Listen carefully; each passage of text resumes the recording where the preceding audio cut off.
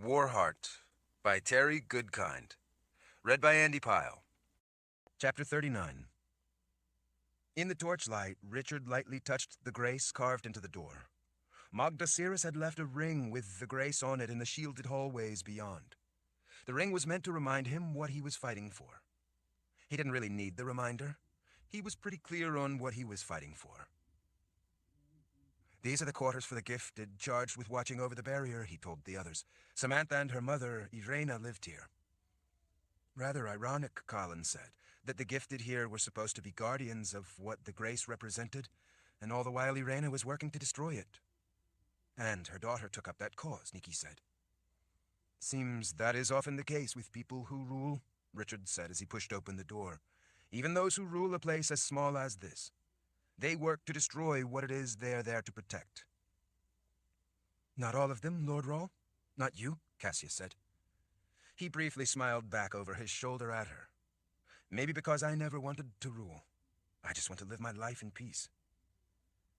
A few fat candles sitting in puddles of melted wax were burned almost all the way down, but still lit. A few others had already used themselves up. A simple but well-made cabinet stood to the side of a low bench. A crumpled blanket had been pushed to the side of a sleeping mat. It looked like Samantha had been living in the room after wiping out the entire village, even the cats. Especially the cats. Cassia's torch was sputtering and nearing the end of its usefulness, so she took a lantern from a shelf at the side of a dark hallway at the back of the room. She lit the lantern with a splinter lit from the torch before extinguishing it in a wooden bucket of water. The lantern cast its mellow light down the hallway that led them past dark rooms.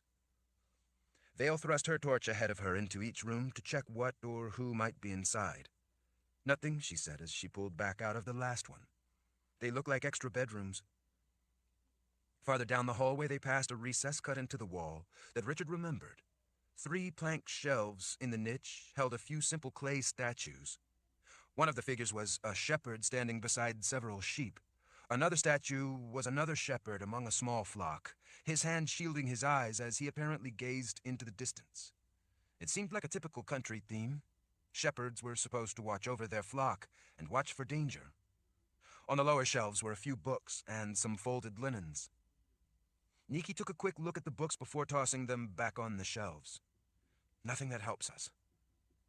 After passing several more empty, darkened rooms to the sides and checking that they were clear, they continued deeper yet into the mountain, finally coming to a stop at the face of what Richard knew to be a round stone disc. Carved in the center of the stone blocking the passageway was another grace. It was obvious what concerned the ancient builders of the place. Richard gestured to the corroded and pitted metal plate set into the wall to the side. My gift won't work on the shields. Nikki leaned in and pressed the flat of her hand to the metal plate. At her touch, the stone blocking the doorway shuddered and began to roll to the right, revealing the dark passageway beyond. They all stood in silence, waiting until the heavy stone rolled out of the way to the side. Nikki stepped through first. Good, that will be better, she said as she went to a bracket that held a glass sphere. As the sorceress reached for it, the sphere began to glow. It brightened even more when she lifted it out of the bracket. The sphere sent its distinctive greenish radiance down the long hallway into the distance. Unlike the rough cave walls of the rest of the village, these walls beyond the shielded stone entrance had been laboriously smoothed and squared with the floor and ceiling. There were no decorations of any kind on the flat walls, other than the very faint natural variations in the creamy consistency of the rock. This was a part of the mountain that was all composed of the softer rock, with none of the granite in it. Being devoid of so much as a shelf or niche or bench, the hallway had a strangely sterile feel to it. At least back in the previous hallway there had been the niche with shelves holding statues of shepherds and a few books, but beyond the shields there were no such simple amenities. He guessed it seemed logical because the passage was only a means to get to the areas that mattered. Are there any rooms in here? Nikki asked. Richard shook his head. It's just an outer passageway with a shield at the other end. I think it may be designed this way to trap intruders. Some shields were like that. They allowed people who didn't belong to get in only so far and then prevented them from getting back out. Such an arrangement discouraged intruders because scouts never returned with reports. As they went deeper through the dark, dead silent passage, rather than making sharp turns, the corridor curved gently in places. meandering on its way until they reached another of the stone capstones blocking the way forward. As Richard had remembered, there hadn't been a single room in the passageway.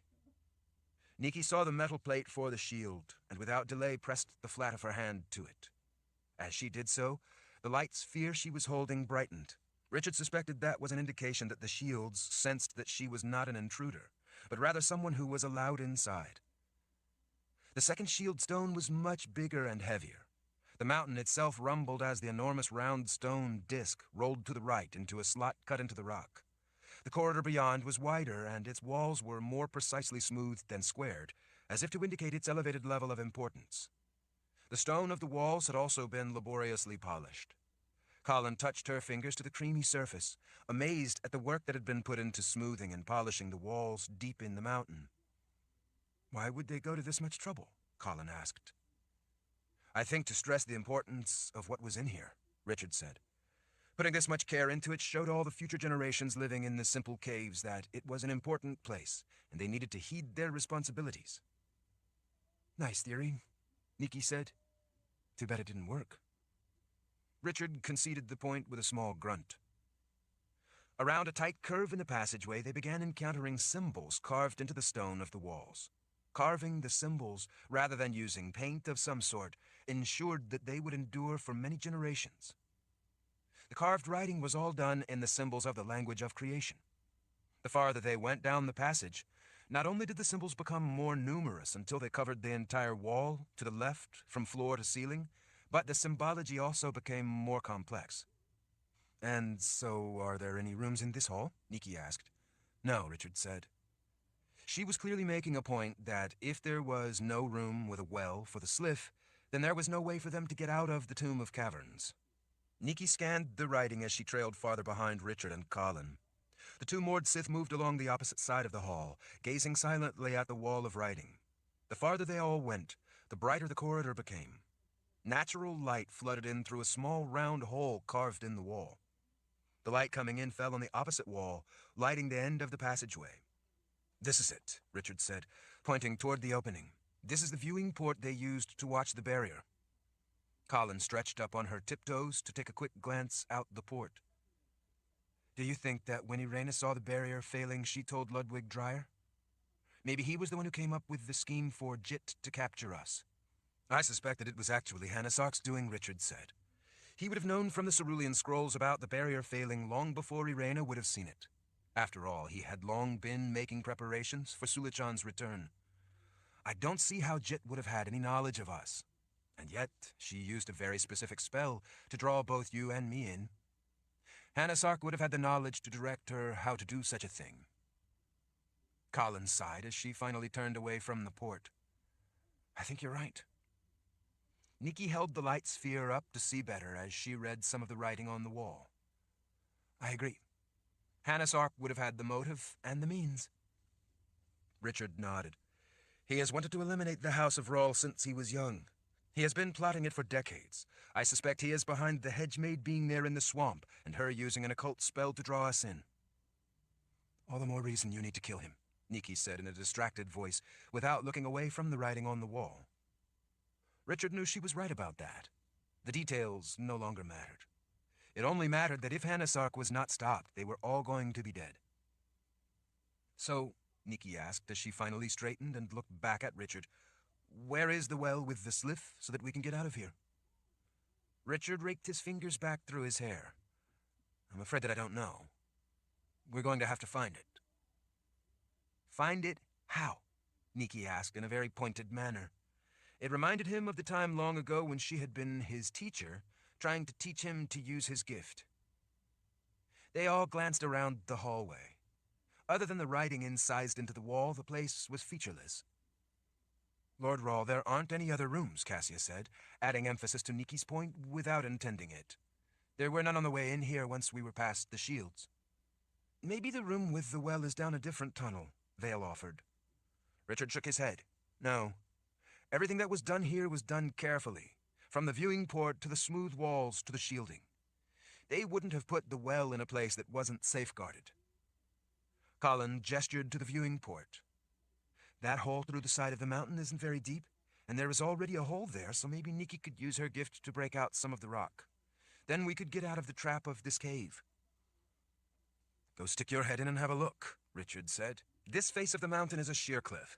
Even if we could expand the hole, the opening is thousands of feet up the side of a sheer cliff. Maybe we could find ropes, Vale offered. You looked in all the rooms on the way in here, Richard said. Did you see any ropes? Thousands of feet of ropes? Vale's face showed her discouragement. I guess not. I guess that unless we can fly, that hole won't offer us a way out, Kahlan said, equally discouraged.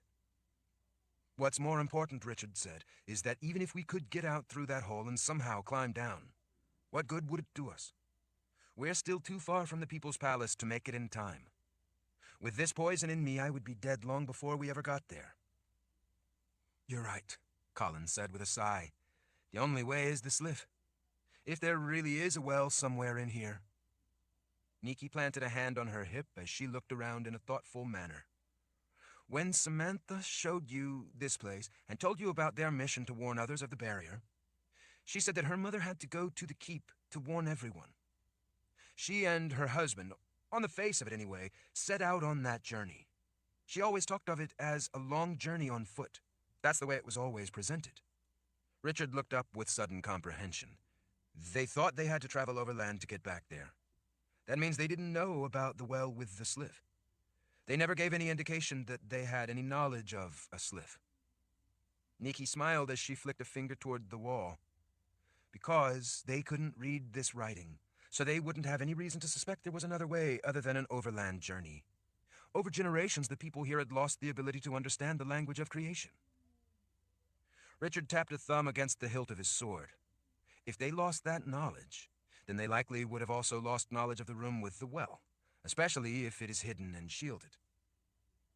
Kahlan stepped toward them. Unless the knowledge of such a hidden room was passed down, then they would no more know about it than how to read this writing. They likely lost the link to that room. Cassia scrunched up her nose. How could they lose a room? Richard ran his hand lightly along the wall with the language of creation carved into it. That room would have been important, and also a dangerous way for an invader to come here. So it probably has a secret way in.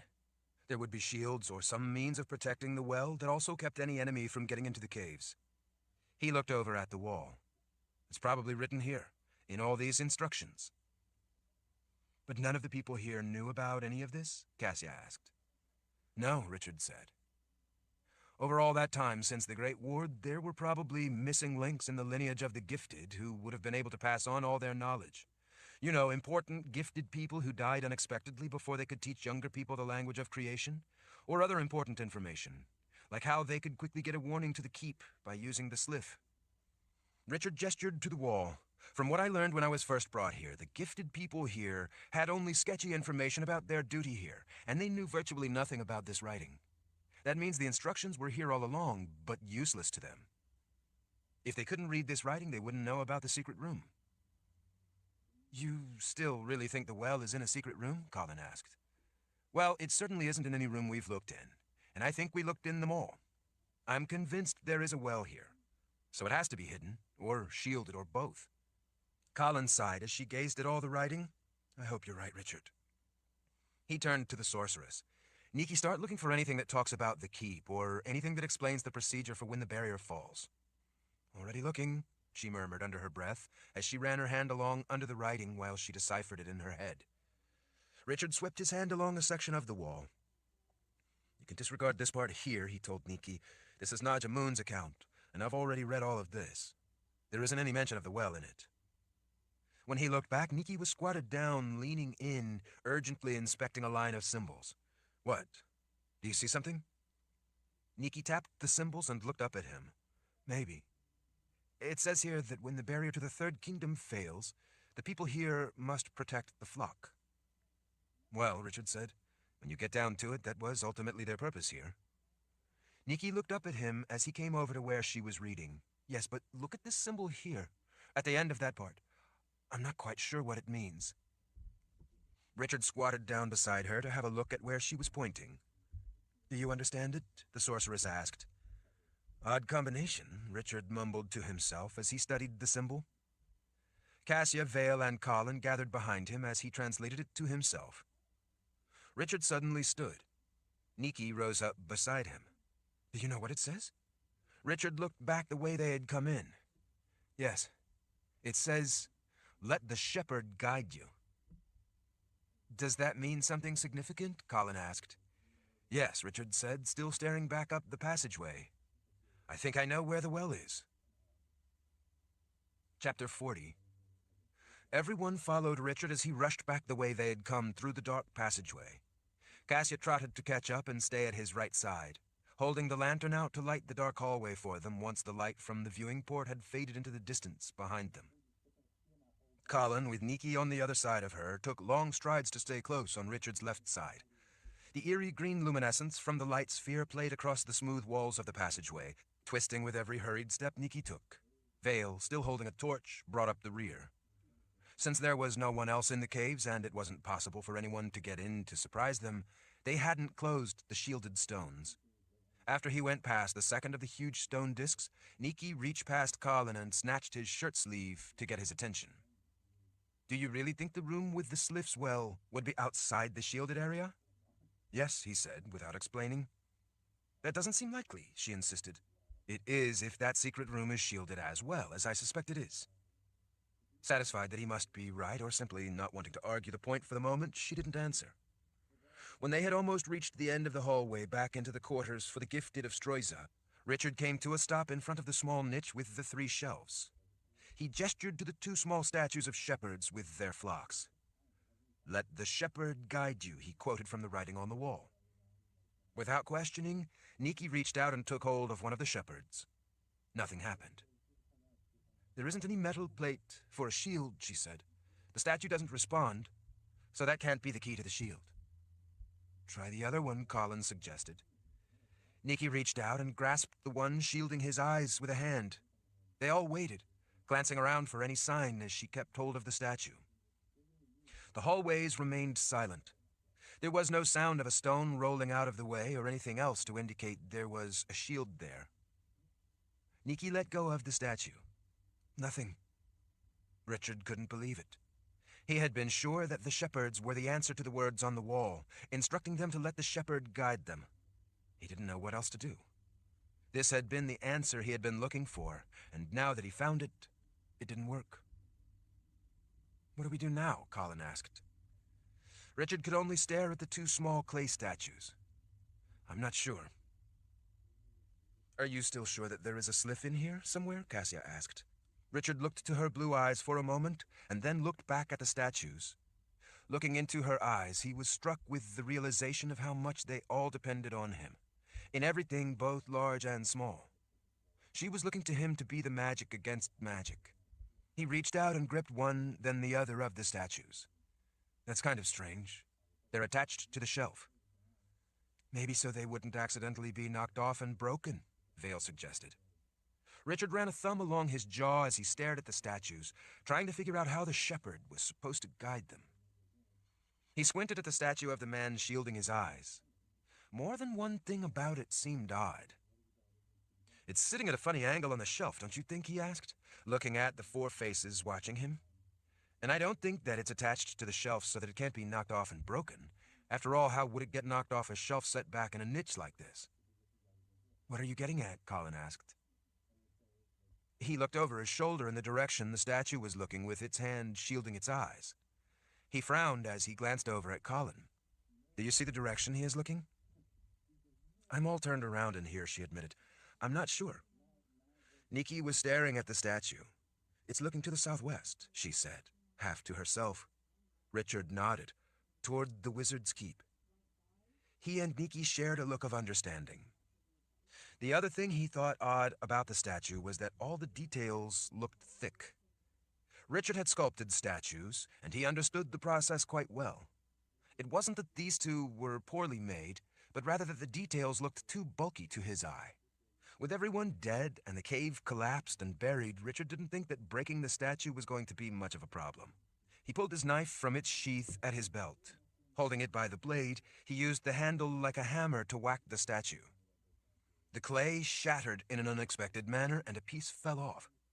Where the broken piece had been, Richard saw the gleam of metal under the clay.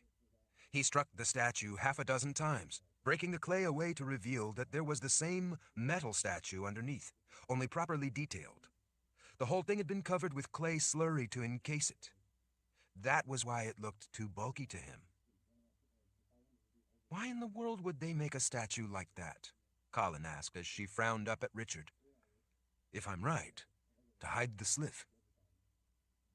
He used his knife handle to hammer the other sculpture, and it too shattered to reveal metal under the covering of clay. He reached in and broke off the remaining pieces, exposing the 2 metal sculptures of shepherds with their flocks. My gift doesn't work, he said to Nikki. You try it. Nikki reached in and grasped one of the statues. They all glanced around the hallway, expecting something to happen, but the hallway remained silent and still. He gestured to the other. Try holding both. Nikki reached in and wrapped her hand around the other shepherd, so that she was holding one in each hand. They all looked around the silent hallway. Still, nothing happened. With a disappointed sigh, she let her hands slip off the little statues. I can't explain why there is metal under the clay, but it apparently isn't a trigger mechanism for a shield. It must simply be an ancient oddity. They all stared in frustration at the small statues of shepherds, trying to imagine their purpose. Nothing about what the original builders of the Sentinel village of Stroiza did was random or pointless. Everything had been carefully planned, not according to what was happening and what they feared, but according to the things they knew of the star shift and the twilight count. It all had a purpose. He was at a loss to understand what that purpose was. Cassia gestured with her lantern. Lord Rawl, I don't think you are listening to the real meaning of the writing. Richard's brow furrowed. What do you mean? It said, let the shepherd guide you. Richard opened his hands in bewilderment. I know. Nikki tried it. Nothing happened. Cassia gave him a crafty smile. She isn't our shepherd. You are our shepherd, Lord Rawl.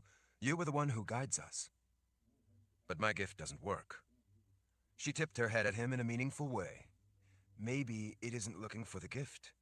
Maybe it's looking for the shepherd. Richard stared at her for a moment, and then turned and grabbed both smooth metal statues. He felt them both warm under his touch. The shelves began to shudder. The stone floor trembled. All the way around the niche, the wall began to crack in straight lines. Bits of stone flaked away from the ever-widening cracks as a section of the wall with the niche broke free and started to move in away from the hallway. The stone cracked and popped until the section of wall with the niche jolted free and swung back into a dark room. I don't understand, Richard said. My gift doesn't work. Nikki looked over at him. You read the Cerulean Scrolls, Richard. We are dealing with forces here that transcend the gift. Chapter 41. Nikki slipped in first to provide light from the sphere she'd brought with her. Richard followed, ducking under the short opening so he wouldn't hit his head. Kahlan did the same, staying close behind him. When the sorceress stepped into the room, a dozen light spheres in iron brackets around the outside of the circular room all brightened at her presence, illuminating the entire room with the same green luminescence common to light spheres. There, in the center of the room, capped with a domed ceiling, was a short circular stone wall. It looked like most of the other wells for the sliff that Richard had seen. Kahlan slipped a hand around his biceps as she stared at the well in amazement. You were right, Richard. Dear spirits, you were right. It's hard to believe this has been here for thousands of years, Nikki said as she too stared at the well. The way the room was sealed, it's pretty clear that no one has seen this since it was built in the time of the Great War. Richard was right, Kahlan said. They lost the link to the knowledge of the past, and none of them even knew it was here, right by the quarters for the gifted. Kahlan beamed with a bright smile as she gazed up at him. She was relieved that they weren't trapped in the caves after all. This will get us to the People's Palace, she said. As soon as we get there, Nikki will finally be able to get the poisonous touch of death out of you. Richard only smiled back. For now, he couldn't let her know that he could never allow that to happen. Cassia bent over the edge, holding the lantern high to have a look down inside. I've seen this kind of well before, at the People's Palace. That's right, Richard said. We've used that one before. Nikki leaned over the short wall beside Cassia, holding out the light sphere to see better down inside. No sliff, she announced. Richard knew they wouldn't see the sliff yet. He stepped up beside Nikki. We'll have to wake her. How do we do that? Vale asked. I have to call her, Richard said back over his shoulder. I've done it before. When your gift worked, Kahlan reminded him. Richard let out a deep sigh. You're right. He gestured to Nikki. Put down that sphere so you can help me. Add your gift to what I do, and maybe together we can wake her. Richard leaned over the well and crossed his wrists, placing the ancient symbols on the silver bands he wore over one another, pressing them tightly together. As he had done in the past, he envisioned the Sliff coming to him. He had called her from her sleep before and brought her to him, but he didn't know if it was actually his gift that powered that call. He had traveled in the Sliff a number of times before. Sometimes he had been reluctant. This time he was eager. Time was running out and he needed to get to the palace. Nikki placed her hands over his fists, closing her fingers tightly over his. He could feel the tingling warmth of her magic flowing into the bands at his wrists, heating them with that power. It was a decidedly uncomfortable feeling, but not painful. He knew that sometimes magic, even magic being used for good, felt that way. Richard closed his eyes. Come to me, he whispered. I need you. Come to me. For the longest time, they stood leaning in over the Sliff's well. Richard pressing the wristbands together, Nikki's hands closed over his. When he slitted his eyes to check down into the darkness to see if the Sliff was coming yet, he could see that the stones lined the inside of the well to quite a depth, but they gradually faded away into the darkness. He saw that his silver wristbands, covered in symbols made up of the language of creation, were glowing with an intense yellowish light. That light at his wrists, whether from Nikki's magic or her magic plus something she was pulling from him he didn't know, was so intense that he could see the bones of his wrists right through his flesh. He could also see the bones in both his hands and Nikki's. That light lit the inside of the dome above them and shot down into the depths of the well, disappearing into the darkness far below as if headed on a mission to find the Sliff. For the longest time they all stood still, barely breathing, as they focused on their need for the Sliff to come to them. For all that time there was only silence from below. Richard felt the soles of his boots tingling, and then the ground abruptly began to rumble. His heart beat faster as the trembling became stronger. Dust was shaken free from the walls. As he listened, he could hear a rushing sound deep down in the well. Small pebbles and grit on the ground danced with the vibration. Dust rose from the stone floor. A column of air, driven up from far below, suddenly blew Richard and Nikki's hair upward as it blasted out of the well. They both quickly pulled back, fearing they might be hit by the Sliff as she raced up from below. Silvery liquid shot up to the top of the rim, threatening to explode out of the confines of the well, but it slopped along the sides of the stone enclosure as it abruptly stopped. The roaring sound stopped. The rumbling stopped. The room fell quiet again. The liquid in the well drew up in the center, rising in a reflective column that looked like nothing so much as molten silver. The continually undulating surface drew into features as a face formed. The face, like a polished silver statue, had risen nearly to eye level with Richard. It looked around the room briefly, but then the gaze finally settled on him. You summoned me, the Sliff announced. It didn't exactly sound happy about it. The voice had a strange quality that seemed to echo around the room, even though the rest of their voices didn't. Yes, Richard said as he urgently leaned toward the Sliff. We need to travel. Very well, the Sliff said. Will you be traveling alone? No. Richard swept an arm around the room. All of us will be going. All of us need to travel. The silver face coolly appraised the four women before looking back at Richard. As you wish. All of you will need to step forward to allow me to see who among you may travel. Richard thought the Sliff was being uncharacteristically reserved and distant. Usually she was as eager to please as she was to travel. In the past, the Sliff had always been solicitous, bordering on pandering, always wanting to travel with him.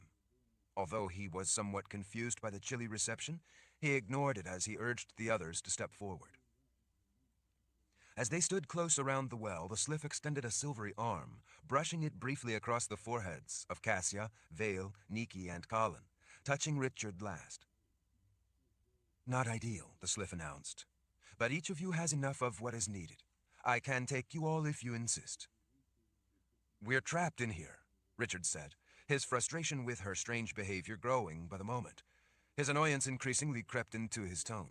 Anyone left here will die, so yes, I insist that we all travel. The Sliff assessed him for a moment with her liquid quicksilver gaze, before finally answering, "Very well."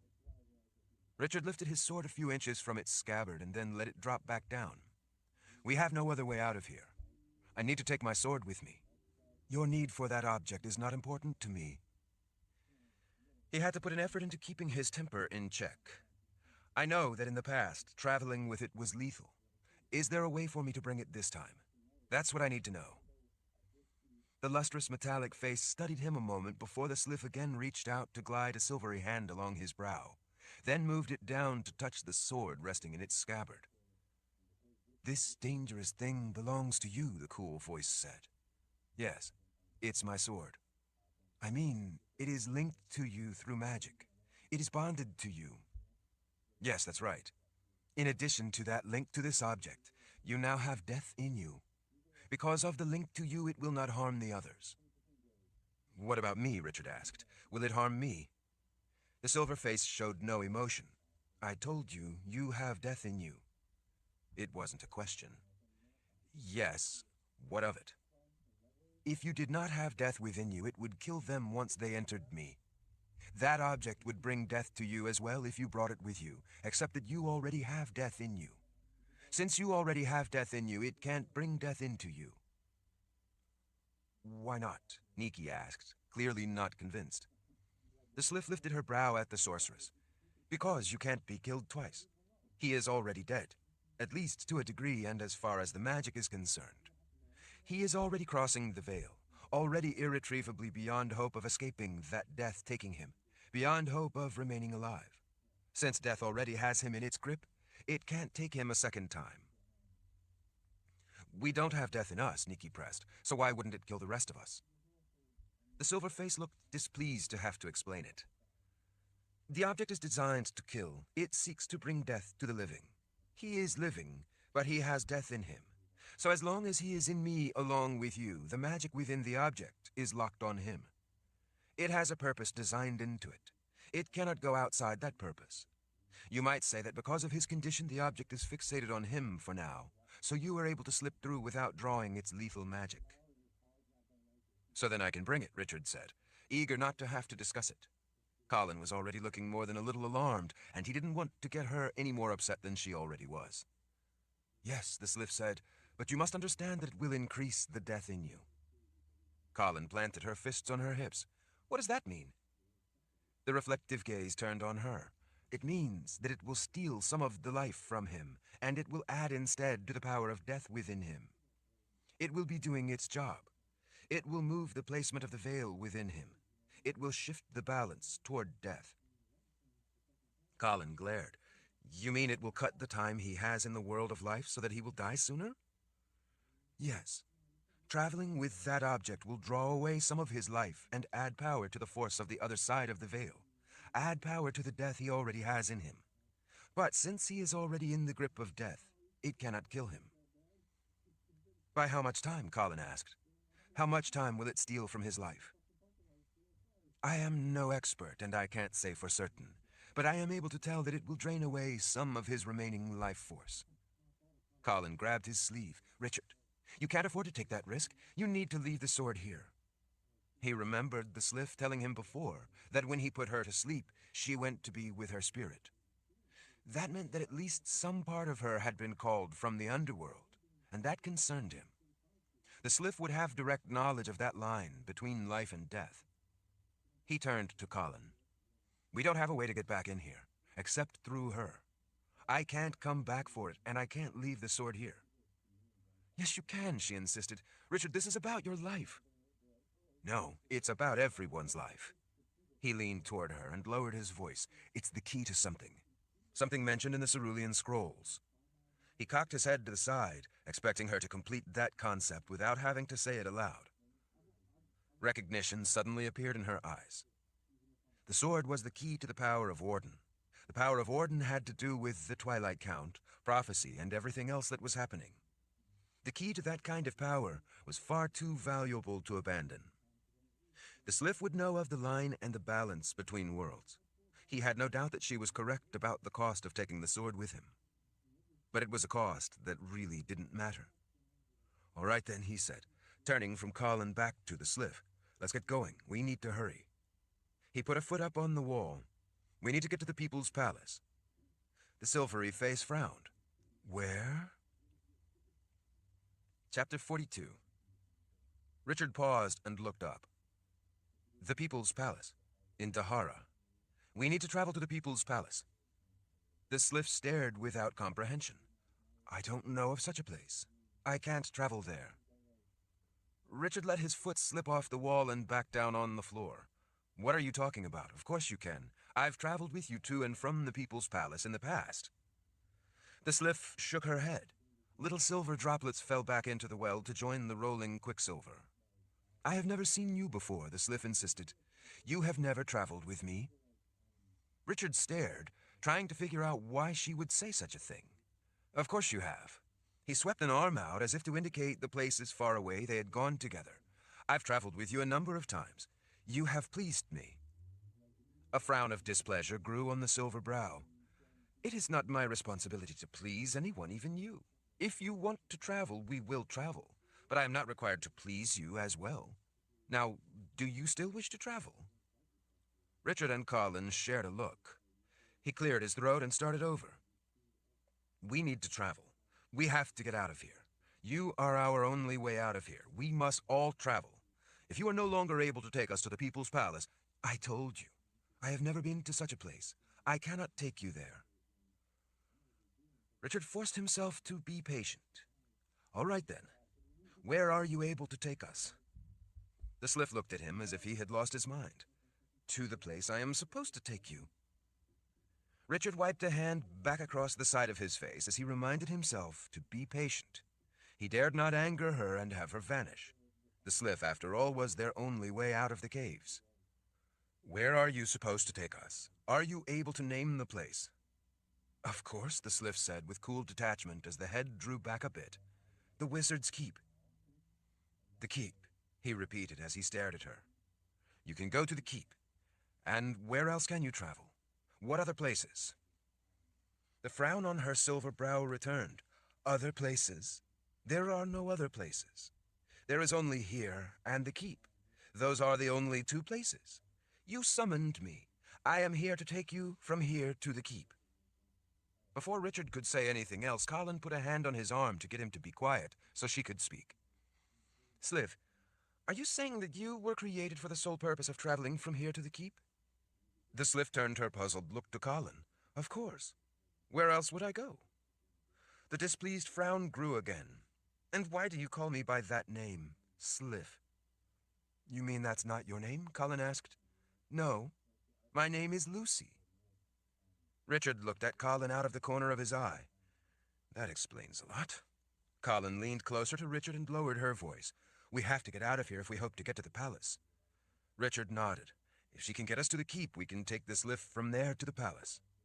Kahlan's gaze stayed on his. That will work. Richard turned back to the well. Lucy, we would be pleased if you could take us all to the Keep. She shot him a silver scowl. I told you, I am not here to please you. If you all wish to travel to the Keep, I can take you there. But that is all I am required to do for you. Richard glanced one last time at Nikki and Kahlan. He turned his tone more official and less friendly. Of course, I understand, Lucy. Now, we need to travel to the Keep on urgent business. We need you to get us all there as swiftly as possible, and then you may return to your soul in the other world. I would like very much to again be with my soul. She bowed her silver head in a single nod of agreement.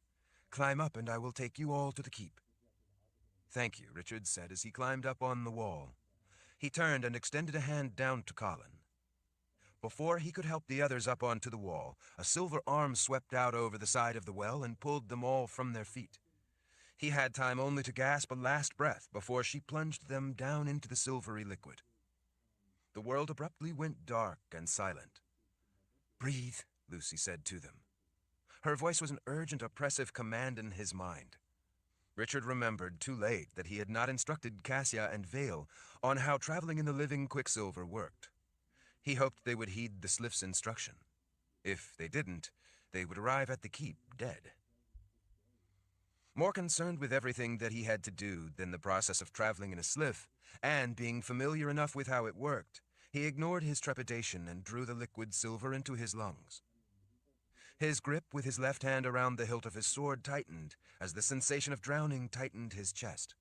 Mercifully, the sensation and the associated panic eased, with a feeling something like falling through space and at the same time floating without moving.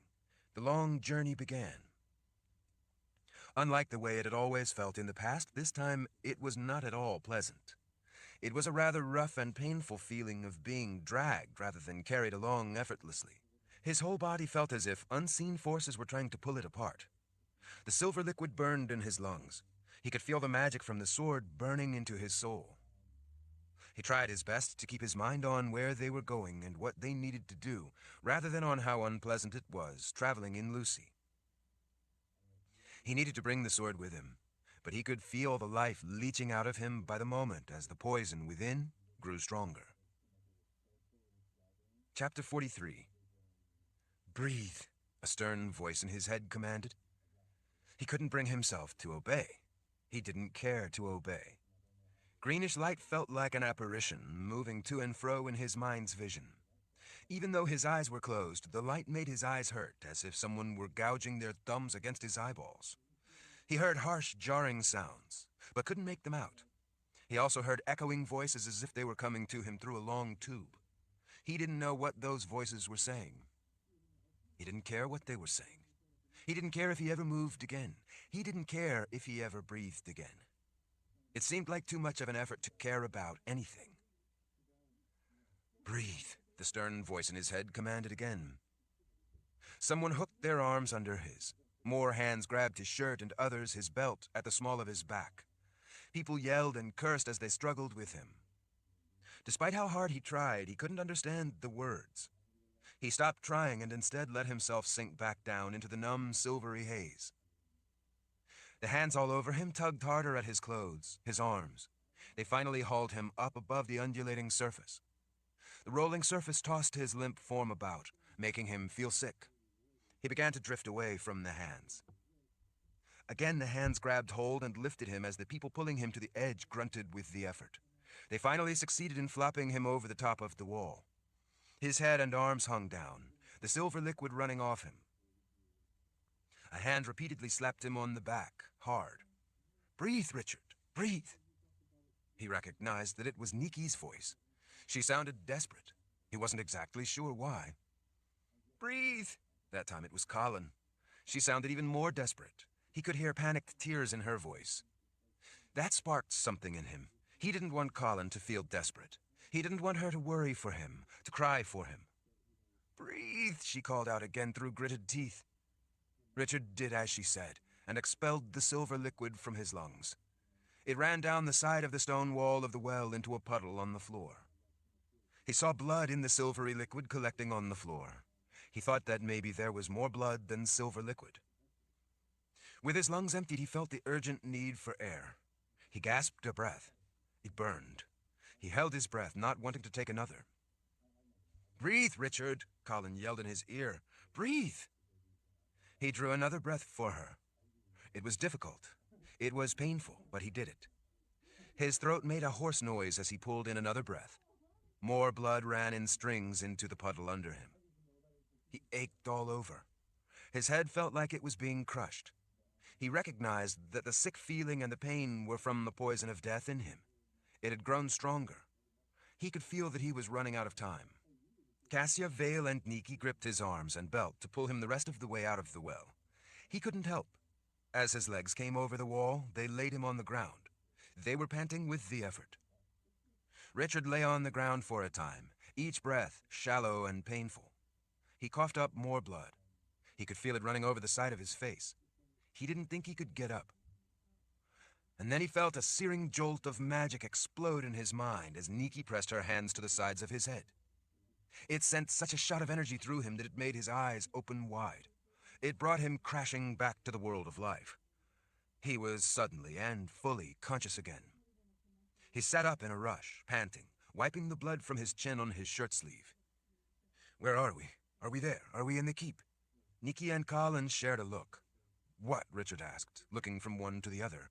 What's wrong? We're not exactly sure, Kahlan said. She aimed a thumb over her shoulder at the silver face leaning over, looking down at him. She insists this is the wizard's keep. It is the keep, the voice from the well said. Richard worked to catch his breath as he drew his knees up and leaned back against the side of the well. He put his elbows on his knees and held his head for a moment. What Nikki had done made him feel much better, but he still felt far from good. He squinted in the greenish light, looking around, trying to figure out where they were. It most certainly was not the place where the Sliff's well was. The round room with a domed ceiling was much the same as the place they had come from. And like the place they had left in the caves, with the exception of the round well made of mortared stones, this place was also entirely carved from soft rock rather than built of granite blocks. The difference from the caves back in Stroyza was that there was a doorway with no door. Instead, just outside the doorway and dimly lit by the light from the glass sphere and candle lanterns in the well room, he saw a hanging cloth almost completely covering the opening. Oddly enough, the off-white, silky cloth had symbols painted all over it. Richard at last stood, getting his balance for a moment, then drew his sword. The distinctive ring of steel echoed around the room as he checked the weapon. The sword appeared to have suffered no ill effects from being in the quicksilver liquid. It looked fine. In fact, it looked more than fine. It had a dark metallic gleam to it, unlike anything he had ever seen before. When he looked up, Nikki was watching him. It has been touched by the world of the dead. Richard gave her a crooked smile. It wears death well. Nikki and Kahlan both smiled, even though they hadn't looked like they expected to. He looked back over his shoulder at Lucy. How long? How long did it take us to get here? How long have we been traveling? The silver face regarded him with a puzzled look. How long? As long as from there to here. That is how long it is. No, I mean time. How long has it taken us to get here from back in the caves? How much time? You were in me, she said, as if that should explain it. It was that long. Before he could question Lucy in more detail, Nikki touched his arm to stop him. Her soul is in the world of the dead. She is partly a creature of that world. Well, a part of that timeless world, Nikki said, lifting an eyebrow at him to prompt him.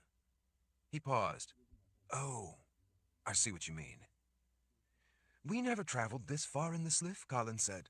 By how hungry I feel, I can tell you that it has to be a number of days. I would have to agree, Nikki said. I wish I could say it was only a few days, but I think it was more. It was a long way from the Dark Lands all the way back to the keep. Cassia tugged on some loose red leather at her waist. Long enough for me to lose some weight. Richard nodded. By the looks of your faces, I'd say we've all gone without food for close to a week.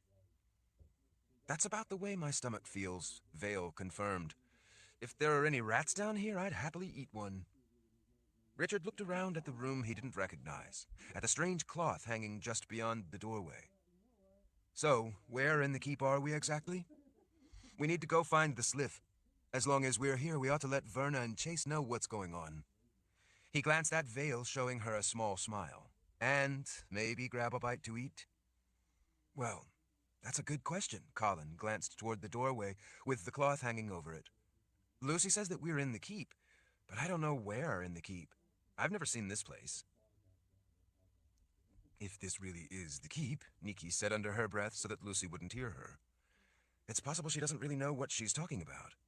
Maybe those who created her also deceived her, and as a result she is only repeating what she was told.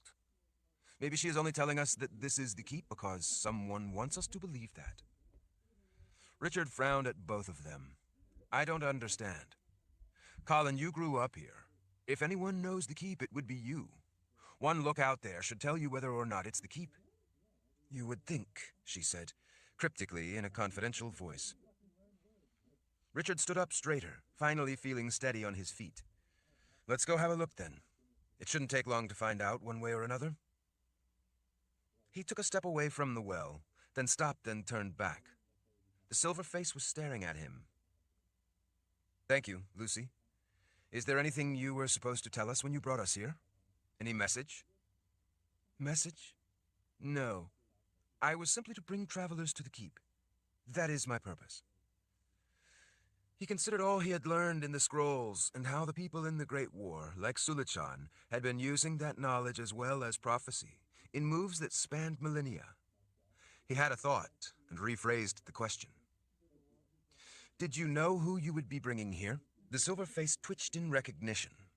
Before, when I first came to be as I am now and was given my purpose, I was told that I might bring the shepherd here.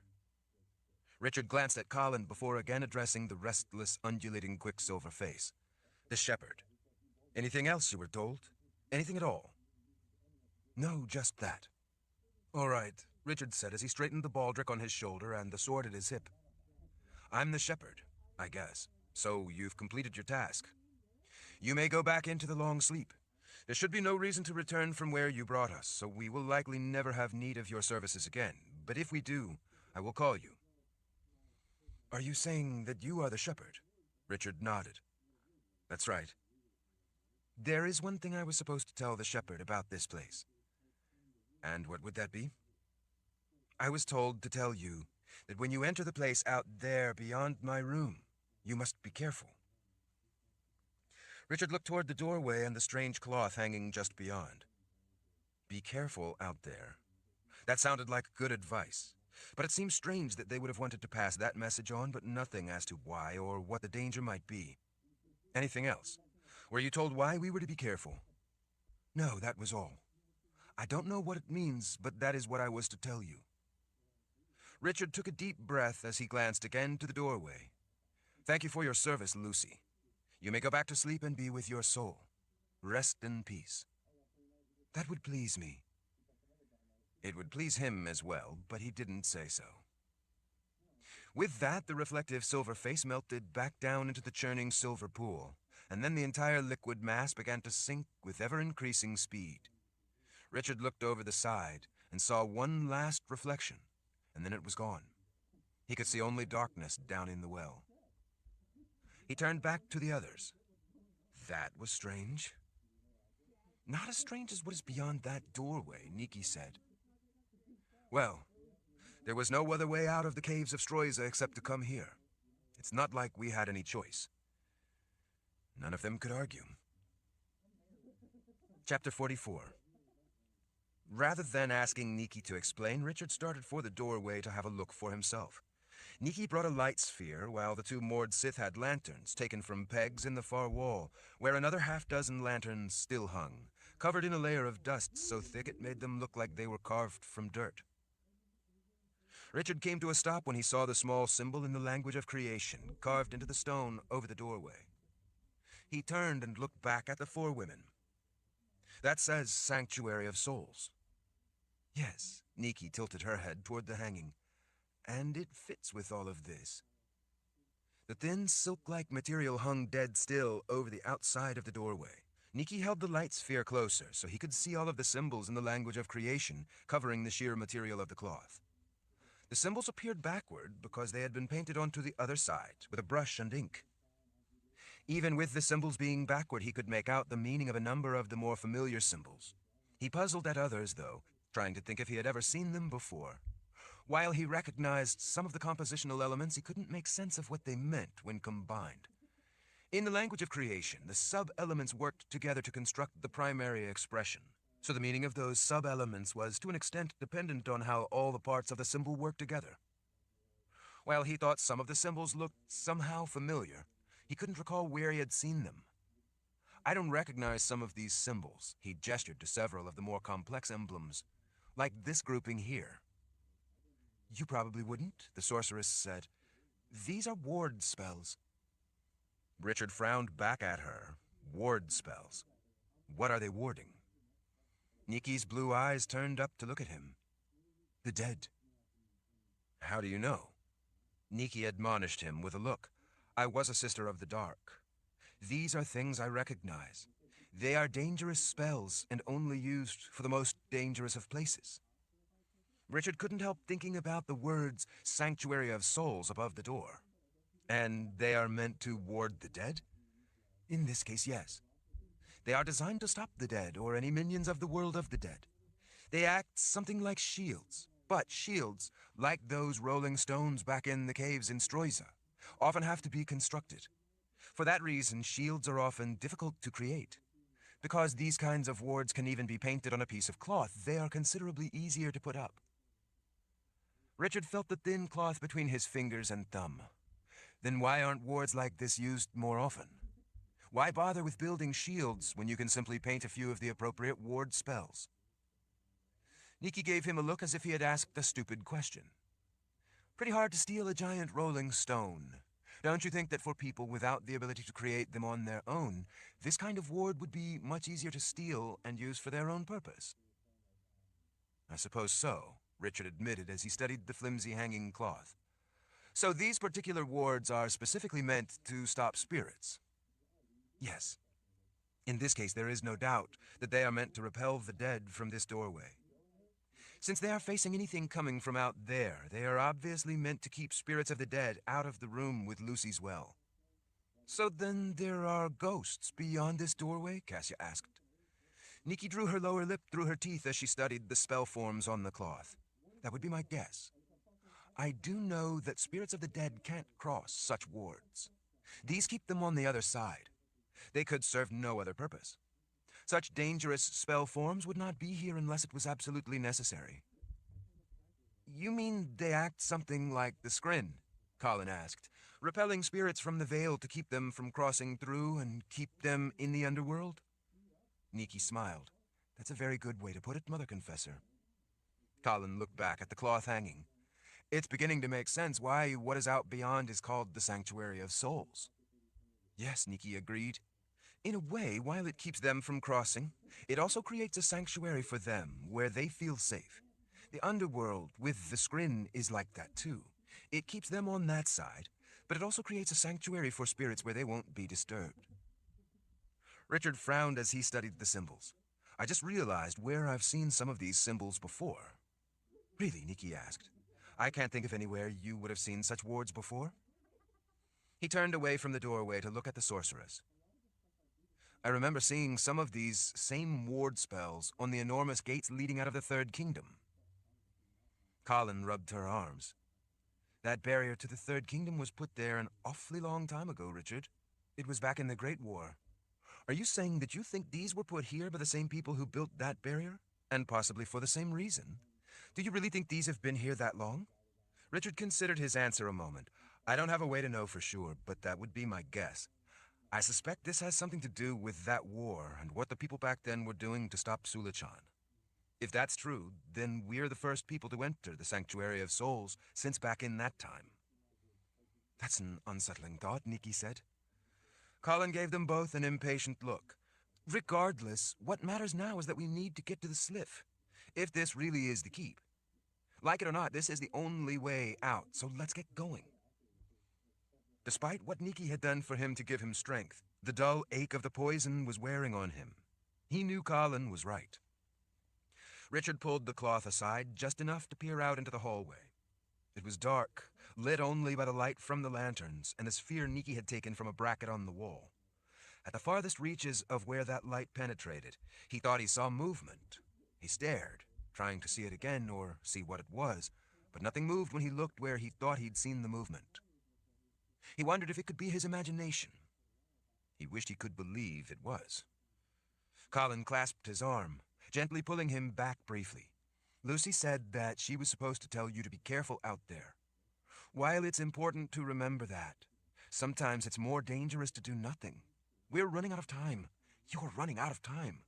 We need to get going. Richard circled his arm around her waist. Spoken like the Mother Confessor. Chapter 45. Richard pushed the cloth aside, letting more of the light penetrate farther into the darkness. It looked like an empty hallway.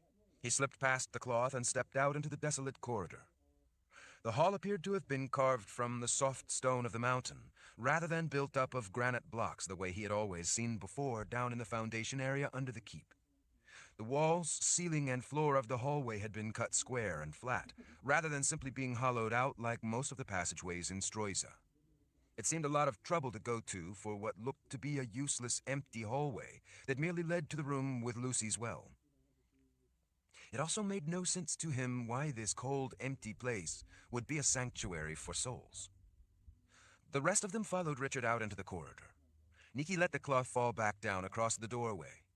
Richard checked that everyone was close behind him before starting out. He didn't want to have to go looking for one of them in the pitch-black tunnel. As they moved through it in their confining cocoon of light, the only thing he could see was the pale brown stone of the walls. There was no plaster, no paint, no words carved in the wall, no furnishings, nothing to indicate what the place was for, other than getting to the well room. He kept thinking about the words Sanctuary of Souls over the doorway into the corridor. It made no sense why this place had been built. Souls had the eternity of the underworld. What did they need with some stone tunnels? Before they had gone far, a doorway appeared to the right. When they reached the opening, Richard let Cassia slip in ahead of him with her lantern. The room was good-sized and square, with the ceiling the same height as the hallway. There were no furnishings or markings of any kind. The walls were flat, without any niches cut into them. It was simply an empty, square room. Nothing, Cassia said as she stepped back out. Just as he started away, he thought he caught sight of movement back in the room. He stopped and stared back through the doorway. It seemed something shadow-like withdrew out of the pale light, shrinking back into the inky darkness inside the room. "What?" Kahlan asked. Richard stood frozen as he stared for a moment, and then he drew his sword. The sound of steel rang through the hallway, echoing back from the distance. "What is it?" Nikki asked. "There is something or someone in that room." Cassia slipped past him before he could stop her. She raced back into the room with her lantern, looking for what he might have seen. She stuck her head back out the doorway. "Nothing, Lord Roll. There isn't anyone in here. There isn't anywhere someone could possibly hide." "No one alive," Richard said under his breath as he stared into the empty room. He saw a shadow of movement behind Cassia. His grip tightened on the sword. Nikki shoved him. "We need to get out of here, Richard. You heard Lucy. She said to be careful in here. Standing around waiting for something to happen is not being careful. Looking for trouble is not being careful. Waiting for it to find you is not being careful. The sooner we get out of here and up into the keep, the better." "You took the words right out of my mouth," Kahlan said. "You're both right," he admitted as he started out again, hurrying his pace. They soon came to an intersection with opposing hallways branching off to the right and left. Cassia held her lantern up, looking down the one to the left, while Vale held hers up to peer down the opposite corridor. Both passageways looked identical in width and height to the one they were in. Vale pointed. "I think I see openings down there." Before Richard could stop her, she darted down the hallway to investigate. The cocoon of lamplight went with her as she trotted down the hallway, looking as if she were in a glowing bubble floating through the underworld. When she came to a doorway, she turned to immediately disappear inside. He could see only the light through the opening moving about as she searched inside. After a long moment of silence, she emerged. "Nothing," she called back, her voice echoing. "It looks just like the other room we saw." She moved down the hallway and looked in a half-dozen of the other openings, spaced at irregular intervals. After emerging from each, she called back to report that it was empty. She searched all of the rooms in the area before finally returning. Vale pointed a thumb back over her shoulder. "There are more intersections down there. I saw more dark doorways down other halls. Should I go look in them?" "We shouldn't waste time looking in all of the rooms and down all the passageways," Nikki said. "There is no telling how many there might be, and the rooms aren't what matters. What really matters is that we get out of here." "Which way do you think we should go?" Kahlan asked him. Richard stared off into the darkness. He knew how easy it was to become lost in a place you didn't know, especially a place with no landmarks to enable you to keep track or orient yourself. Wandering aimlessly was dangerous. "I have no way of knowing for sure. For now, let's keep going straight." They soon came to another cloth hanging to their left. When Richard pulled it aside, he saw yet another pitch-black hallway. He let the cloth drop back so he could look at the symbols. These were facing toward him. Some he recognized as messages of comfort, of a sort. He wasn't exactly sure of what they were trying to convey, and other symbols he didn't think he had ever seen before. He gestured at the symbols before looking over his shoulder at Nikki. "Do you know what these mean? They look like they're meant to be comforting." "That's right. They are attractant spells." "Attractant spells?" Kahlan asked. "What are they attracting?" "Spirits." Nikki flicked the hand back the way they had come. Some of the spell forms, like back at the well room, are meant to keep spirits away.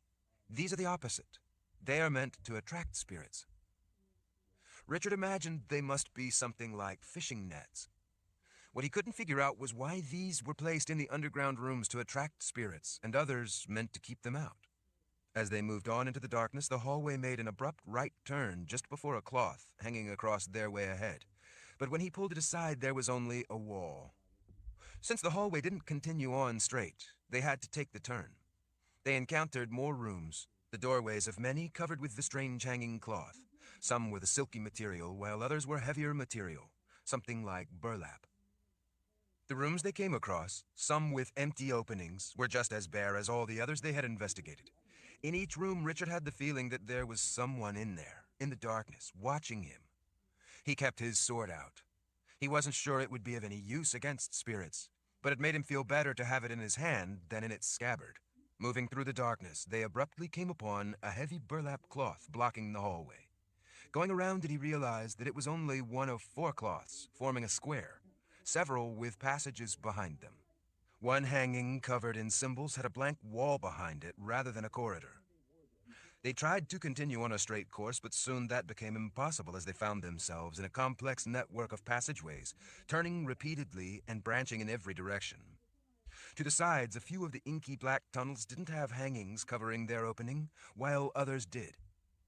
The hallway split over and over, with intersections everywhere, many at odd angles, making it a dizzying choice of which route to take.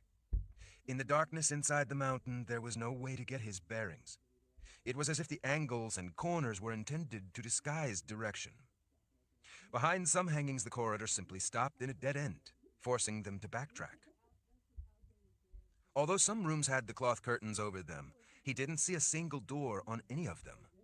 Each room was completely barren, without any furniture.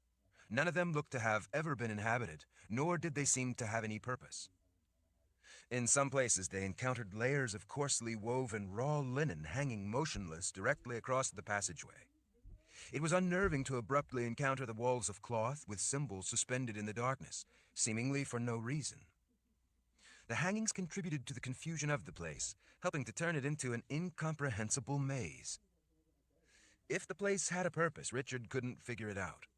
If there was any order to its layout, he couldn't figure that out either.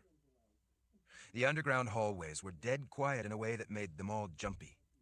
Every echoing crunch of crumbled rock underfoot made heads jerk around, searching the darkness behind them.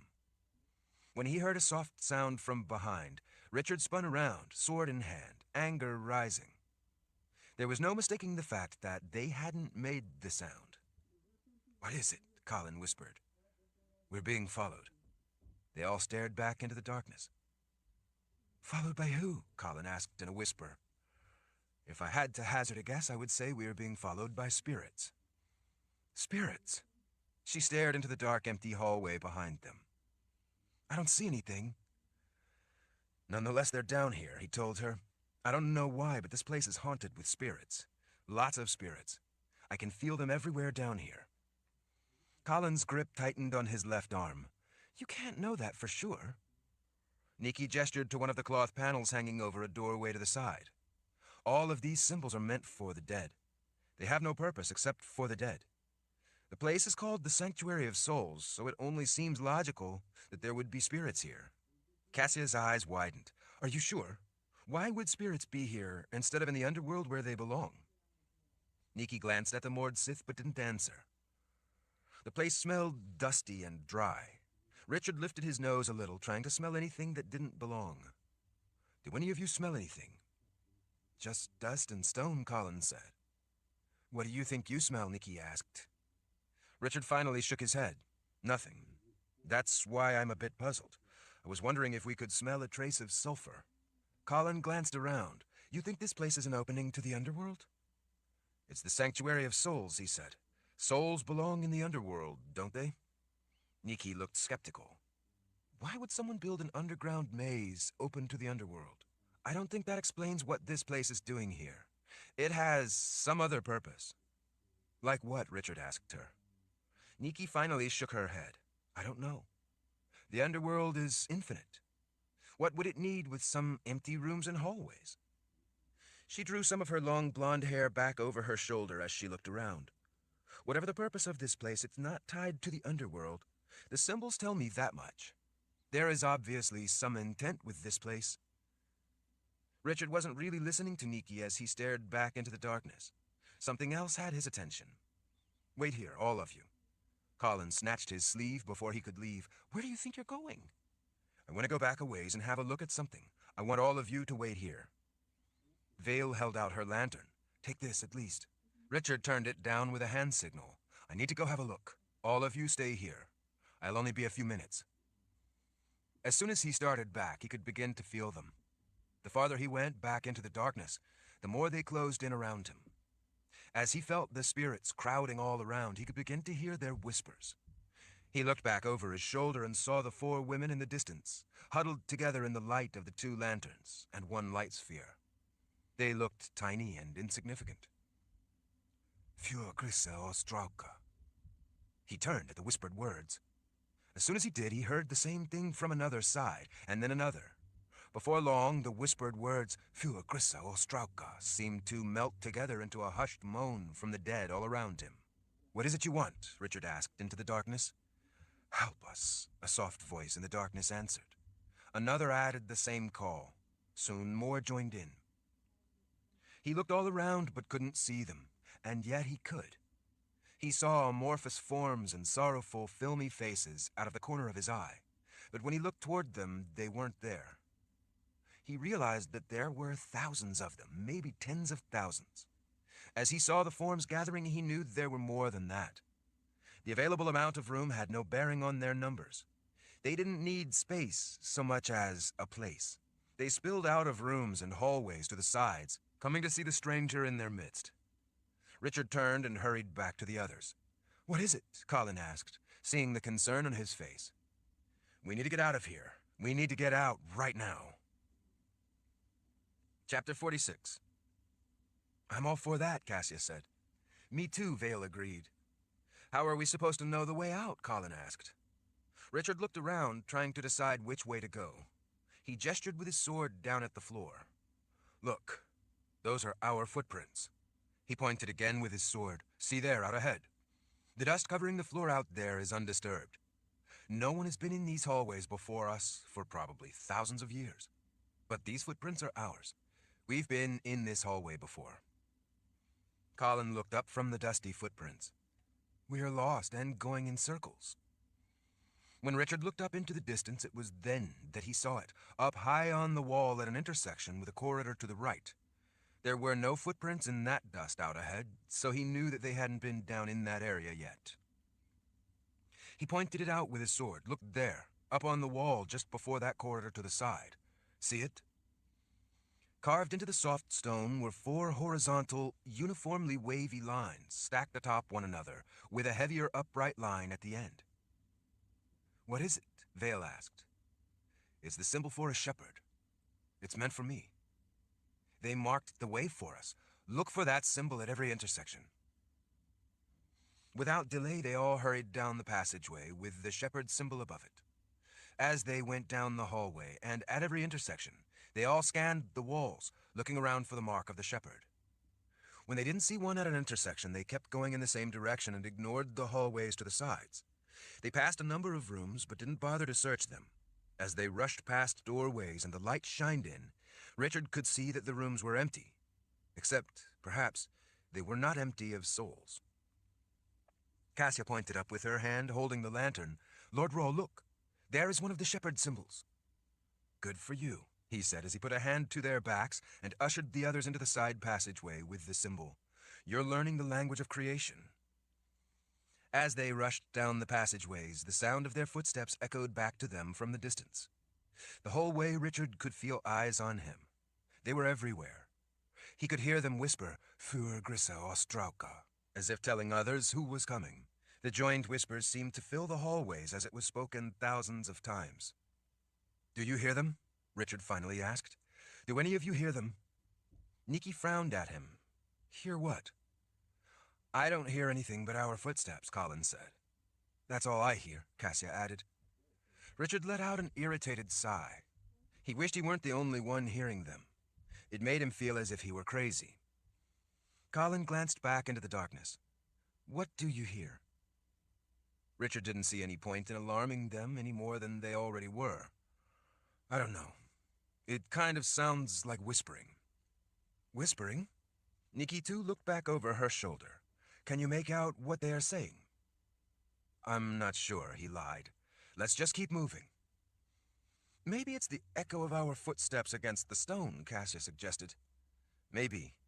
He pointed with the sword. "Look, up there. Another shepherd symbol. Take that hallway."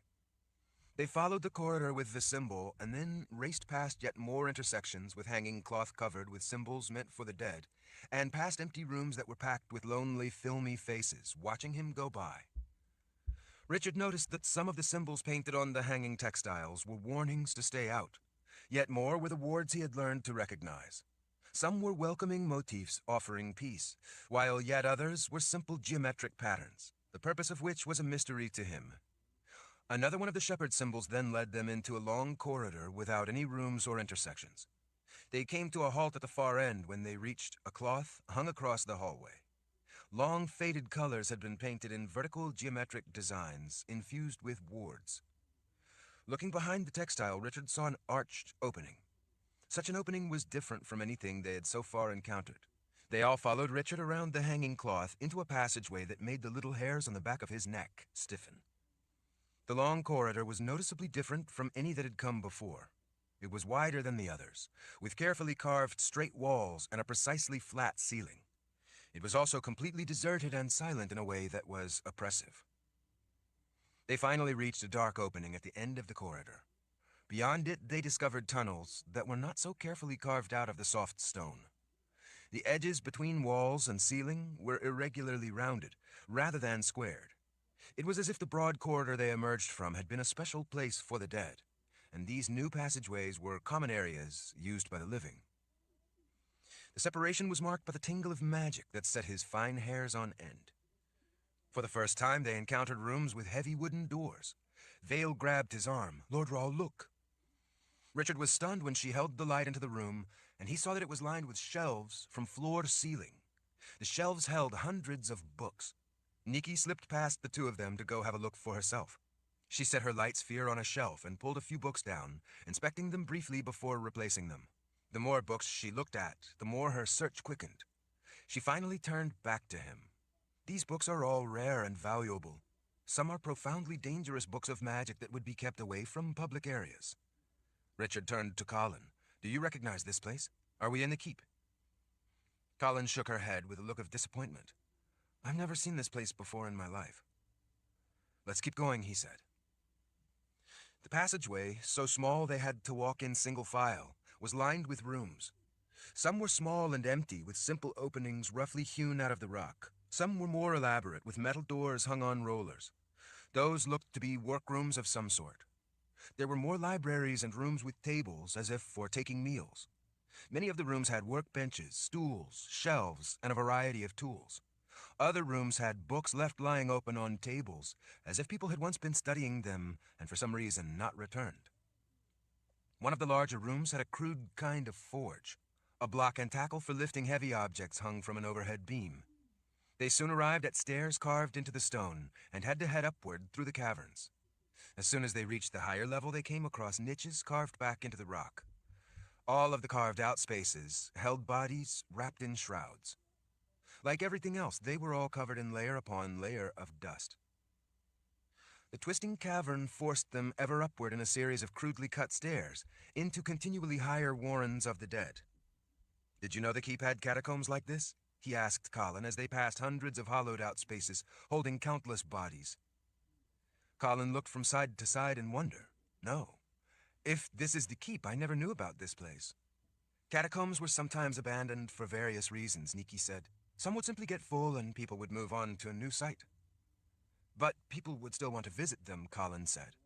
"They would have wanted to pay their respect to ancestors. I grew up in the keep. If these catacombs had been accessible, I would have known about them." "Not only that," Richard said as he gestured to a room with workbenches, tools, and yet more books, "but people apparently worked down here. The way tools and books are left around, it looks like the people abandoned the place in a hurry." It seems strange that they would have closed it all off. Everything we are seeing is thousands of years old, Nikki said. Everything down here, including the empty hallways, probably dates back to the time of the Great War, when Sulichan was still alive. The Wizard's Keep was alive back then. It was a seat of power. The war would have been run from here. That's right. The gifted in Stroiza were supposed to come here to warn the Wizards' Council when the barrier failed. That was because at the time, the keep was the center of power. With a sudden realization, Richard stopped and looked at Nikki and Kahlan. Sulichan and his wizards could reanimate the dead. Kahlan lifted a finger as she caught his meaning. Sulichan's forces could have attacked the keep, this center of power, by using the dead. Richard nodded. It's starting to make sense that they would have abandoned the catacombs. What didn't yet make sense to him was why there would be a sanctuary for souls down below the catacombs. As they worked their way up, level by level, they passed hundreds of niches carved from the soft sandstone. All the holes were filled with bodies placed on crudely carved shelves. Above many of the hollowed-out resting places could still be seen a family name in faded paint, or a name and a title of the deceased. Some openings were embellished around the edges with crudely carved decorations. Because they were all different, he figured that they were probably done by family members. The paint and decoration had deteriorated almost to the point where it was nearly invisible and lost to the ages. As they reached another level higher up, the niches had been connected and expanded to create small rooms for the dead. Those rooms were tightly stacked from the floors to the ceilings with bones. They had likely been long-dead people who had been gathered up to make room for the more recently deceased. Rooms carved from the stone held massive numbers of bones. Under layers of dust, each room was filled to the ceiling with neatly stacked bones, sorted by type. Several of the chambers held only skulls, all carefully and respectfully stacked facing out. Richard was astonished to think of the vast numbers of people who must have lived at the keep or worked there, if indeed this place really was in the keep. They climbed stairs and tunnels so small and tight that Richard had to duck and pull his arms in as he ascended. Higher up they came to levels where the resting chambers carved into the tall corridor were half a dozen high. Some of the uppermost niches had a ladder leaning against them because they were so high up. Most of the bodies laid to rest in the honeycombs of cavities were wrapped in shrouds that were so old and dirty that they looked to have been carved out of the same tan sandstone as the rooms themselves. Richard saw a few recesses holding coffins, all of them stone, most with carved decorations, all of them layered in dust and, like the shroud-wrapped bodies, almost completely encased within masses of cobwebs. In fact, the cobwebs were sometimes so thick that the shroud-wrapped corpses looked like big cocoons. The soft yellow lantern light and the greenish glow from the light sphere Nikki had with her revealed a series of long corridors with niches carved into the stone on each side. In some, it looked as if an entire family had been stuffed into the small hollow in the rock. To the sides, yet more dark corridors branched off in every direction. From what they could see, all of those corridors were lined with recesses holding the dead. As they ascended long runs of steps carved directly from the stone itself, they had to be careful because the steps were uneven. Cassia was ahead of him, with Kahlan right behind, followed by Nikki and then Vale. The light from Cassia's lantern suddenly revealed an opening that looked more carefully constructed than the ones down below. Going through it, they emerged in a spacious cavern. The chamber had been carved out of the rock, much like the tunnels and rooms below, with tool marks and drill holes from the excavation still in evidence on the rough stone walls. The difference was that the floor, barely visible under the thick dust, was tiled with light and dark stone in a circular pattern. A table sat alone in the center of the room. When Cassia wiped a hand across it, swiping away some of the dust, Richard saw that it was veneered in burl walnut. A simple, empty white vase sat in the center of the table. At one time, that vase must have held freshly cut flowers to make the place look less harsh for the people who came to visit relatives.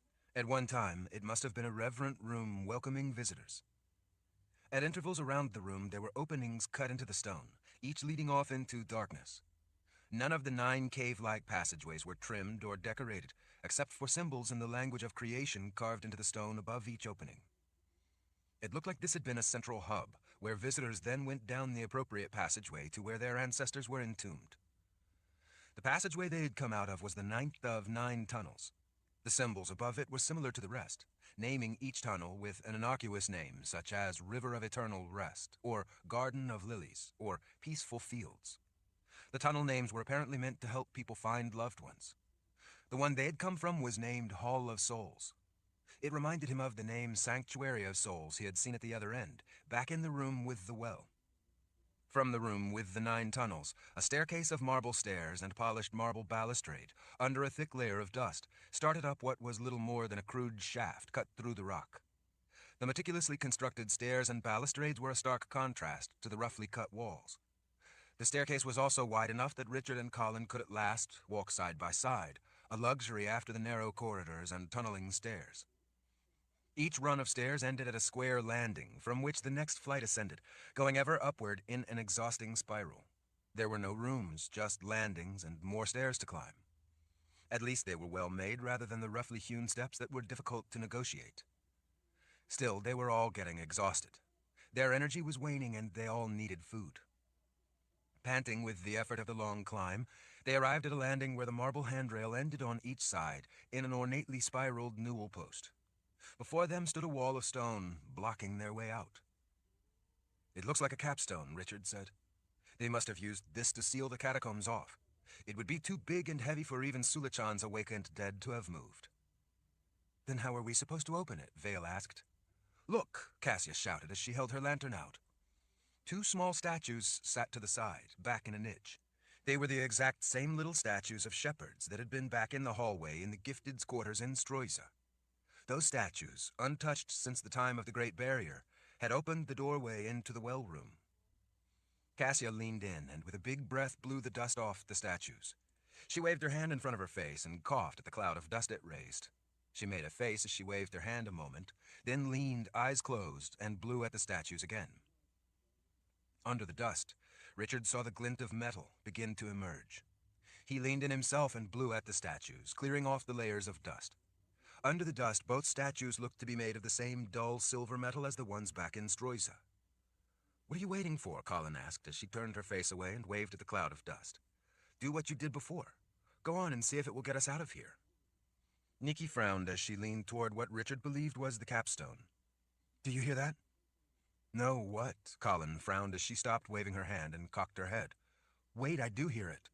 It sounds like alarm bells." Chapter 47. Even though he was concerned about the distant sound of alarm bells from beyond the capstone, Richard slid his sword back into its scabbard. He needed to be able to use both hands like before if it was going to work. When he held a cool metal statue of the shepherd in each hand, they warmed under his touch. He felt the tingle of magic seeping through his palms, along his arms, and up his spine into the base of his skull. This magic was stronger than it had been in Stroyza. As he felt the vibration of magic at the base of his skull, the stone before them began to tremble, almost as if in sympathy. Small bits of dirt and rock fell from the walls and ceiling as the area around them quaked. Pebbles danced on the floor as dust rose around them. Richard remembered the way Samantha brought the rock of the cave's ceiling crashing down. He glanced up, worried that the rock overhead might come down on them the same way. Unlike the stone walls farther down in the catacombs, this rock higher up was granite, the same as the ceiling that had fallen in. The capstone suddenly let out a loud crack as the seal broke all at once. Mortar that had sealed the stone shattered and popped out. Finally, the enormous slab of stone began to pivot back out of the opening, grating against the floor as it moved. As it did so, light flooded in, along with the racket of alarm bells. Squinting in the sudden brightness of natural light, Richard peered around the stone door and out through the opening, trying to see. Cassia pushed past him and shot out the opening to check for danger.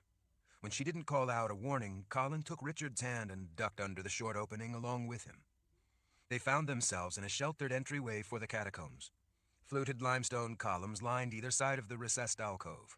The small pillars, not much taller than Richard, were topped with long entablatures that provided support for arches, elaborately decorated with complex carved stone moldings, framing tiles laid out in dark geometric patterns.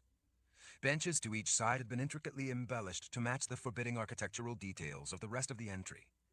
After the filth and crudely cut stone they had been around for so long, the magnificent, polished stone seemed to gleam. Larger-than-life stone figures in grim, distraught poses clearly conveyed a sense of grieving and sorrow for what lay beyond the pitch-black opening at the rear. This was, after all, a threshold to the place of the dead.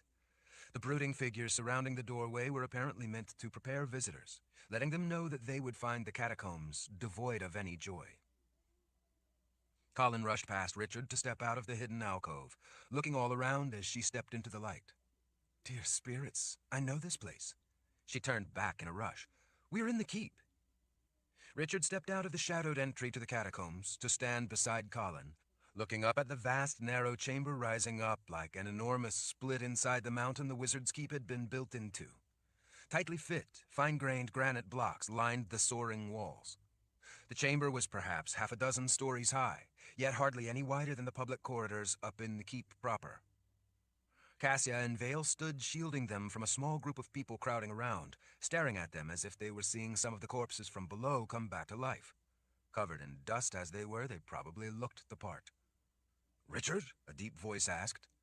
Richard squinted into the light shining into his eyes from the slits at the top of the lofty wall opposite him. "Chase?" The big man sheathed his sword and rushed forward to grasp Richard by his shoulders and give him a shake.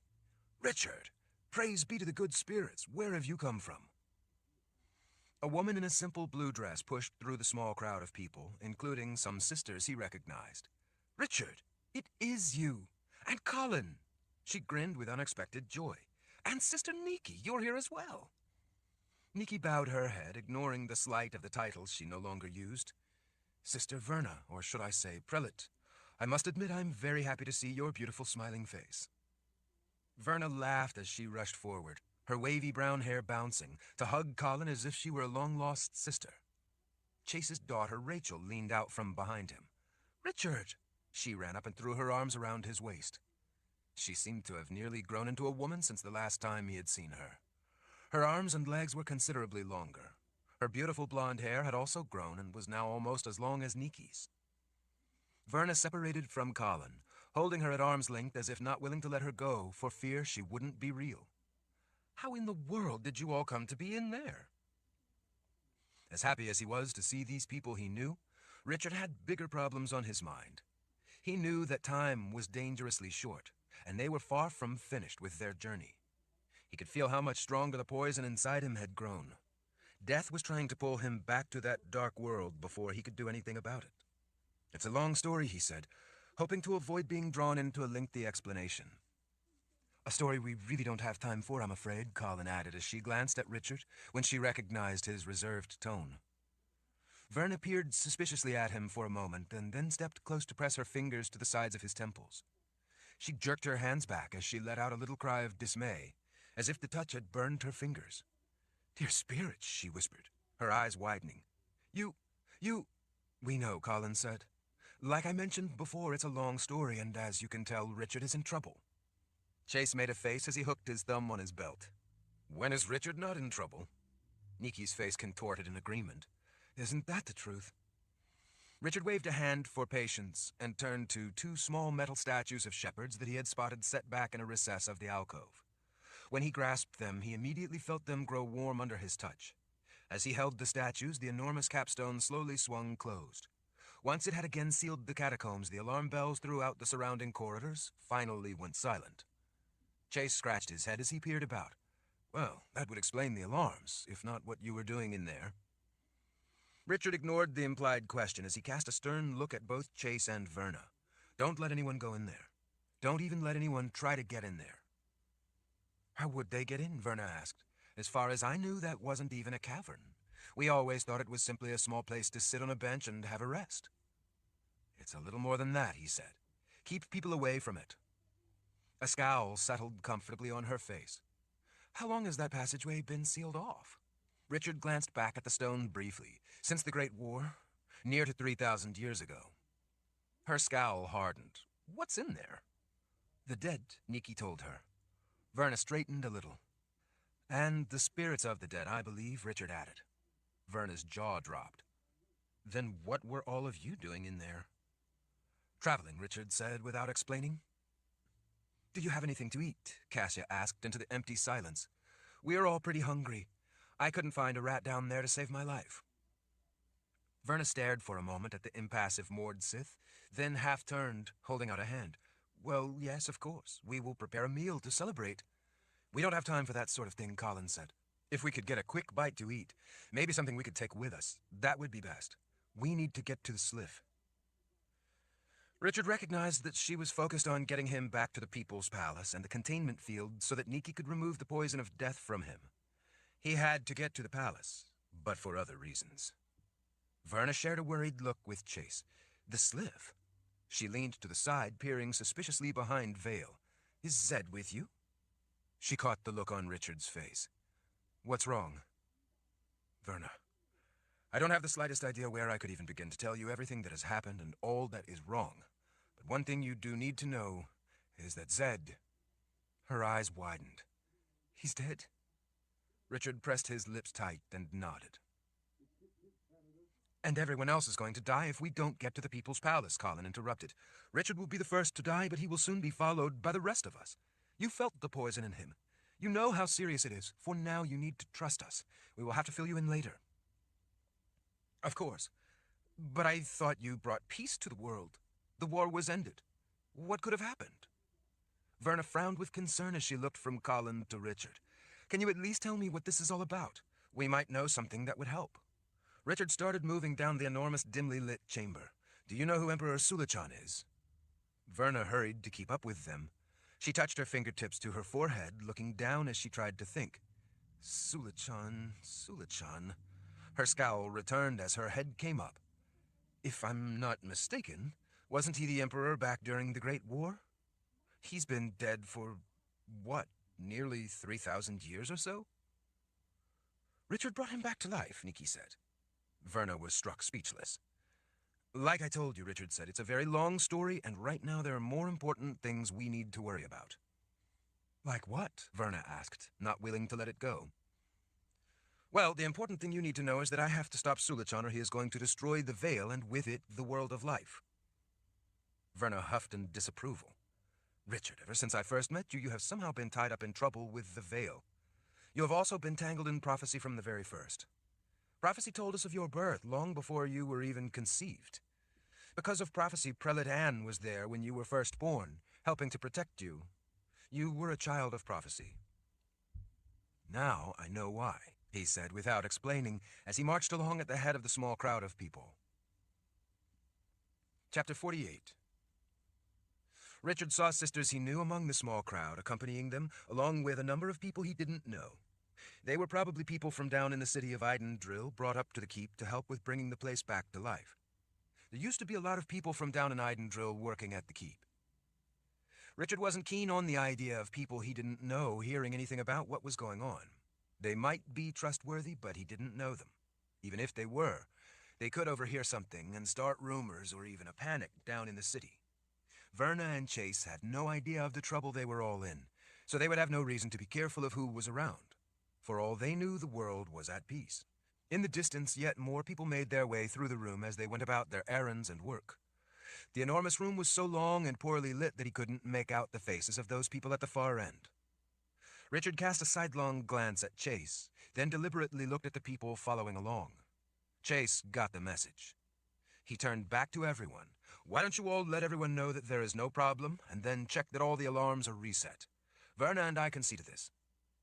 The sisters and some of the others offered their services, if needed, and then started turning off to the corridors to the side. Soon only Verna, Chase, and Rachel remained with them. Thanks, Richard said in a quiet voice to his old friend. He remembered that the long, tall room was a central hub leading to a number of important areas of the lower keep.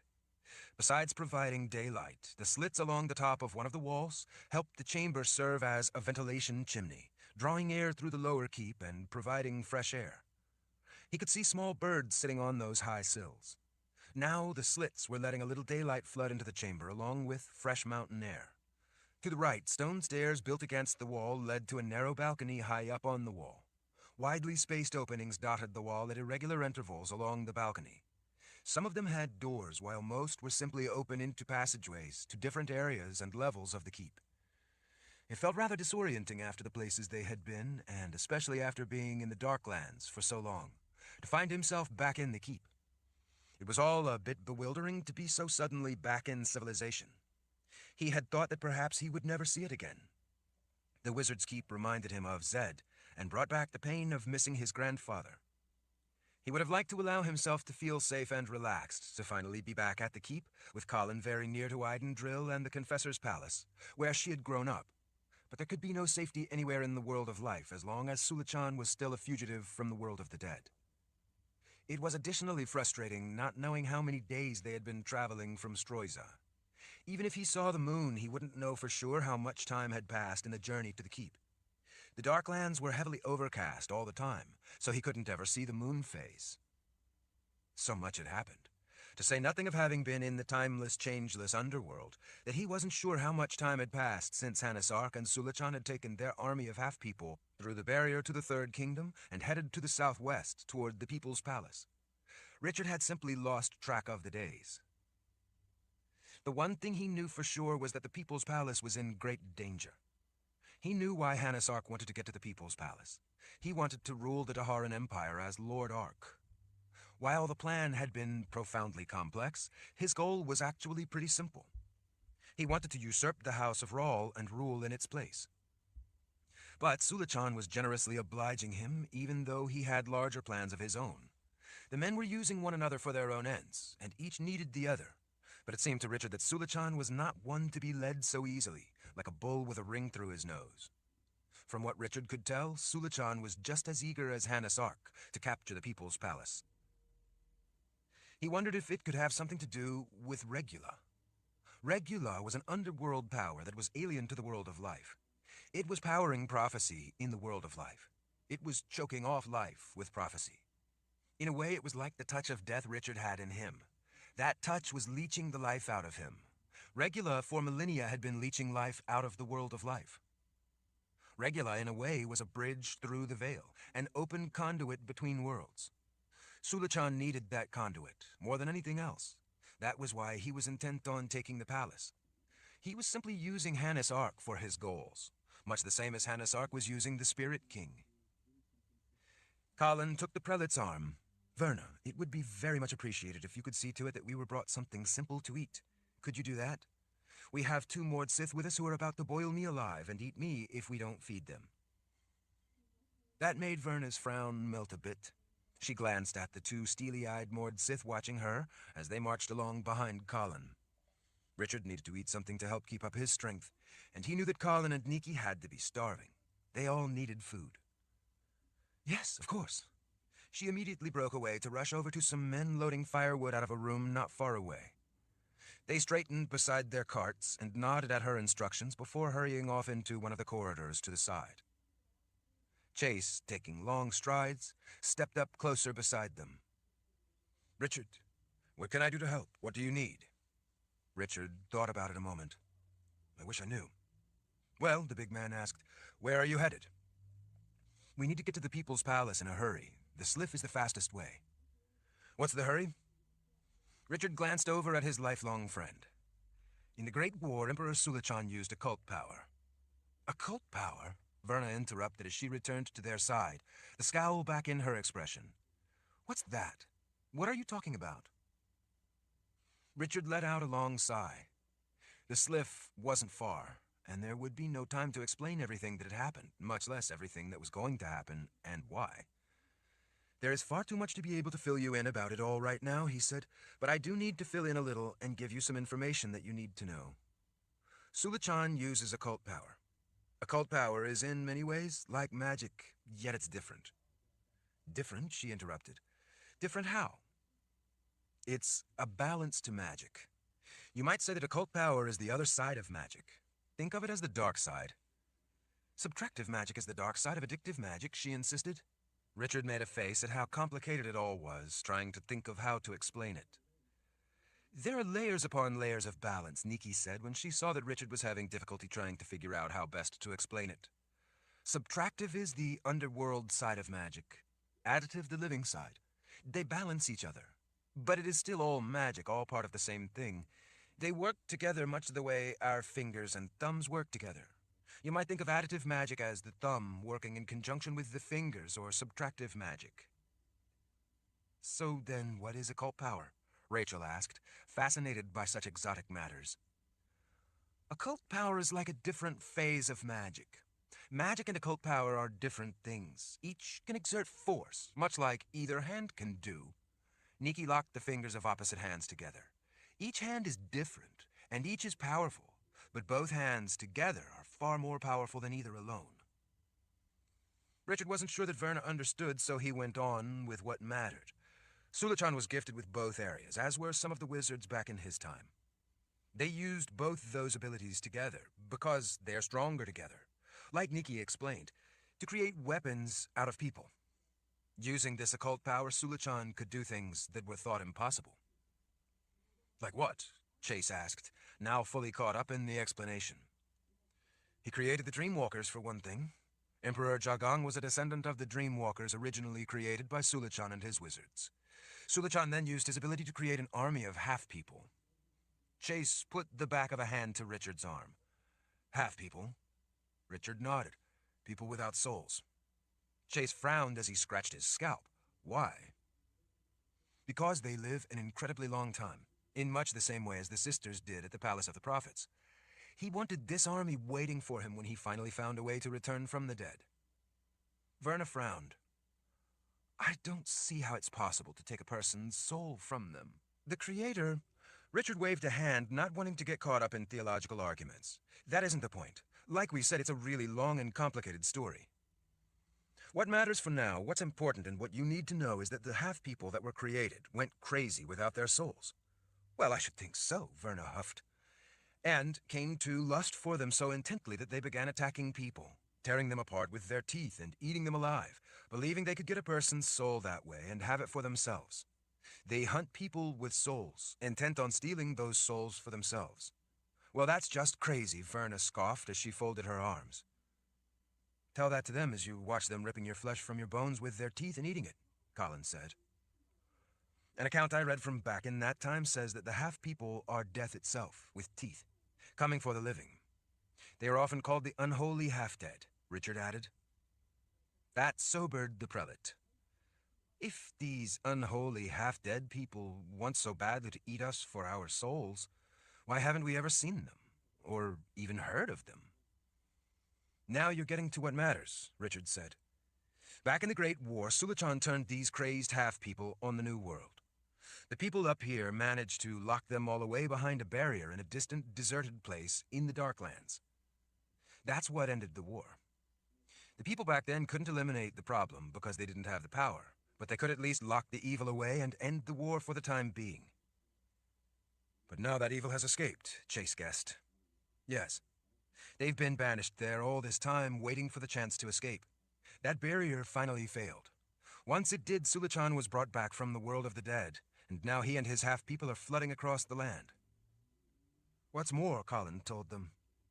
He and some in his army of half-people who also possess occult powers can reanimate the dead. Those dead also do their bidding and fight for them. Are you serious? Chase asked in a low voice. Richard gestured back to the alcove. That's most likely why the people back in that time sealed the catacombs. Sulichan could raise most of those dead, or at least the ones still mostly intact. They probably had to seal the catacombs to protect themselves. The reanimated dead are extremely difficult to stop, Nikki put in. You need to be aware that magic is of little use against them. Because of the occult powers used to bring them back to life? Rachel guessed. Nikki smiled at her quick mind, grasping the problem. That's right. Surely a sword would cut them down, Chase said, his voice echoing as they all followed Richard into a passageway made of granite blocks. If only it were so, Richard told him. About the only way to bring them down is with my sword or fire. Chase gestured with a fist. But surely enough men could. Richard was shaking his head. Even what you would think would be overwhelming numbers of soldiers of the first file can't stop them. They aren't really alive, so regular weapons can't kill them. They are already dead. It's the occult power driving these corpses that gives them such great strength. I've seen these walking dead with a collection of swords broken off in their chests, and it doesn't even slow them down. Richard cast a meaningful look over at Chase as they turned down a hallway paneled with figured mahogany. Even the Hearthounds were easier to stop. Chase grunted his discontent. Anyway, Sulichan is determined to finish what he started so long ago. The time he spent in the underworld was meaningless to him, except that he used that time to manipulate events and gather underworld minions. He and his army of half-people and walking dead are pouring across Dahara right now on their way to take the People's Palace. That will only be the beginning. He has with him a powerful wizard, Hannes Ark, who also possesses occult powers. There is no telling how many people they are killing along the way. I have to get to the palace and stop them before they can take it. Oh, Chase said in a sarcastic tone. Well, now I see. That doesn't sound like it should be too awfully difficult. There is a lot more to it, Richard told them.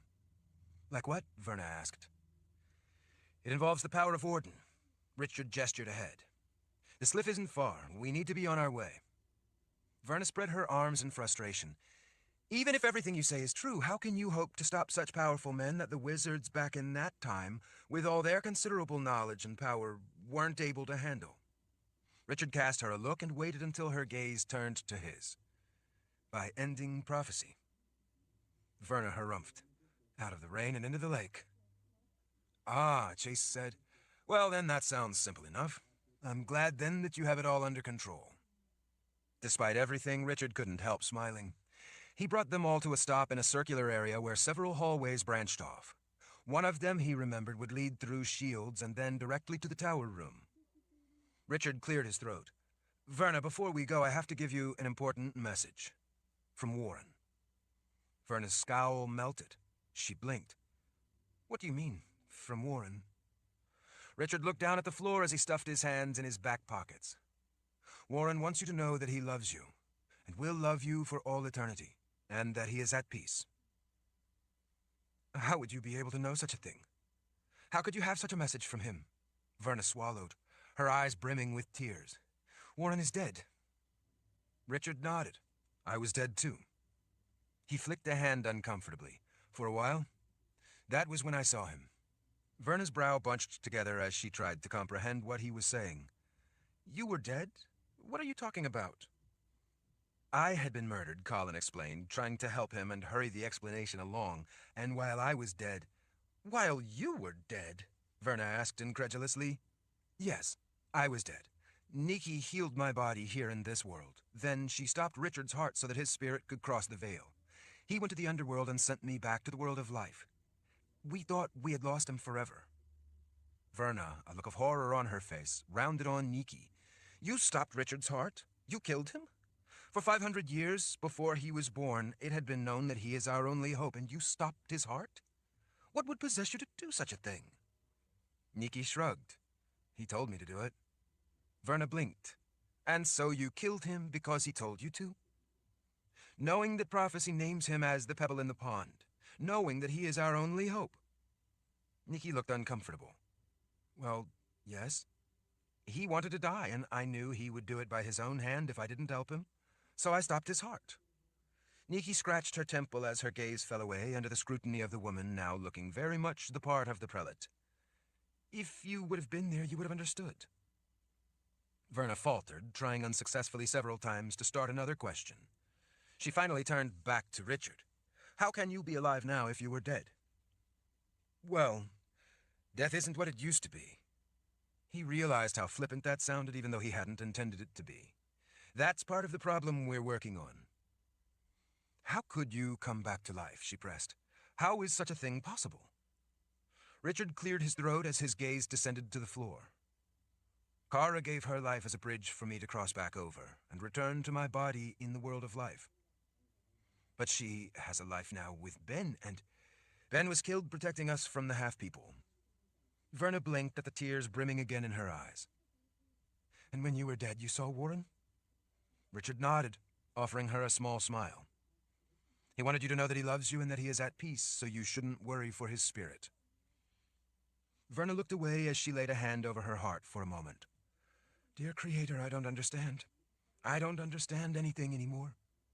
The world seems to be unraveling. Richard gently grasped her shoulder. It is. That's why I need to hurry. I have to stop it from unraveling. Chapter 49. With Kahlan at his side, Richard led Nikki, the two moored Sith, Verna, Chase, and Rachel through a wide hallway that would take them to the round tower room. The plastered walls helped brighten the passageway. There were occasional tables holding a small statue or vase placed along the wall. They passed a variety of rooms to the sides, some small libraries or casual reading rooms with comfortable-looking chairs, and others that were dark and hid their contents. Both Cassia and Vale chewed mouthfuls of cold roast venison as they casually glanced around along the way, taking in the sights, slowing a little when their attention was snagged by a tapestry or painting. They never seemed surprised or astonished by anything they saw, including a shallow display case holding strange, frame-like items made out of carved bones that Richard knew to be objects invested with magic. Even though Mord Sith didn't especially like anything to do with magic, they did like to look at it all. He supposed that having originally come from the People's Palace, where Darkenroll once ruled, they didn't find Keep nearly as impressive. But there were many strange and unexpected things about the Keep that they apparently liked looking at. They gazed at the art on their way by and noticed the strangely patterned marble floors they walked across. Along the short journey they had passed through a number of shields. Chase was apparently used to having someone gifted helping him get through the shields. Richard wasn't, because in the past his gift had enabled him to pass through any of them by himself, even ones requiring subtractive magic that few others could pass through. Now, with his gift not working, they had to skirt some of the strongest shields protecting dangerous magic, and Nikki had to help him get through the rest. Kahlan had been able to glide through most of them, as she had been doing since she was little and wandered the halls of the keep on her own. But this was a place, guarded by powerful shields, that she had never seen when she had been a young confessor in training. Powerful shields that she couldn't get through had kept her out. Richard knew that it was by design. There were dangerous objects of magic that could hurt the innocent or the unsuspecting, so the shields protected those areas. Nikki had to help her pass through those shields. "Do you want any more?" Verna asked, holding out a wrapped piece of venison to Richard and Kahlan. Kahlan put a hand over her stomach. "Thank you, no, I've had plenty." "So have I," Richard said when Verna offered it to him. He'd eaten enough to keep up his strength, but for a variety of reasons, he had no appetite. He supposed the headache didn't help. The poison was growing steadily stronger, but that was only to be expected. Like Richard and Kahlan, Nikki had also had enough. Also like Richard and Kahlan, she had a lot more important matters on her mind than eating. Cassia and Vale took the meat when it was offered to them. They seemed to have boundless appetites. Despite whatever concerns might have been on their minds, they seemed to have no trouble eating and worrying all at the same time. It reminded Richard of Zed. "Take these too," Rachel said to the Mord Sith. "Eat them when you have time." "What are they?" Cassia asked as she took the small item wrapped in linen from the girl. "Honey cakes," Rachel said with a proud smile. As they reached the end of the corridor, Cassia made a delighted groan at the sound of honey cakes. "I made them fresh this morning. Emma," she likes me to call her mother, "is teaching me how to cook." "That sounds like a useful skill for a girl," Cassia said as she chewed a mouthful of venison while scanning a room to the side. It was filled with long tables and benches. Rachel pulled one of the knives from a sheath at her belt and twirled it between her fingers, finally walking it across her knuckles, flipping it and catching it by the point. "Chase teaches me to use weapons." Cassia's face warmed with a conspiratorial smile. "An even more useful skill. You are a girl after my own heart." "She knows how to cut it out for you if you'd like," Chase said with obvious pride. Cassia held up the last 3 fingers of the hand holding the venison. "No, I believe you." The corridor ended at a landing partway up the inside of a round tower room at least 100 feet across. Even though there were slits open to the outside up near the top, the openings weren't very big, leaving the place rather dark. Rainwater running down the stone walls collected in a pool at the bottom. Stairs wound their way up around the inside of the immense stone tower, and at irregular intervals small landings interrupted the steps for doors at different levels along the way. They all descended the stairs in single file to reach the iron rail of the walkway around the outer edge at the base of the tower. From the openings high above, the weak shafts of light pierced the darkness, but it wasn't enough to banish the gloom from the lower reaches.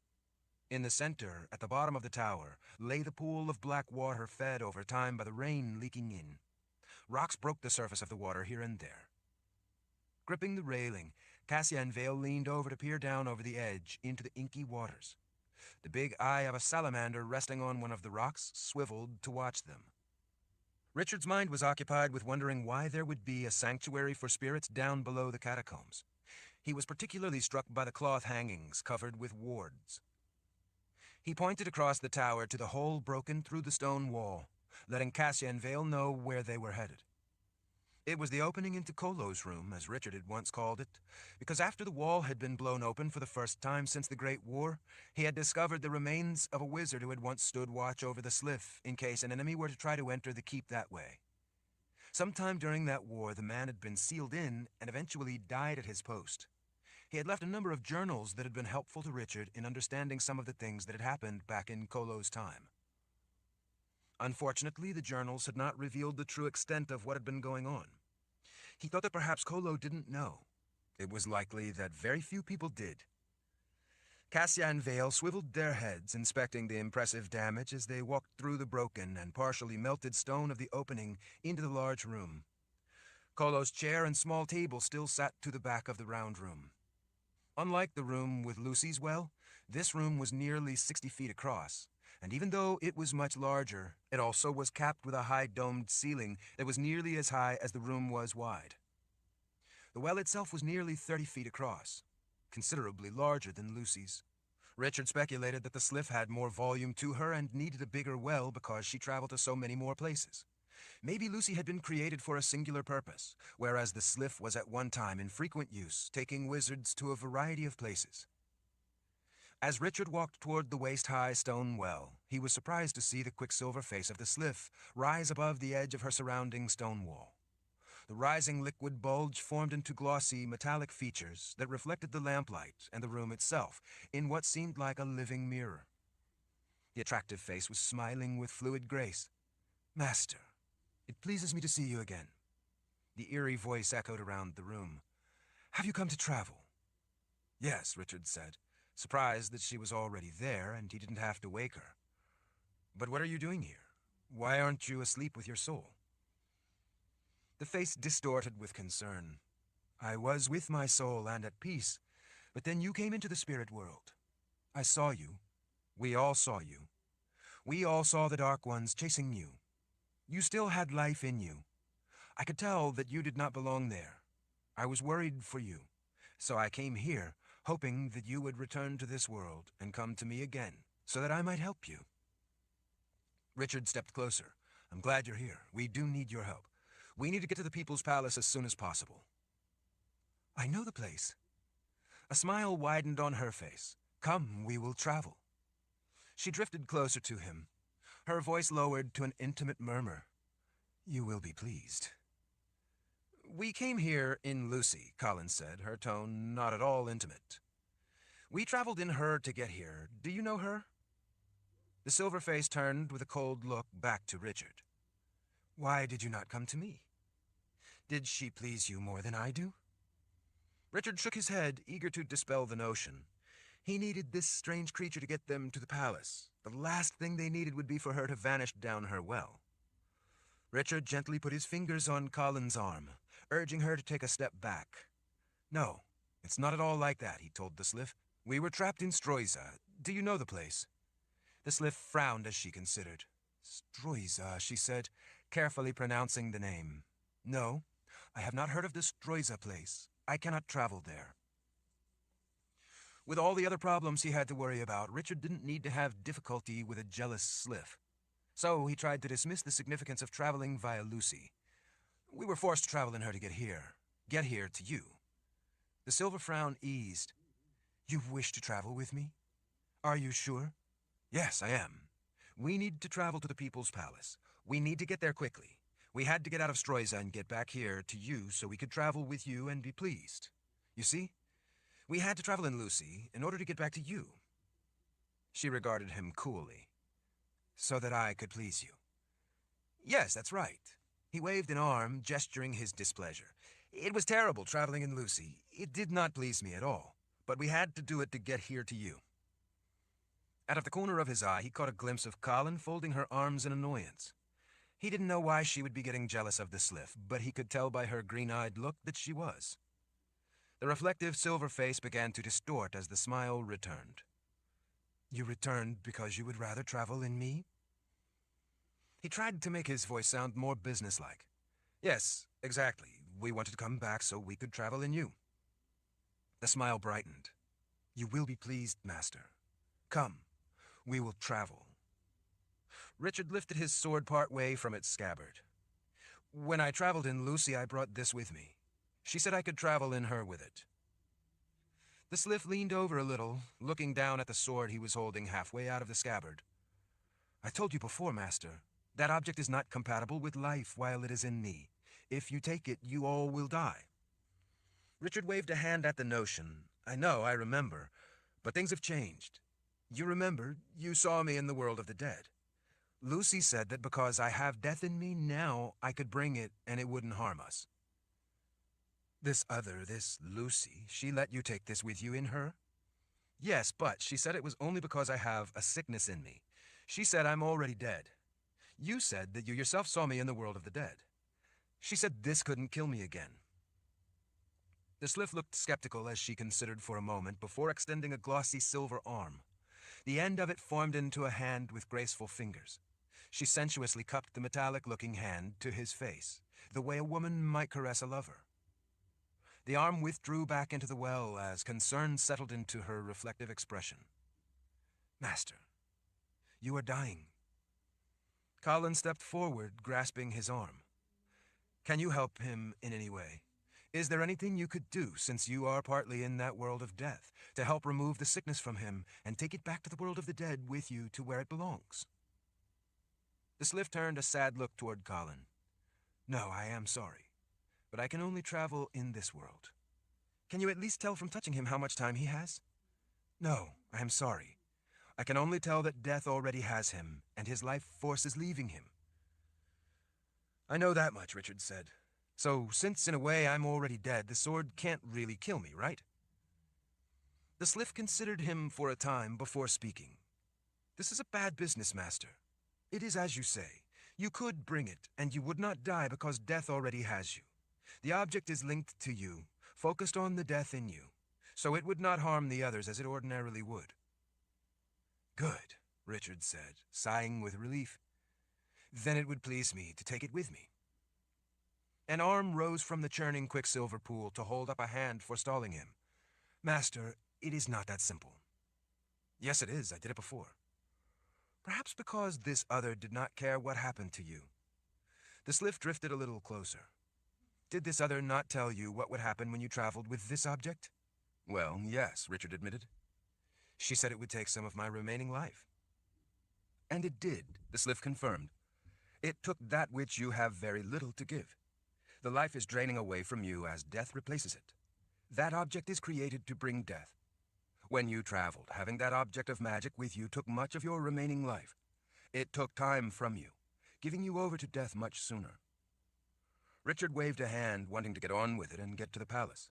I know, so I can take it. That would please me. It would not please me to do such a thing with you, the Sliff said in a scolding tone. You may have done it once, but now you do not have much life left to give. Your life is draining away as it is. Traveling with that object would drain away even more of what little you have left. By the time you reach the People's Palace, you would have almost no life left. Where life had been, it would be replaced with death instead. Taking that object would not kill you, but it would cost most of your remaining time in the world of life. That settles it, Kahlan insisted. You can't take it, Richard. You have to leave it here. We only have to get to the palace, he said. Kahlan leaned closer. He could see the anger in her green eyes, a deep anger she rarely directed at him. And then you must stop Sulachan. You have to be alive to do that. How is having only a little time left going to help us all? Sulachan? The Sliff asked in alarm. You are fighting Emperor Sulachan? Yes, Richard said. Do you know him? The glossy head floated back to the far side of the well. I know him from the time when I was created. He is evil. He died and travels the world where my soul rests. He is evil. He belongs to the dead now. How can he be here in this world? I'm afraid that he has crossed back over, Richard said, not thinking it would be useful to tell her how. He is on his way to capture the People's Palace. If he does, he will tear the veil and destroy all of us, both those living and those souls in that world. I have to get to the palace to stop him. I need to send him back to the world of the dead where he belongs. Come, we will travel, she said with a sense of urgency as she floated closer. You will be pleased. I need to bring my sword. No, you don't need to bring your sword, Kahlan said through gritted teeth. It will do you no good if you are dead, or if you don't have enough life left in you to fight. We haven't come this far, gone through this much, to have you throw away your life. All of our lives, just to hold on to your sword. You have to leave it here. The sword isn't what's important right now. It will be if Sulachan sends the dead against us. The sword can stop them. How am I supposed to fight his army of the dead without my sword? Kahlan leaned close, fire in her green eyes. If you send Sulachan back to the underworld, then there will be no dead to worry about. Now will there? We need to get going. You need to take the sword off and leave it here. You should listen to her, Master. What the Mother Confessor is telling you is wise advice. She is one who pleases you, too. You should do as she says. Thank you, Kahlan told the Sliff, but not in the kindest of tones. Richard drew a deep breath, debating what to do. I suppose you're both right. He reluctantly pulled the baldric off over his head. He set the point of the scabbard on the floor and leaned the hilt of the sword up against the stone wall of the well. No one will bother it, Richard, Chase offered. I will see to it. No one will come in here. You can rest easy knowing the sword is safe for now. Rachel offered him a confident smile. Once you fix everything, you can come back and get it. We'd really like to see you again and spend more time with all of you. Richard wished he shared her confidence. Even though he didn't, he smiled to her as if he did. He climbed up on the wall, then wasted no time in helping to pull the 4 women up with him. Before he stepped off into the rolling quicksilver, Verna lifted a hand, catching his attention. Richard, if things don't work out, the grace carries us all into the eternal world of peace. We know you will do your best, but if things don't work out, well, we will all be together again in that world. Richard slowly shook his head. No, if things don't work out, we won't. She touched her fingers to her chin. What do you mean? Without victory, there is no survival, Richard said, of anything. He looked back over his shoulder. Sliff, we need to travel. Please take us to the People's Palace. Come in to me, Master. You will be pleased. All of them holding hands, he looked to Nikki and Vale on his left, then Kahlan and Cassia on his right. Like the last time, let your breath go and breathe her in. Try to keep hold of one another so we can stay together. Both Mord Sith, even though they looked apprehensive, nodded. With that, and the urgency of the situation displacing any second thoughts, he stepped off the edge with the rest of them into the silvery pool. Chapter 50. Gliding through the Sliff was an otherworldly sensation, unlike anything Richard had ever been able to relate it to. Each time it felt familiar and yet completely unexpected. There was a sense of still peacefulness, of a velvety eternity around him, combined with a dim awareness of savage speed. He tightly held Kahlan's hand in his right, Nikki's in his left. He hoped that the 2 Mord Sith were holding on to each of them as well. There was nothing to see, as such. With his eyes closed, he saw colors flash by, but when he opened them, there was only darkness. When he closed his eyes again, those colors, spinning and swirling as if carried on a fitful wind, filled his mind. The hues and tones spread through empty space like vivid dyes through crystal-clear water. There was no way to judge time in the Sliff, any more than there had been a way to judge the passage of time in the underworld. While in the underworld, Richard couldn't tell if he had been dead for mere moments or 1,000 years. It was all the same. In the past, whenever he had asked the Sliff how long they had been traveling, she always said that she was long enough, as if that was somehow answer enough. He used that stretch of time suspended to consider what he needed to do. He analyzed it from every angle. As far as he could tell, the pieces he did have all fit. Try as he might to come up with another way, and as much as he might wish there were one, there wasn't. He was the bringer of death, and only he could do such a thing. He understood why every different source, from prophecy to the Cerulean scrolls, said as much. Breathing the quicksilver fluid of the Sliff was at once a giddy experience and a terrifying one. It tended to be giddy as long as he didn't think about what he was actually doing. When he thought about how he was breathing in the silvery fluid instead of air, it switched to terrifying. Light and shadow in blocky shapes suddenly flooded in around him. Breathe. It was the Sliff telling him to let go of the fluid he was holding in his lungs and to breathe air instead. In the past, he had never wanted to let go of the warm, silken, quicksilver Sliff and take that first painful breath of cold air. But in this case, he had urgent matters that he was focused on, and the sensation of the Sliff was a distant secondary thought. He tilted his head back as he popped up above the surface of the rolling silver waters inside the well and expelled the fluid of the Sliff. With forceful, deliberate effort, he drew in a deep breath of air. It hurt, as he expected, but that pain was only a distant consideration. He looked around as he panted, catching his breath, once again getting accustomed to breathing air, and saw that the others were doing the same. He slipped one arm around Kahlan's waist and grabbed the top of the wall with his other hand. When she threw her arms over the top, he helped lift her up and out of the well. Once she was out, a hand reached down and seized his arm. It was Nathan's. Another hand took his other arm. It was Rika's. Through his still blurred vision, he could see that she was wearing her red leather, always a worrisome sign with Mord Sith. He was relieved to see both Nathan and Rika. That told him immediately that Hanasark and Emperor Sulachan had not yet captured the People's Palace. Together, the old wizard and the Mord Sith helped lift him up and over the edge. The sickness inside him was sapping his strength. Besides Kahlan, Nikki and the two Mord Sith were already out of the well. Nikki held her stomach, bending forward as she panted. Cassia rested with a hand on the stone wall of the well. As she caught her breath, Vale checked her single blonde braid, marveling that it was not wet and dripping silver fluid. Richard turned back to the well. "Thank you, Sliff. For now, it would please me if you would stay here, in case I need to travel again." The silver face smiled. "You were pleased, then, Master?" Richard nodded, still catching his breath. "Yes, always."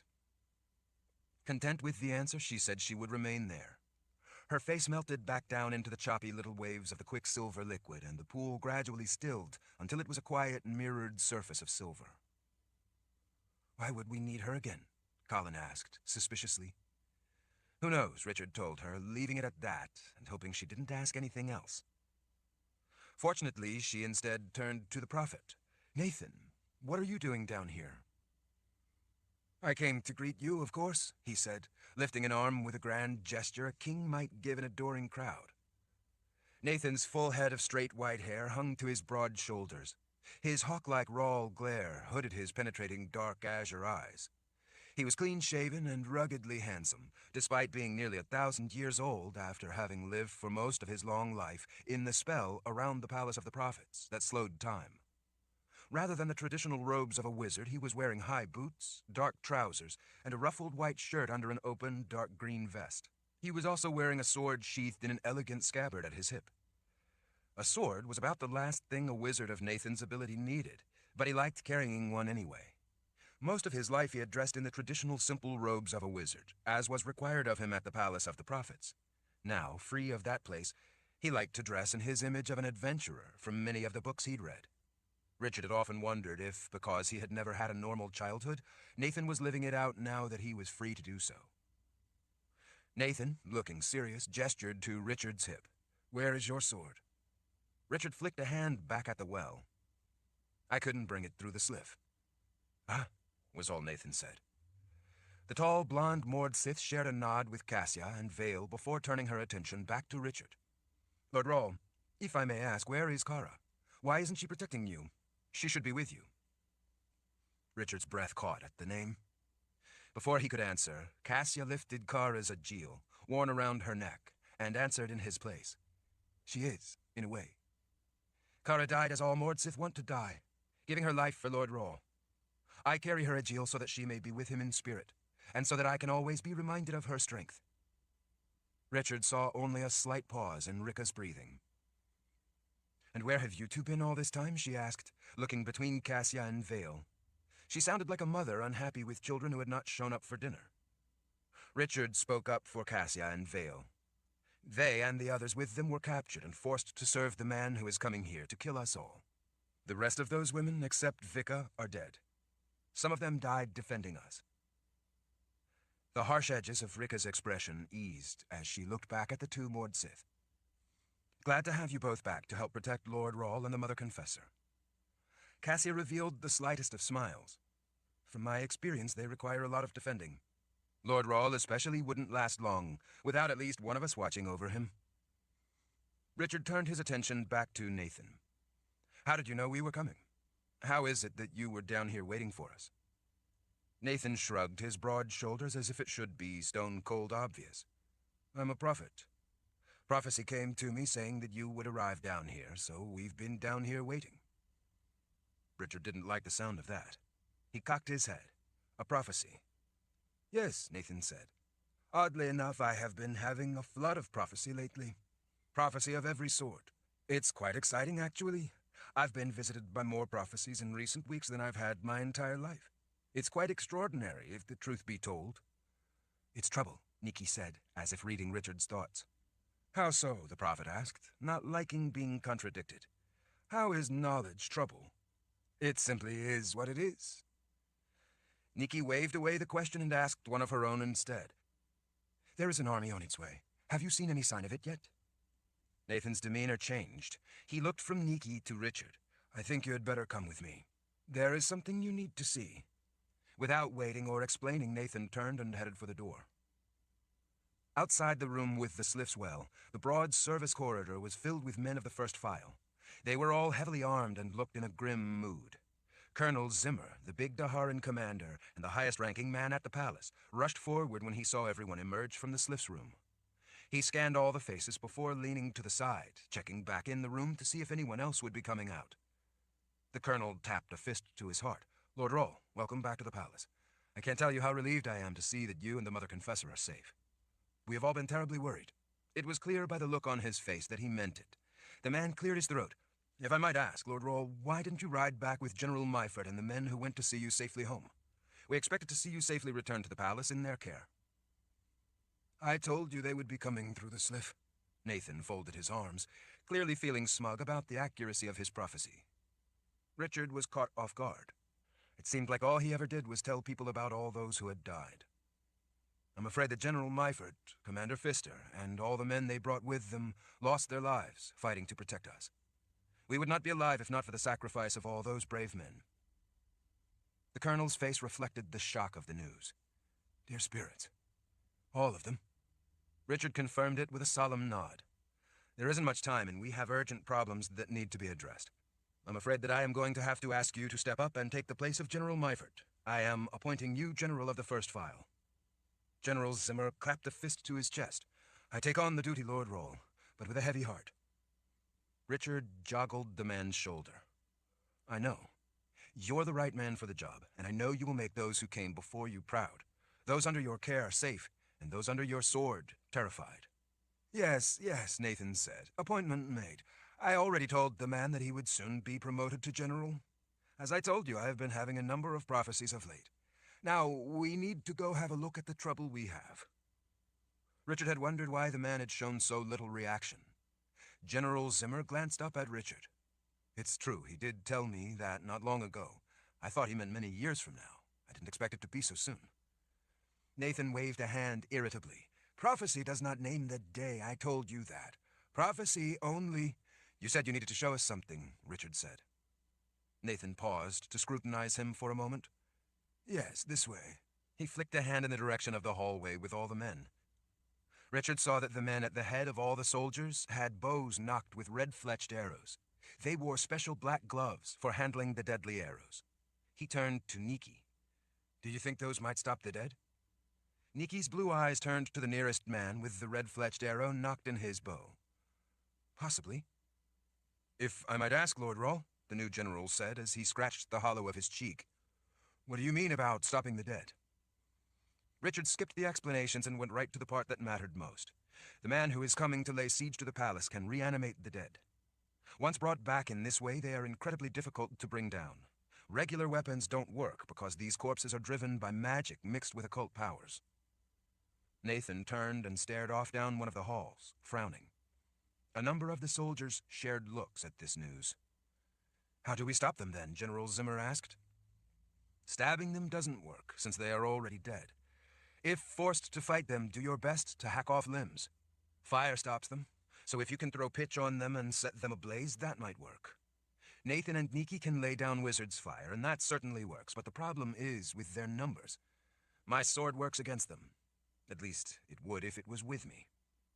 Richard started down the broad hallway, but took only a few steps, before coming to a halt and turning back.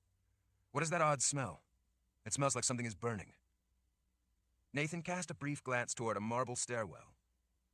Do you know the crypts, where the Roll ancestors are laid to rest? Richard nodded, yes. Each is in a separate vault, each in their own ornate stone coffin. Well, some of the stone down there is melting. Richard looked up from under his brow. Melting? Nathan pulled on a long strand of gray hair. Yes, melting. Richard raked his fingers back through his own hair as he tried to remember something about that happening before, a very long time ago. He finally looked up at the tall prophet. Shortly after I had killed Darken Rawl, I remember a man who said he was the master of the crypt staff coming to report the stone walls down in Panis Rawl's crypt melting. Nathan's bushy brows rose. Really? Richard rubbed his chin as he stared off into the memory. Yes. Zed told the man to use white stone to seal it over. Richard snapped his fingers and looked back at Nathan. Zed told him it had to be white stone from the quarry of the prophets. Zed gave the man a pouch with some kind of magic dust and told him to mix it in with the mortar. He said to seal the crypt shut or the whole palace would melt. That's the stone that's melting, Nathan confirmed. That wall of white stone. It's so hot down in that passageway that men can only go in there just long enough to throw a bucket of water at it, to try to cool it down. But that's not helping much. Is it some kind of magic that's melting it? Richard asked. Nathan shrugged. None I recognize. We have been rather distracted by other matters, so I haven't been able to investigate it. He held his arm out in invitation to continue what they had been going to do. Richard turned to the men of the first file watching him. Could someone get me a sword, please? Almost instantly, a dozen of the nearest men pulled off their weapon belts and held out the hilts of their sheathed weapons to Richard. Richard took a sword from a man who still had a battle axe hanging on a hook at his hip. Richard thanked the man as he strapped the belt around his waist. He drew the sword and held it up, turning it, taking a quick look at it, and checking its weight. It was a blade, and that was what mattered. Richard slid the sword back into its sheath. Let's go. The men moved aside to let him and those with him through. Ricka immediately stepped out in front of him. Absent Kara, she was determined to make certain he was protected. Cassia and Vale fell in behind Kahlan to guard Richard and Kahlan from behind. It had been a long time since the two Mord Sith had been in the palace, since Darken Rawl had ruled. Although they had, in a way, taken possession of Richard in Kara's place, they seemed willing to let Ricka take charge. How they wordlessly determined such things Richard didn't know. The large force of the first file closed in behind them. Richard had a lot of questions for Nathan, but he was more interested in what the man thought was so urgent that Richard see. Chapter 51. Nathan rammed his shoulder against the heavy oak door. It finally, reluctantly opened outward on rusty hinges. In the silence, the bottom scraping against the stone floor of the rampart sounded all the louder. As soon as the door opened, wind rushed in, lifting Collins and Niki's hair from their shoulders. That wind carried an unmistakable stink. The smell was so thick Richard could almost taste it. Fleecy clouds of bright white with tattered dark shadowing lay stacked in layers across the sky. At least it wasn't heavily overcast like the Darklands. By the direction of the light, Richard judged that it had to be late afternoon. Nathan grabbed Richard's sleeve. Easy, Richard. No good can come from letting them see you. Richard nodded as he carefully moved out onto the east rampart. This particular projection in the wall stuck out almost even with the edge of the immense plateau below them, itself rising up from the Azrith plain. Calling the place atop the vast plateau a palace was misleading. The palace, with its sprawling footprint, myriad of connected sections, levels, towers, bridges, all with different roofs, multi-story segments that rose up in various places, and many open courtyards, was actually a city. The central stairway rising up deep inside the plateau itself probably held more people than the palace. That central area in the plateau was filled with shops and living quarters for their owners and guests. Many people who came to the palace to trade only frequented the interior shops and rarely made it all the way up to the top. Archers of the first file crouched in the battlements overlooking the plains far below. They all had arrows nocked and ready. The men kept out of sight from what might be down on the plain, but peeked out from time to check. Richard moved in a crouch as he made his way across the rampart to a wide merlon. He stood up behind it so that he couldn't be seen from below. Kahlan and Niki, arms protectively around each other's waists as they crouched, hurried out to join him. The Mord Sith waited back just inside the door, watching them. Nathan leaned close and spoke in a low voice. Careful now. You never know who may be looking up here or what they might unleash against you. Richard nodded and then carefully leaned over to look out the crenellation between the tall, thick merlons to the Azrith plain below. From that vantage point, one could see for a vast distance. The weather was clear enough that he could see all the way to the mountains at the horizon. He froze at what he saw below. The plains were covered with half-naked people. It was a gathering of half-people, in greater numbers than he had known existed. They stood in dead silence all across the plains, arms hanging at their sides, all watching the palace. It was so quiet that Richard could hear the call of distant ravens hunting the plains. Most of the half-people wore only pants, or remnants of pants. The majority of their heads were shaved, but some had topknots or closely cropped hair and beards. Richard knew from experience that some of them could wield occult powers. Some of them could even raise the dead. The unwashed horde was the unmistakable stench he had smelled. He had bad memories of those stinking swarms chasing him through the woods. They were relentless, not caring how many casualties they took. None of them cared much about what happened to their fellow half-people, or in their lust to steal a soul, even their own safety. Each one of them figured that any others that fell merely meant that they had a better chance to capture a soul for themselves. While they had a common purpose, when it came down to it, their single-minded purpose was getting a soul for themselves. Driven by that need, the Shuntuk followed their spirit king and did his bidding. No doubt, Sulachan had promised them all the souls they could capture along the way. Richard pulled back out of sight, pressing his back to the wall. He snatched another quick look several times, scanning the masses of naked flesh, looking for two who would be darker and stand out. He saw neither Sulachan or Hanasark. Kahlan leaned over and peeked out. "Dear spirits," she said as she pulled back, her eyes wide. "I knew they had a lot, but I didn't know they had that many." Richard turned to sneak another look. He rolled back against the wall. Kahlan put an arm around him, pressing in close. "You're right," he said. "That's a lot of half-people wanting to eat all of us." "They outnumber everyone in the palace, many times over, that's for certain," Nathan said. Richard gestured to the west. "What about around on the other sides of the palace? Are there any over there on that side?" Nathan leaned close with a sour expression.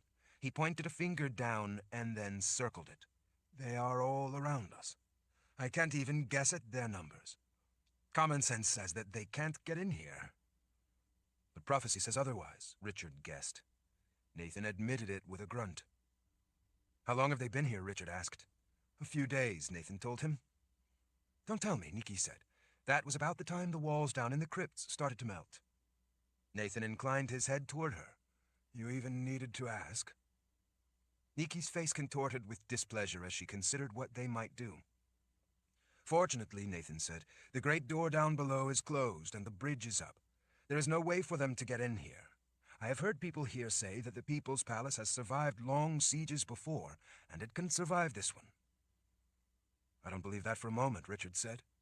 "Someone who engineered his return from the world of the dead and managed to come through the veil to get into the world of life will certainly be able to find a way to get in here."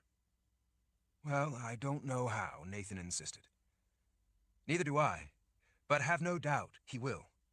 We need to start figuring out how we are going to defend ourselves inside the palace once they get in. If we can halt them at some key choke points and then use wizard's fire, it might be possible to keep them at bay and even reduce their numbers." Nathan took a rather long, worried look out of the crenellation. "You should know, Richard, that this is the first time they have been quiet. For days they've been down there hooting and hollering, screaming for our blood, taunting us day and night, promising to eat us all. It's strange the way they've gone silent all of a sudden." "Not strange at all," Richard said. "They went silent because I'm here. They know I'm up here right now." Nathan looked dubious. "You came through the sliff and you haven't shown yourself. How would they know you're here?" "Sulachan would know," Richard said. "How?" Richard ignored the question as he met the old wizard's gaze. "Do you know anything about the Cerulean Scrolls?" Nathan frowned. "That's an odd question to ask right now." "Do you?" Richard pressed. Nathan drew his fingers and thumb down his chin as he stared off in thought. "Well," he finally said, "several hundred years ago there was one at the Palace of the Prophets. None of the sisters had the slightest idea how to read it. At the time, neither did I. Do you know what it was about?" Nathan squinted one eye as he searched his memory. "Like I said, I couldn't read it. But I remember some of the sisters, the ones who told me it was a Cerulean scroll, referred to it as the Warheart scroll. If they couldn't read it, then how do they know it was called the Warheart scroll?" Nathan shrugged. I don't know, Richard. I don't even know where it came from. Richard let out a sigh, and I suppose that it disappeared and no one knew whatever happened to it. As a matter of fact, I believe it was traded for a number of rare books of prophecy. If the situation hadn't been so serious, Richard might have laughed out loud. That figures. Why? Nathan asked.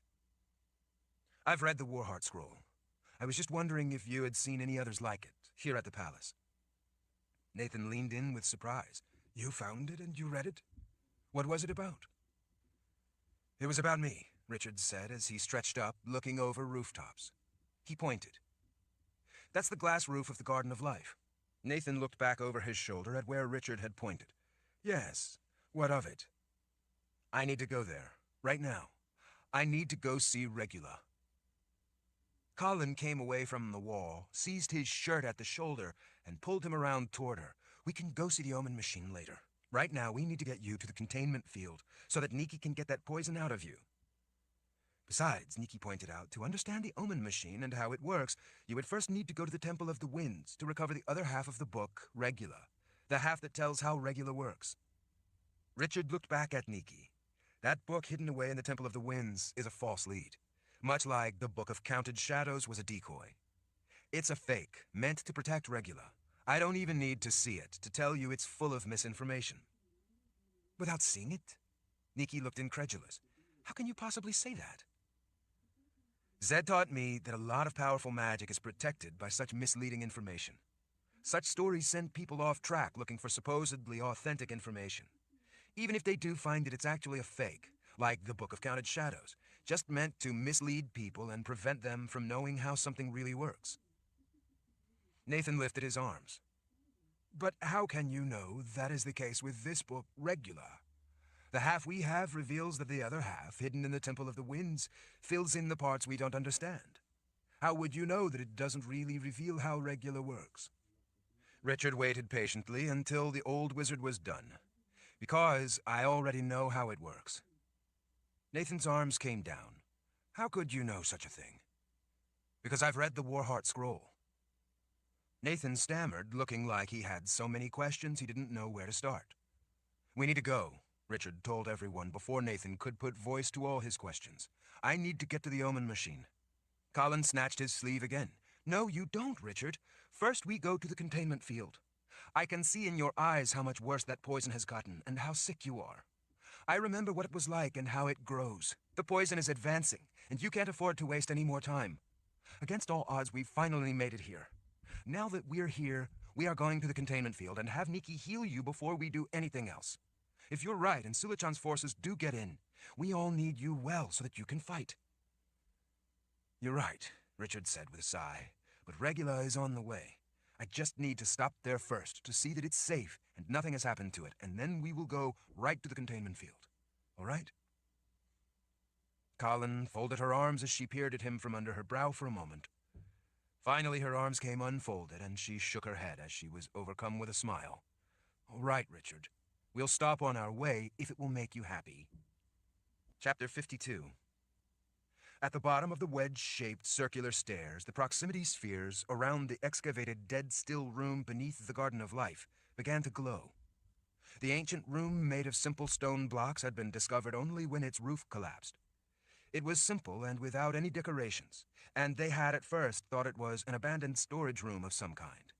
There were no doors, and there was no way in except down the narrow shaft of spiral stone stairs. The first time he had seen the room, it reminded Richard of a crypt of some sort that had been sealed and forgotten. In some ways, that was exactly what it was, but it was actually more than that. Sitting in the center of the plain room was the imposing square Omen machine. The shielded heavy metal that housed the power of Regula was decoration enough.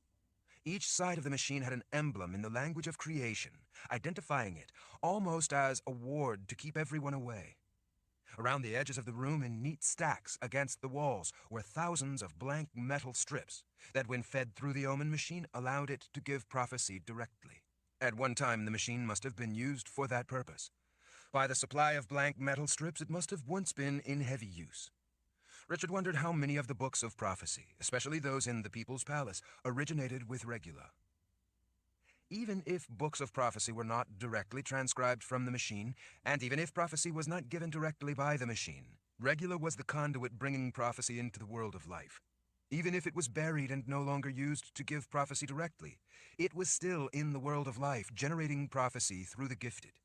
Even if it had been sent from the underworld to protect it, its presence still constituted a breach between worlds that, much like the poison of death in him, was slowly working toward the extinction of life.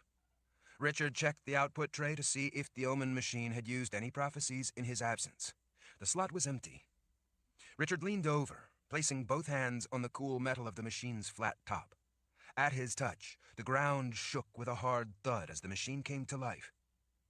He now knew that the apparatus itself was not really Regula. Regula was an underworld power, and there was no such mechanical mechanism in the world of the dead. The machine itself was something that had been built by ancient wizards, called makers. Makers were gifted with the ability to create things that had never been before. Richard's sword was one such item, an ancillary object, created as a worldly means necessary to interact with the power of Warden. In much the same way, the Omen machine was merely a worldly mechanism created by makers to house and protect the actual power of Regula. It was a container, something like the boxes that held the power of Warden, as well as a way for the power of Regula to communicate directly with those in the world of life. With a dull thud that shook the ground more sharply, light shot up from the center of the machine, like lightning in the near darkness, projecting a symbol in the language of creation up onto the ceiling. The design, drawn in lines of light, slowly rotated as the gears within turned. It was the same symbol for Regula that was etched into the sides of the machine. Nathan scratched his scalp. That makes my skin crawl. I've been down here countless times since you've been gone, Richard. The machine never once stirred. Why would it suddenly start up when you touch it? With that poison in you, your magic doesn't even work. Richard smoothed his hand along the rounded edge, caressing the cool metal, feeling the machine vibrate under his touch as all the gears, levers, and wheels inside went about their work of recording something on a metal strip in the language of creation. Regula is from the underworld, Richard said. I am Fjord Grisos Drauka. Death recognizes me. Oh, great, Nathan muttered. I didn't know that they had big metal boxes full of gears in the world of the dead. They don't, Richard said, ignoring the old wizard's sarcasm. The machine was built to house the power and give it a way to communicate. By who? Nathan asked. Richard looked up. I suspect by the same people who ended up burying it when they didn't like what it had to say. A metal strip dropped into the output tray. The metal strips were hardly bigger than his finger and soft enough to bend easily. Richard let it sit there for a moment to cool in case it was hot. Finally, he picked it up gingerly and tossed it on the top of the machine to continue cooling, but it had never been hot when it came out of the machine. He knew what that meant, and wasn't sure if he was glad about it or not. He flicked it with a finger, turning it around so he could read it. Nathan, Nikki, and Kahlan all leaned in to look at the row of complex symbols burned into the surface of the metal. What does it say? Kahlan asked. It says, I have been in darkness. I have missed our talks. Nathan scowled. It recognizes you? I told you, I'm Fjord Grisos Drauka. It's from the world of the dead. Now I have death in me, so I am different than anyone else. I probably seem recognizable to it. Richard idly rubbed the top of the machine, not quite knowing what to say. He finally said, I've learned a lot about you since I was last here, directing his words to the machine. The ground jolted as the machine again started up. The symbol made of light rotated on the ceiling as the internal gears went about their task of pulling out a blank strip to be engraved by the focused beam of light inside. The metal finally dropped into the tray with a clink. This one hadn't taken as long, and it too came out cool. Richard tossed it on top and then leaned in on his elbows as he translated it. He frowned as he read the message silently to himself. I know that you are not here for prophecy. The irony was not lost on him, and in spite of everything, it made him smile. It was almost as if the machine was being flippant, a fault he had and sometimes couldn't control. Regula was right, though. Richard hadn't come for prophecy. He wanted answers. Without telling them what it said, he looked up at the people on both sides of him. I know this sounds a little odd, But I think Regula would respond to my questions better. Focus on what I'm asking, if we had some privacy. Kahlan shot him an irritated look. You want us to give you two some time alone? Nathan asked as he put his fists on his hips. It would probably help make it go a lot quicker, Richard said. Nikki grasped Kahlan by the upper arm and leaned close to whisper. After reading the scrolls, I think that maybe Richard knows what he is talking about. I think we should do as he asks. Kahlan relented with a sigh. All right, but hurry, will you please? We need to get to the containment field. Richard showed her a smile with his nod. Of course. When they had all gone back through the doorway to the small landing at the bottom of the spiral stairs, he leaned over again and put both hands on the machine. It immediately sprang to life, drawing another metal strip out of the stack of blanks on the other side and pulling it into the internal gearworks. When it finally dropped into the tray, Richard picked it up by the edges between thumb and first finger, holding it up to read it. Written in the symbols of the language of creation, the machine had asked, "Am I going to die?" The question unexpectedly touched Richard's heart. He had never felt anything for the machine before, but now, after all he had learned, and knowing that Regula had been banished from the world of the dead where it belonged, he was seeing it in a different light. It had been sent to the world of life, an alien world, imprisoned in a metal box, likely created by makers, and had taken on sentient qualities in order to function in a world where it didn't belong. Richard smiled a little as he put a hand on the machine. In this world, everyone must die. None of us has any choice in that. Our choice is how we wish to live. The machine immediately began rumbling as another metal strip was plucked from the stack of blanks. When it was finished being inscribed in the focused beam of light and dropped in the tray, Richard picked it up and set it on the top of the machine to translate the symbols. A wizard's rule. A very wise one, I believe. Richard smiled again as he placed his hand on the machine. Yes, it is. The machine again started its gears and levers into motion. The stone floor rumbled as the metal strip made its way through the inner workings to have Regula inscribe it, and finally dropped into the tray. Richard glanced back over his shoulder at the others. They were huddled close together, speaking in hushed tones to one another, engaged in what looked like a heated discussion. He couldn't make out what they were saying, but they weren't paying attention to him anymore, and that was what mattered. He picked up the metal strip and was stunned by what he read. What is it like to be surprised? Not to know what will happen. Not to know all the possibilities. This was Regula, the underworld power that regulated the eternal now, speaking directly to him about the nature of his world.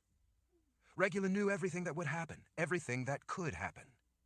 Regula was the grand cosmic knot, a jumble of the eternal now consisting of all possibilities. Or, at least, it knew almost everything. Free will was beyond its scope. That, Richard said as he placed his hand back on the cold metallic top of the machine, is the meaning of that wizard's rule. To not know what will happen is to be filled with the possibilities, much the same as you are. For us, it's sometimes hard to choose from those possibilities.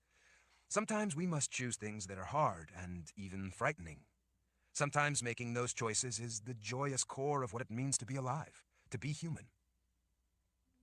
A metal plate immediately started through Regula. When it came out, Richard laid it on top with the others to read it. The dead talk to me. Even here I can hear the dead talking. Even if they didn't want to say things when they were alive, they tell me when they are dead. That must be difficult. Another strip was drawn through Regula. Richard saw that it had 4 symbols inscribed on it.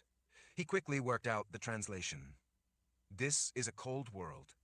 I used to have constellations of souls all around me, all talking to me. But I was sent away. Here, I have no one. I am alone. Richard put a hand back on the machine, feeling empathy for it, for having been buried and forgotten. I understand. I'm so sorry. He said it in a whisper. Some of the internal gears spun at idle, not producing a metal strip. It gave the machine a quiet humming noise that reminded him of the way a cat might purr.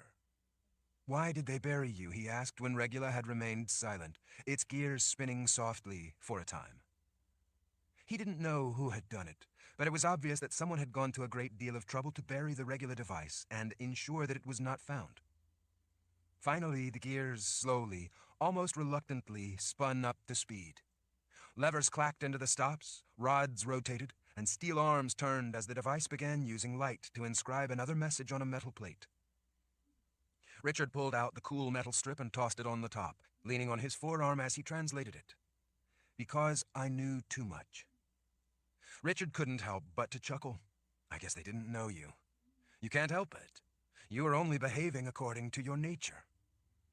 Another metal strip immediately started through and a message burned into it. You understand. No one before has ever understood. You understand because you are the Warheart. The last symbol Richard had seen only once before. He had only just learned its meaning from the Cerulean scrolls. He smiled sadly. You have just done something against your nature. You have acted of free will and told me something that you did not need to say. When the answer came through, Richard puzzled over it. It was not against my nature. It is prophecy, one of them that has been true. Richard nodded. I guess that maybe you're right. Another metal strip ran through and finally dropped out. Richard bent down and picked it up. Why do I exist? He sighed. You are a part of the underworld. You are meant to regulate certain things there, things the dead tell you. You are the keeper of the eternal now. Immediately another metal strip came through. That is my purpose in that world. Prophecy says that I was sent here to fulfill my purpose, but not what that purpose is. What is my purpose here in this world? Richard stared at the metal box that now somehow seemed alive to him. You are the keeper of the eternal now. How can you not know your purpose? The machine hardly paused before inscribing its answer. Because you act on free will. You determine my purpose. It felt like the machine was feeling him out, prodding him to say the right thing. I believe you have answered your own question about what is it like not to know what will happen, not to know all the possibilities. You only have to ask yourself what it is like to be surprised. Maybe you are coming to understand the wizard's rule. As Regula waited, Richard leaned over and rested both hands on the machine. My choice is to help you get back to the world where you belong, before your presence here destroys the world of life. That will help you be where you belong. Your purpose is to help me. The machine sat still and quiet, as if considering or maybe testing his words against some kind of original constraints. The ground suddenly thumped as Regula started up again, snatching a metal strip out of the stack in the bin. Richard peered down through the thick, wavy viewing glass, watching the plate move through the tracks and gears, being pulled along by metal pincers. When Regula was finished inscribing the symbols of the message, it dropped the metal strip into the bin. Richard stared at it for a moment before picking it up and carefully laying it on top of the machine. He stared at what it said, what it confirmed in his mind. The lost are among us. You are their only hope. You are the Warheart. Do what you must. Act according to the wizard's rule. He knew exactly what it meant. He remembered Naja Moon's words written on the cave wall in Stroiza. Before he could say anything, Regula jumped to life again, but this time with an abrupt thud. 4 metal plates were pulled into the machine, one right after the other. The machine rumbled as the strips ran their course through the gears and inner workings. This time, though, it sounded somehow different. When the first dropped into the tray, he saw it steaming. He gingerly tested it with a finger. The metal strip was scalding hot. He knew what that meant. It said, "My children are coming." The second hot metal strip emerged from the machine. He let it cool for a moment before picking it up. "They will devour you all." The third plate said, "Retribution is finally at hand." The last plate plinked down into the tray. Richard plucked the hot strip out of the tray and tossed it on top of Regula. Here they come. He knew exactly what was happening. Emperor Sulachan and Hannesark had taken control of what the Omen machine said. They were using it. They had done it before. When they did, the metal strips always came out hot. This time they were telling him that the invasion of the palace was about to begin. It was their way to announce their arrival, to strike paralyzing fear into their victims. Chapter 53. Richard pressed his hand to the top of the machine in a silent thank you. He turned and hurried to the cramped landing for the spiral stairs where the others waited. Nikki looked up, So, what was that all about? What did it say? I don't know, Richard said, flicking a hand back toward Regula. Nothing much, really. Nothing that made any sense. You know the way it likes to talk in riddles, just more of those same games and nonsense we've gotten from it before. Nikki made a sound to say that she knew what he was talking about. Nathan looked disappointed. Richard rubbed the back of his neck. The pain from the poison was making his head hurt so much it was making him sick to his stomach. Kahlan, watching him, could see how he was feeling. I knew it was a waste of time. Now can we go to the containment field? There was no mistaking by her tone that it was not really a question. He gave in with a weary nod. Of course. I told you we would go there as soon as I checked the machine. It's fine. I'm done. Let's go. Kahlan blinked, apparently having expected an argument of some sort. Well, all right, then. Good. Richard grabbed Nathan's arm and turned the frowning prophet to get him started up the circular stone stairway. He needed to distract them from the Omen machine. Are all the defenses in place? Richard asked Nathan, like I told you we needed in case those unholy half-dead get into the palace? Nathan looked back over his shoulder as Richard prodded him upward. How would they get in? The palace is sealed tight. Well, there are catacombs out there on the plains, remember? That's how I got in before. Jagang managed to launch an attack in that same way. Sulachan is one of the dead, after all, so he would likely be aware of such places. And then there are the walls that are melting. You've made your point, Nathan said, holding up a hand. You go on to the containment field while I check with General Zimmer and make sure that the defenses are in place and ready. If need be, I can always use Wizard's Fire to hold any invaders back. Happy? Yes, thank you. That would ease my mind if you would coordinate it with him. If those unholy half-dead get in here, we are going to be in a lot of trouble. Once I'm done healing you, Nikki said, I'll go help them. If the enemy breaks in, there are plenty of choke points inside where we can keep them contained with the help of fire. Good, Richard said with a firm nod, not believing a word of it. There would be no containing such forces, at least not for long. At the top of the stairs as they went around the empty structural chamber and climbed the ladder up and out of the hole where the floor of the Garden of Life had collapsed, Richard gestured to the prophet. Nathan, you had better get going while we have the chance. Get General Zimmer and his men in place. The rest of us will head for the containment field. Back up on the floor of the Garden of Life, surrounded by the heady fragrance of jasmine that grew in great swaths beside the walkway that wandered down toward them in the heart of the room, Richard paused to look across the remaining grass to the altar. There, on top of the granite slab, where lives were once sacrificed, right where he had left them, sat the 3 boxes of Orden. All of their covers were off. Each sinister-looking box was blacker than black. Each looked like a window through the world of life into the underworld itself. He supposed that in a way that's exactly what they were. The power of Orden could create spectral folds that brought worlds together. Now the world of the dead was coming together with the world of life. Richard glanced up at the glass roof over the Garden of Life. The sun had set and the sky was darkening. Richard couldn't yet see the first stars. It will be night soon, Nikki said. Night is the best time to use the containment field, so we will have that on our side to help us. We can't get there soon enough to satisfy me. Kahlan gestured around the room. The Garden of Life is a containment field. Why can't we do it here? Nikki shook her head, dissuading them from the notion. With the breach in the floor down into the substructure and below that into the room with the Omen machine, we dare not trust that the containment field would still be intact. We know that the Omen machine goes down through the plateau like a deep taproot. That could drain the power protecting the field right into the ground. We simply can't trust it. The consequences of a field breach would be catastrophic. We know that the other one down in that lower library is intact. We need to get down there and use that one.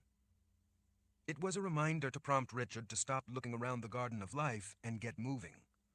Richard needed to take a last look at it all and get it fixed in his mind. He had also wanted to make sure that the boxes of Orden were still where he had left them and that they hadn't been disturbed. Satisfied, he started up the path between the small trees. Outside, the great doors carved with a scene of rolling hills and forests, and then sheathed in gold, General Zimmer and a large contingent of the first file waited to protect him wherever he went in the palace. He was going to need a way around that, and he hoped Nathan would provide the excuse. General Zimmer, Richard said, lifting a hand to get the man's attention as he hurried down the hall. We need to get to the containment field in the lower libraries. Nikki has to heal me there, so we'll be in there all night. While we're doing that, I want Nathan to take you and the men and show you where we need defensive positions set up. The general looked a little confused. If there is any breach, we will defend right there, wherever it is. Richard was shaking his head. Ordinarily, you would be right, but this threat is different. It involves powers we've never had to face before. Richard signaled to the prophet. Nathan will take you and the men down and show you the spots where we hope to be able to contain any intrusion. He will know best where his magic will work, should it be needed. The general, more accustomed to acting alone and in his own way than by elaborate planning, looked back at Nathan, seeming unsure. Richard gestured again. Hurry now, get going. Once you're done, I'd like you and the men to stand guard outside the library with the containment field where we will be. Nathan knows which one it is. General Zimmer clapped a fist to his heart. I will see that it is taken care of, Lord Rawl. With Nathan following closely behind, General Zimmer peeled away as he started down the hall, taking his large contingent of men with him down the nearest staircase. The entire top floor was guarded with a permanent force of the first file, who would remain behind to guard the Garden of Life and the boxes of Warden waiting inside. Richard, with Kahlan at his side, followed Rika down the grand marble staircases on the other side from the one the general and his men had taken. Nikki, Cassia, and Vale followed him down flights of stairs, past landings at several levels. Richard slipped an arm around Colin's waist as they descended the marble steps. He needed to feel her warmth, the life in her. He needed to feel the balance to what churned inside him. At the unexpected embrace, Kahlan looked over at him, not asking anything, not saying anything, simply happy that he had pulled her close to him. She gave him her special smile, the one she gave no one else. Rika knew the way to the library with the containment field better than any of them, so when they reached a lower level, she led them without hesitation through guarded double doors, out of the restricted areas and into the grand halls of the palace. They were immediately greeted by the background murmur of hushed whispers and the scuffing of feet against the ornate stone floors. Being one of the main public hallways through the palace, it was several stories high. There were people everywhere, nervously going about their business, taking care of urgent matters. He could see small groups of people rushing over the bridges that crossed the hallway overhead. Some stopped to look down at the unexpected sight of the Lord Rawl in the palace. It had been quite a while since they had seen him. Everywhere, people noticed the statuesque blonde with the single braid, dressed in red leather, walking out in front, leading the Lord Rawl and the Mother Confessor through his palace. Richard had forgotten what it was like to have eyes constantly watching them. With that unique skill that beautiful women seemed to possess, Rika appeared not to notice anyone looking at her, and yet was acutely aware of all the eyes on her. From a side hall, Naida arrived to join them. She glanced over to Richard, Kahlan, and those following. She noticed immediately that Rika marched with purpose, her eyes ahead, and fell in beside her. Rika and Naida almost looked as if they could have been sisters. With 4 Mord Sith escorting them, surrounding Richard, Kahlan, and Nikki in a wall of red leather, they were drawing even more attention. Mord Sith never went anywhere unnoticed. Even if people didn't look directly at them, most people seemed to have a sixth sense that enabled them to know where the Mord Sith were, and, casually, without looking at the women in red leather, to move away and give them ample distance. The People's Palace was so sprawling that it took quite some time to get from one end to the other. Richard was glad when Rika turned them into a private corridor and then down service stairs that would cut the distance they needed to travel through the palace. They finally reached the proper hallway where there were several libraries, most with glassed doors, including the one with the containment field. Here we are, Rika said as she stopped and gestured. At last, Kahlan said with obvious relief. I never thought we would get here. Just before entering through the double doors with squares of opaque glass, Richard came to a stop. He snapped his fingers. I forgot, I have to do something a minute. It will be quick. Nikki frowned. What are you talking about? Colin's frown was more serious. Richard, you need to get in here right now and let Nikki get that poison out of you. Richard was nodding reassuringly as she spoke. I know. This will only take a minute. Wait here, I'll be right back. You can do it after. No, I just need to do this first. It will be quick. I'll explain in a couple minutes when I'm back. I will be right back. Kahlan looked into the dark room and then back to him. Richard, I don't think... Get the lamps lit and get the place set up, he said, gesturing into the room. Hurry. Before Nikki could take his arm, he stepped away and seized Cassia's instead. I'll take Cassia with me, all right? Will that ease your mind? He started moving down the hall, still holding Cassia's arm, ushering her along with him. He waved assurance back at the confused faces of Kahlan and Nikki and the scowls of the other three Mord Sith. Kahlan lifted her hand in confusion. "Richard, go in and wait for me." He gestured for her to go into the library. "I'll be right back." As soon as he turned a corner in the hall so that he was out of their sight, he started running. Cassia ran at his side. "Lord Roll, what's going on? Where are we going?" Richard pointedly didn't answer her. He caught the round cap of a newel post in one hand to help swing himself around as he caught Cassia's arm with his other hand to pull her along with him and down the stairs. His mind raced as fast as his feet as he oriented himself in a mental map of the palace, making sure of each intersection and turn he made so that he wouldn't get stuck in a dead end with a shield and have to waste time backtracking. He took several unconventional routes, simply to skirt one place that he knew was shielded and a public corridor so that he wouldn't be seen by anyone. "Lord Roll, what are we doing? Where are you going?" Richard slid to a stop as a shield he hadn't realized would be in that particular hallway lit the air red right across the hallway. He would have to go back and take a different route. "Lord Roll." He turned to face Cassia, still holding her by the arm. "I'm going someplace dangerous. I have to do something crazy. I need help. Are you with me? Are you willing to risk your life helping me?" Cassia blinked at the question, then lifted Kara's Agil from where it hung on the chain at her neck, showing it to him. "Of course, Lord Roll. Like Kara, I would lay down my life for you. I'm trying to save all of our lives. I have to do this. It's the only way, our only chance." Cassia's face screwed up with a puzzled frown. "Do what?" Richard turned her and gave her a shove, starting her running back up the hall with him. He took the next intersection, flinging open the door into the Lord Rawl's private corridor off the service area. There would be less chance of being spotted in there. He was relieved to see which corridor it was. He remembered the small painting of a statue on a hillside of wildflowers. It was a corridor that would take them where they needed to go. "Stay with me," he said as he hurried down the hallway. "There is no time to lose." "Lord Rawl, what's wrong?" "Sulachan and the half-people are going to break in soon and start killing people. We have to get back in time to stop them before it's too late and everyone is slaughtered." "Lord Rawl," she protested as she ran behind him, "what are you going to do? Why couldn't you tell the others? Why would you leave the Mother Confessor without telling her?" He stopped and turned back a moment, catching his breath. "That horde of half-people spread out across the Azrith plain are going to get in here at any moment. If I don't do this, they will kill everyone in here. The Twilight Count is nearly done. Time is running out. If I don't do this, everyone is going to die." "So why couldn't you tell her that and tell her what you intend to do? And what is it you intend? Even if I succeed in saving the world of life, I will likely die doing it. I couldn't tell her that. If by some chance I live, then I'll have to apologize to her. But I couldn't tell her I'm running off to do something that is likely to get me killed, no matter if I succeed or not. This is about everyone, not just the people here." Cassia smiled a crooked grin. "Lord Rawl, she knows your heart. Whatever it is you have to do, she would understand." "Not this," he said as he started down the corridor again, heading for the stairs.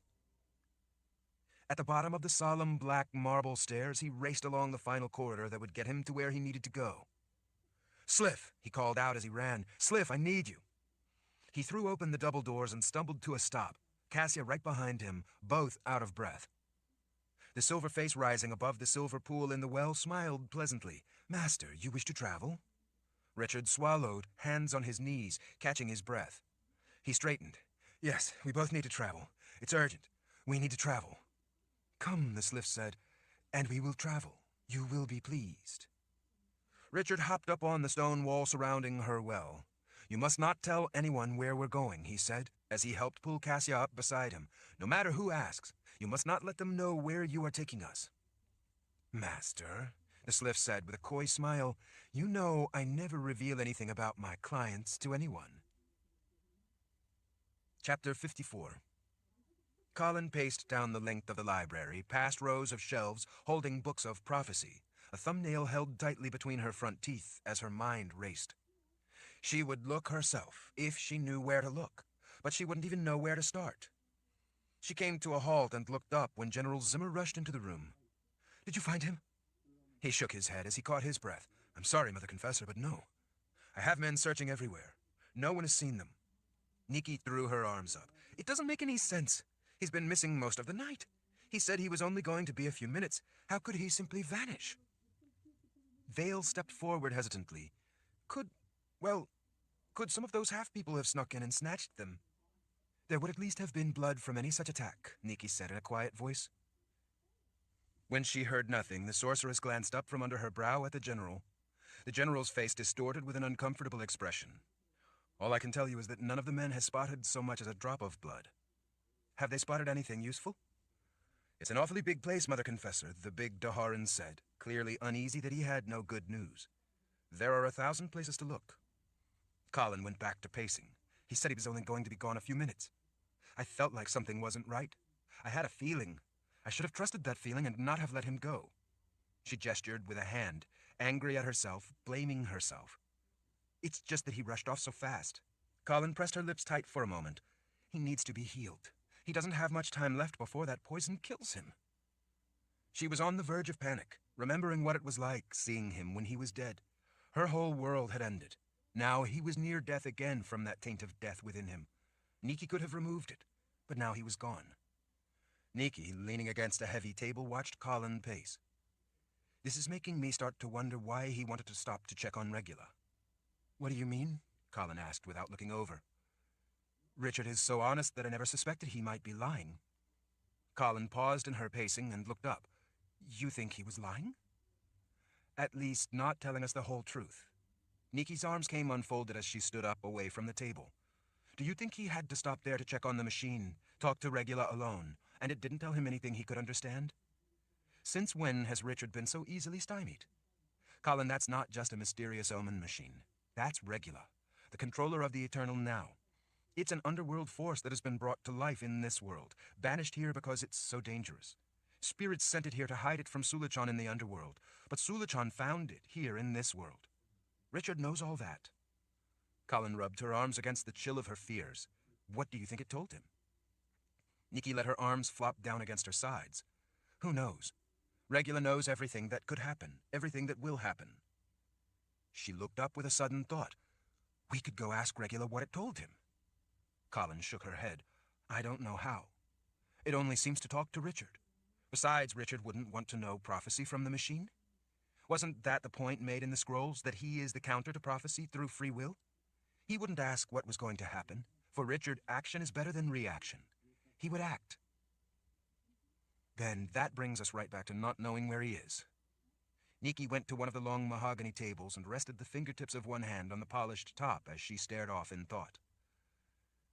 Did he give any indication, anything at all that might suggest where he was going? General Zimmer asked. Some kind of hint. It might not have seemed important at the time, but maybe he said something to indicate where he was going.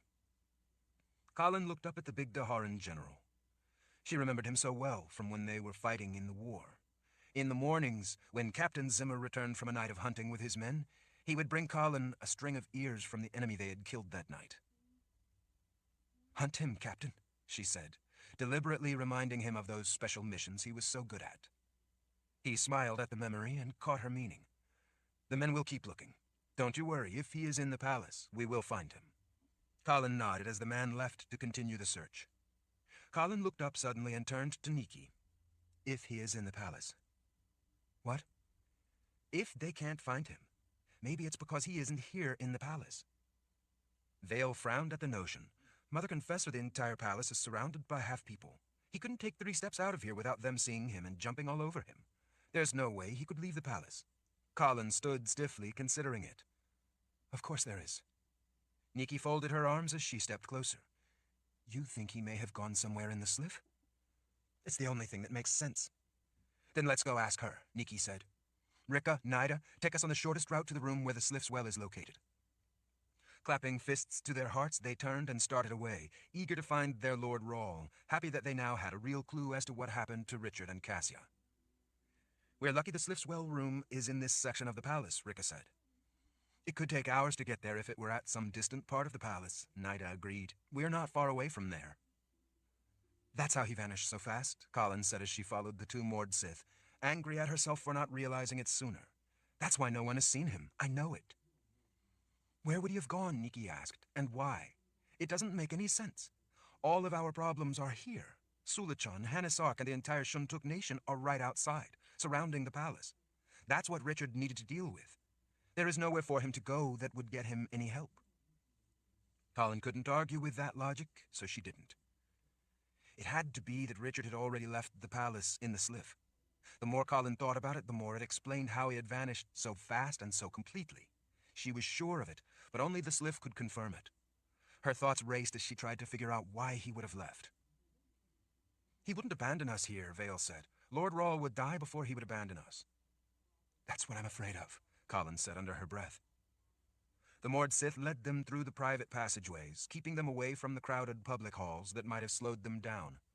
With the palace under siege, people were frightened and could become a problem, so it was better to stay out of the public areas if possible. Everywhere they went, soldiers of the first file, all with weapons to hand, were searching, going into every room off every passageway. When she looked into libraries along the way, Kahlan saw soldiers searching between the rows of shelves, looking for the missing Lord Rawle. Kahlan knew now that they would not find him. When they reached it, she saw that the door to the Sliff's room was ajar. Kahlan pushed it back, letting it swing in. A lamp hanging from a bracket on the wall was lit. With Nikki beside her and the 3 Mord Sith behind her, Kahlan stepped into the room. The Sliff, apparently hearing them coming, rose up in a lump from the well. The mound of liquid silver formed into a smiling face. You wish to travel? Maybe, Kahlan said. The reflective gaze turned to Rika and Naya. I know that you two can't travel. You don't have the required properties. Kahlan glanced over at Nikki. That's why he's a Cassio. He knows she has what is needed to travel. But why? Nikki whispered back. Kahlan stepped closer to the Sliff. We need to know where your master went. The Sliff smiled politely. I am sorry, but I do not discuss my clients with anyone. I'm his wife, Kahlan said. The Sliff only stared back. This is a matter of life and death. Richard, your master has a sickness and he needs to be cured. I told you all before that he has death in him. That's right, and it is getting stronger all the time. If we don't take him to where we can get that poison out of him, he's going to die. You don't want that to happen, do you? You don't want your master to die. The silver smile faded a little. I am sorry, but I cannot help you.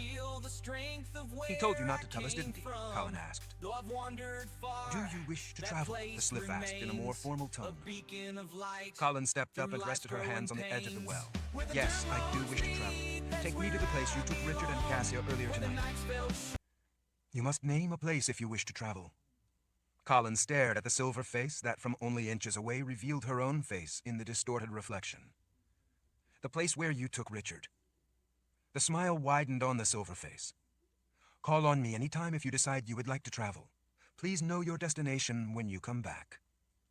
With that, the silver face that was the Sliff melted back down into the quicksilver pool. Kahlan and Nikki shared a look. I guess now we know that Richard took the Sliff out of the palace. It would seem so, Nikki agreed.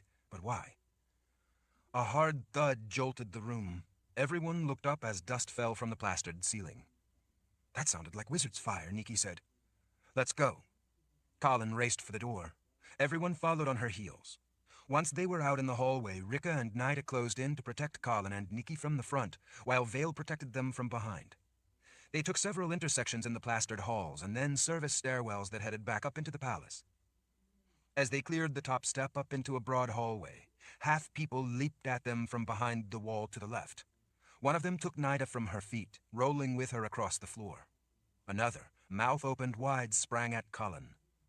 Before he even got close, a sword swept around and took off the head of the half-naked half-person. It was General Zimmer who had acted just in time to protect her. The head bounced heavily on the floor, leaving a trail of blood as it rolled away. Another soldier stabbed the man grappling with Nida. Soldiers raced down the stairs and quickly cut down the dozen or so half-people in the hallway. Sorry, Mother Confessor. General Zimmer wiped blood off his forehead with the back of his wrist. I tried to stop them before they got that close, but there were a lot of them. Nida pushed the dead half-person off her and sprang up, furious that she had been blindsided. What's going on? Kahlan asked. General Zimmer pointed with his sword. They created a breach of some sort down in the area of the crypts, down where the walls were melting. I wasn't there at the time, so I didn't see it. The men said they were trying to keep the enemy from getting out of the area where we have them contained. Apparently more of them managed to get in somewhere else and come up behind my men. It was a bloody battle, but they managed to fall back to a secondary defensive zone. Nathan was using wizard's fire to help keep them from breaking through and flooding into the palace. "Show me the way," Nikki said. "I need to go help him."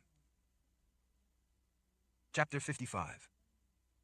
"Richard, what are you doing here?" Chase asked. The big man rubbed sleep from his eyes with one hand and used his other for leverage against his knee as he stood.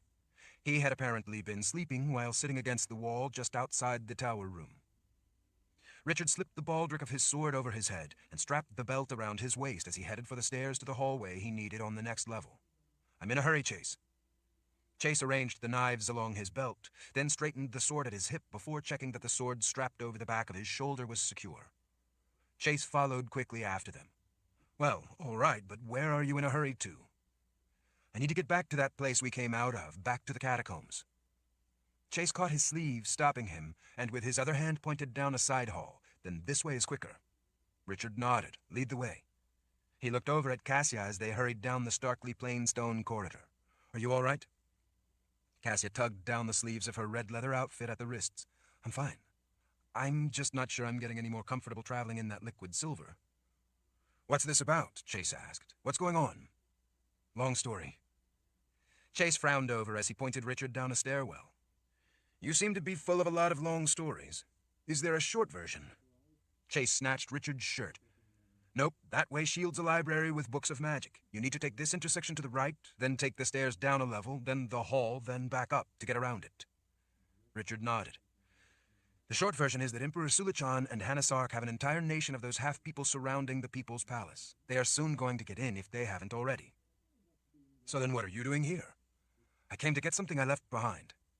"You mean your sword, so you can fight?" "Yes, that too." "What did you leave behind in the catacombs?" "You wouldn't believe me if I told you." Chase pointed. "That one. Take that hall. The big chamber is just beyond. So, try me. Why wouldn't I believe?" Just as he had said, they soon found themselves in the massive room with the entrance to the catacombs. Torches in brackets down each side lit the area well enough. Richard headed for the entrance to the lower world. "If you want, you can come with us and see for yourself." "Good. You might need my sword too." "Your sword won't be of any help where we're going." Cassia glanced over at Chase with a long-suffering look. "Don't feel bad. He hasn't told me either. He said it isn't good to know how you might die." "Ah," the big man said. "At least he has a good reason." "I haven't told either of you because, in the first place, I wouldn't know how, and in the second place, I'm not even sure I can do this."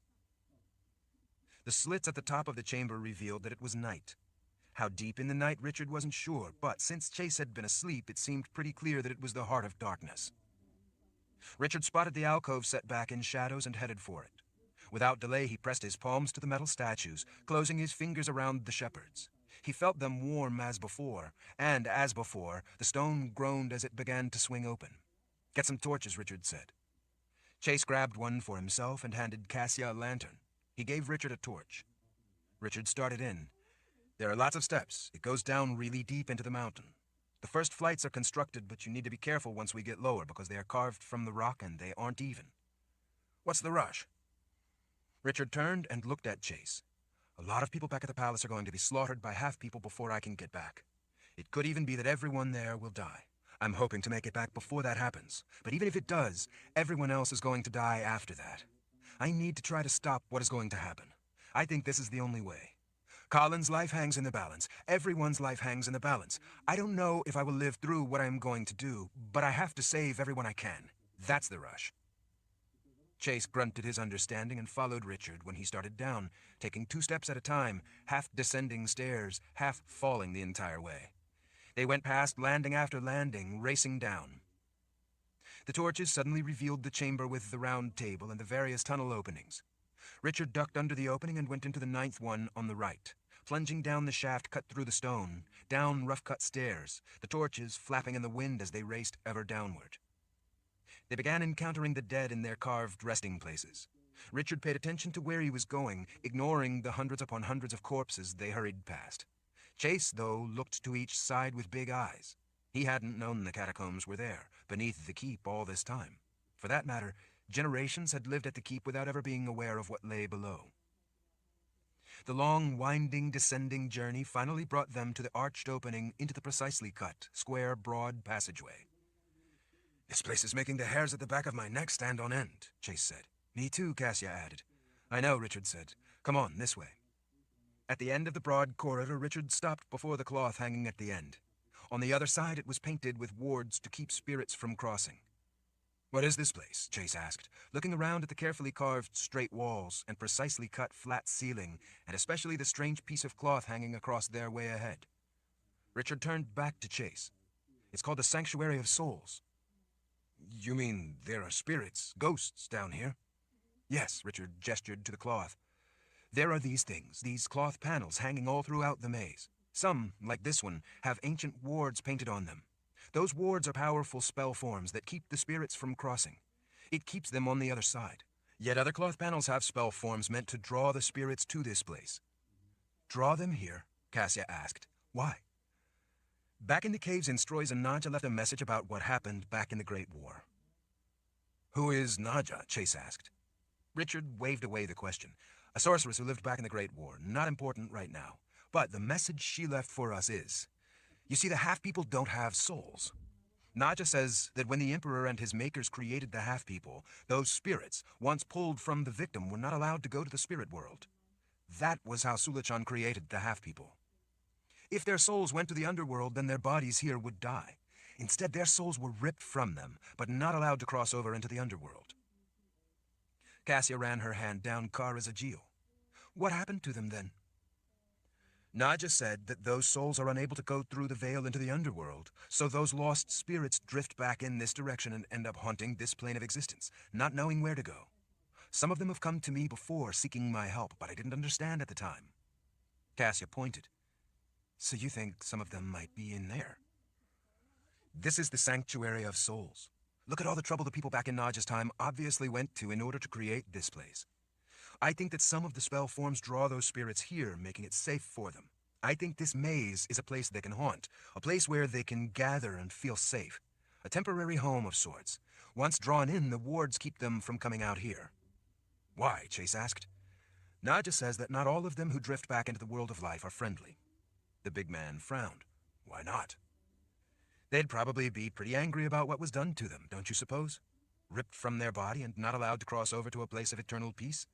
Forced to wander between worlds, always torn from the grace, kept out of reach. Chase reached back and scratched his neck. It's making my skin crawl just thinking about it. Lord Rawld, that still doesn't answer what we're doing here. Richard gave Cassia a long look. I am the bringer of death. I've been in the world of the dead. I've been dead. The dead recognize me as one of them. Well, she drawled, all right, but I don't see...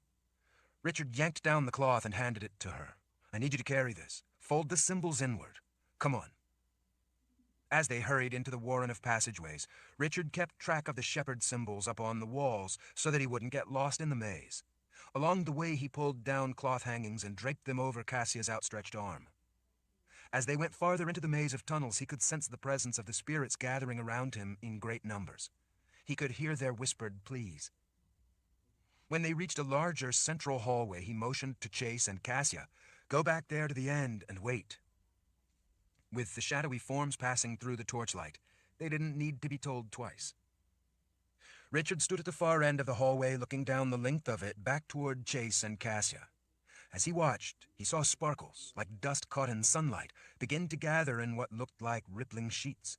As more and more of them came together, creating swirling shapes that formed and moved together the way great flocks of birds did, he could sense the thousands of spirits present, come to someone they recognized as one of their own, but different.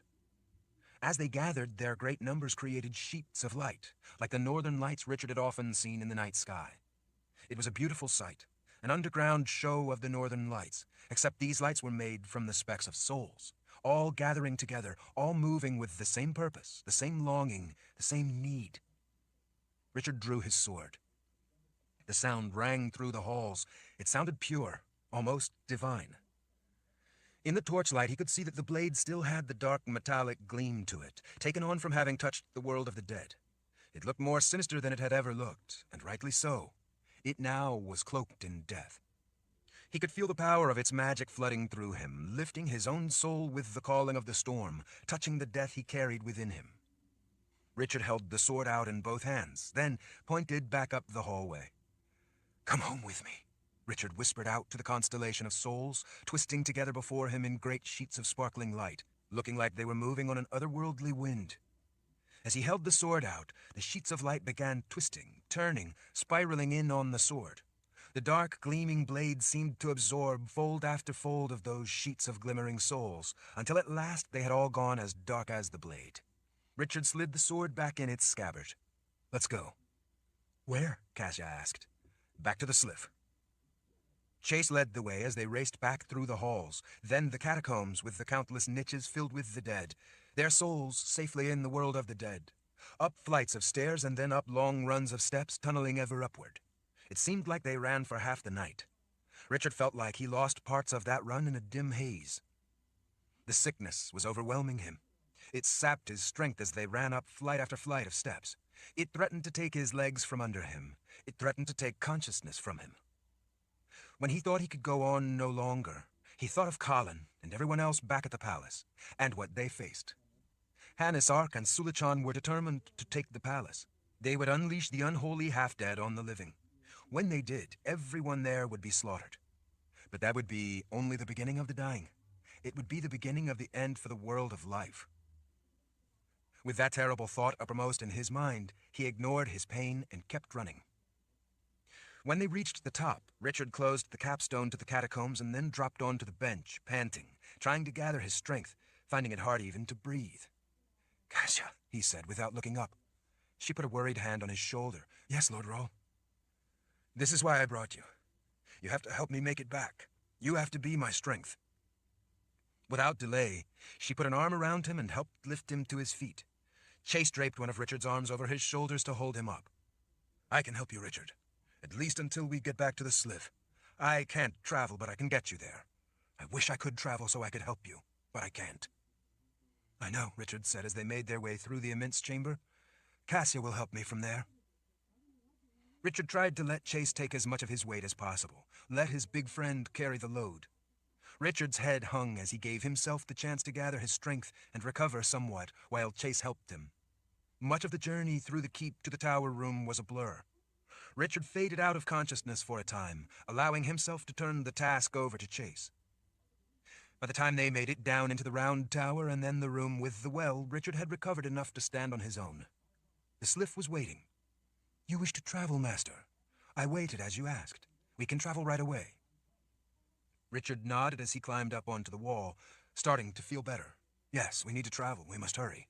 Cassia reached up so he could help pull her up onto the wall. "Master, you cannot take that object of magic. I told you before you must not take it." Richard hoisted Cassia up as he addressed the Sliff.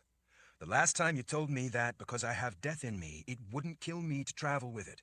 You said it would drain some of my life force, letting the sickness of death grow stronger. You didn't say I couldn't take it." The silver face took on a look of concern. "That is true, but you have little life left to give over this time while traveling. Do I have enough to make it back alive?" A reluctant silver hand extended up out of the pool to caress his face and test that inner poison. "You have enough life left to make it back to the palace, but you will be nearly dead. Death will have grown strong in you. You will have hardly any time before you die." "Perfect. Let's go." He slipped an arm around Cassia's waist. "Ready? We need to get back. I'm going to need you to help me once we get there." "Of course, Lord Rawl." Richard reached out and brushed a tear from her cheek. "Don't cry for me while I'm still alive. Wait until I'm dead, will you please?" That made her laugh just a little. "Chase, thank you." Chase nodded as Richard, with his arm around Cassia's waist, stepped off the wall into the quicksilver waters of the Sliff and inhaled her into his lungs. Chapter 56. Breathe. Richard expelled the silver fluid and gasped a breath of cold air. It stung deep down inside like 1,000 needles. With a great effort, he threw his arms over the stone wall of the well. He hung on to the edge, resting, trying to recover. He ached everywhere. He knew that the Sliff had been right. What he had done had drained away much of his remaining life force. Death was spreading through him, rotting him from inside. Cassia was already out. She grunted with the effort of helping to pull his dead weight up and over the wall. Richard helped as much as he could. Once out, he collapsed to the floor, panting, recovering his strength, hoping he still had enough to stand. Cassia sat beside him on the floor, panting, recovering her own breath and strength. After a few moments, he was finally able to stand. "Do you wish me to wait for you, Master?" Richard looked back at the slith. "Until this is over, one way or another, I would appreciate it. I may need to at least get Kahlan out of the palace." He didn't know what good that would really do. It wasn't only the palace that was in danger. It was the entire world of life. There was nowhere to run, nowhere to hide. Hanasark and Emperor Sulichan would see to that. Once up on wobbly legs, Richard put his hand over the hilt of his sword, making sure that it was still there with him. "We need to get to the Garden of Life." "I'll help you, Lord Rahl. Let's go." Richard shook his head. "I'm all right for the moment. I can walk." He wasn't, of course, but he thought he had enough strength for a little while longer. It would be considerably faster if he could make it on his own 2 feet. As soon as they went out into the hallway, Richard knew that something was wrong. For one thing, the hallway was empty. For another, he smelled smoke. "Check all the halls before we go down any of them to make sure they're clear," he told Cassia. "We don't want to have to worry about being chased." Together they moved quickly but quietly through the deserted service halls. At each intersection, Cassia peeked around to check that it was clear. When they reached a set of double doors with a simple geometric design carved into them, Cassia put an ear to the door, listening. She straightened in a rush. "I hear screaming."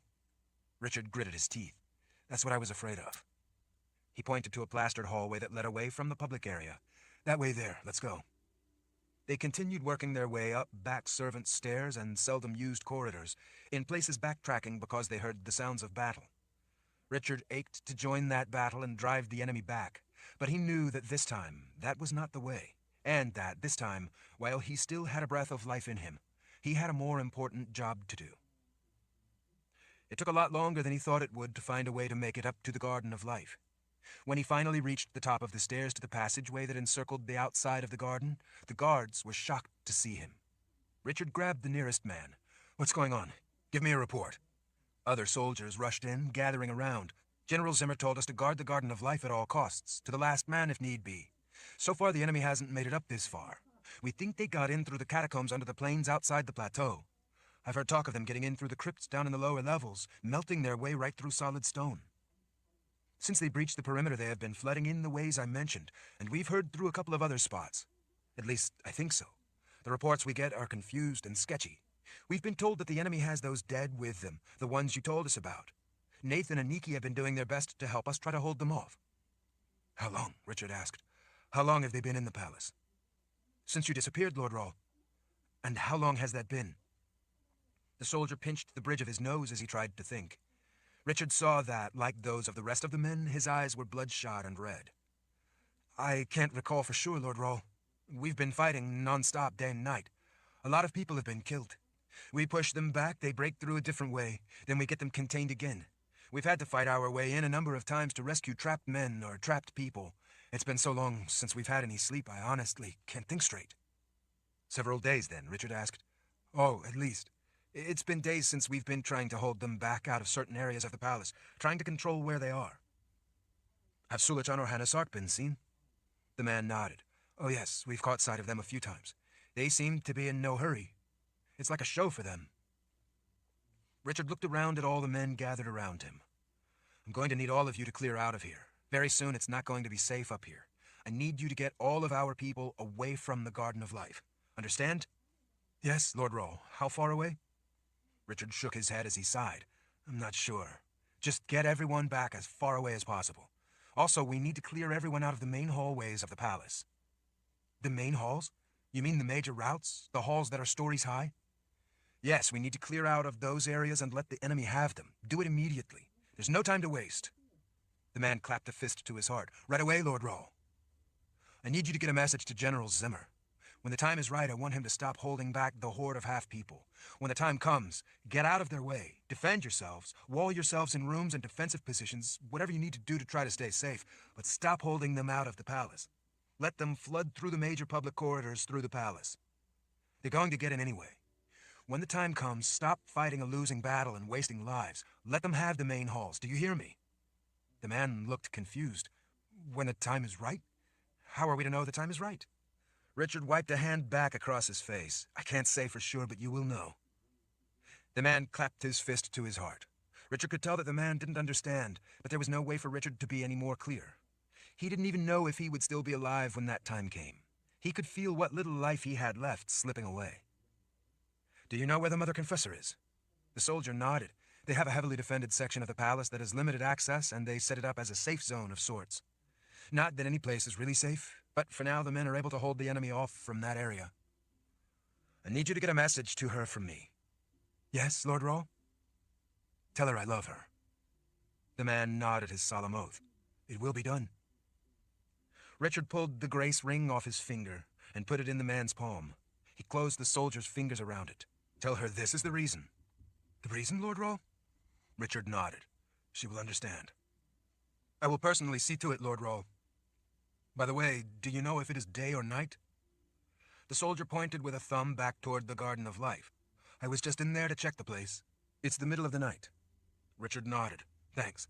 Now, I need all of you to clear out of here. Get everyone away from the Garden of Life. Sulichan and Hanasark will come to claim it at any moment. There is nothing up here to defend that is worth your lives.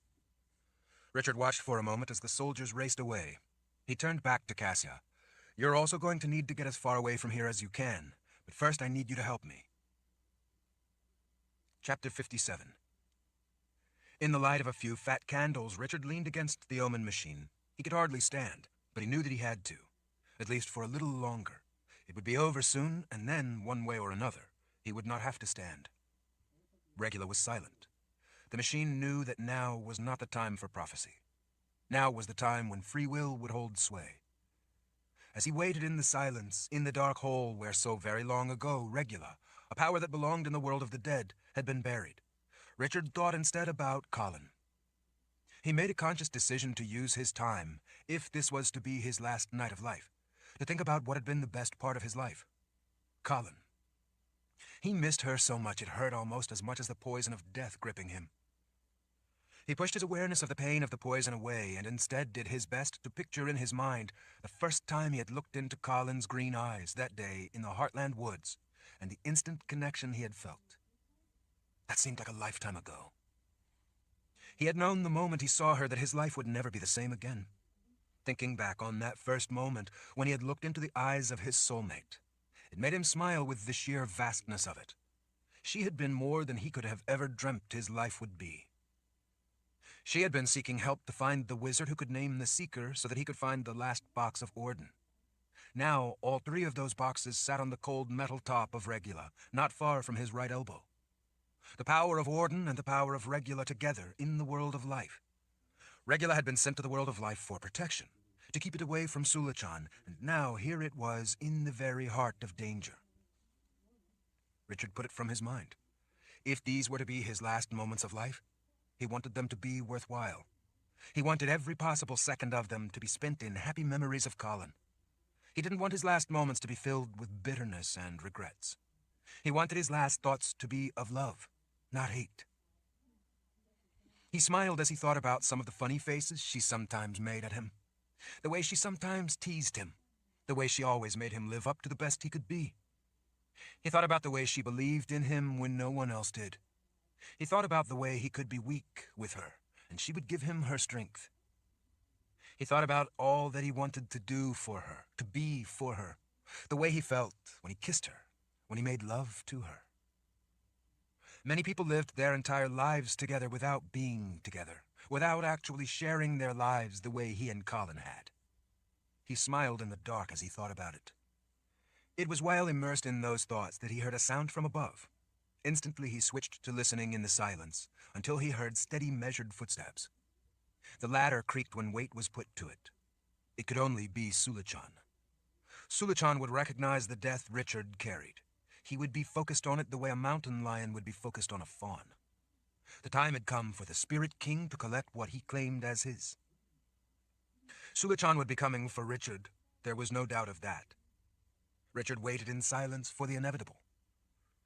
He saw the shadow flow down and over the stone wedges of the circular stairs as the Spirit King descended into Regula's room. He would at last have what he wanted, Richard and Regula.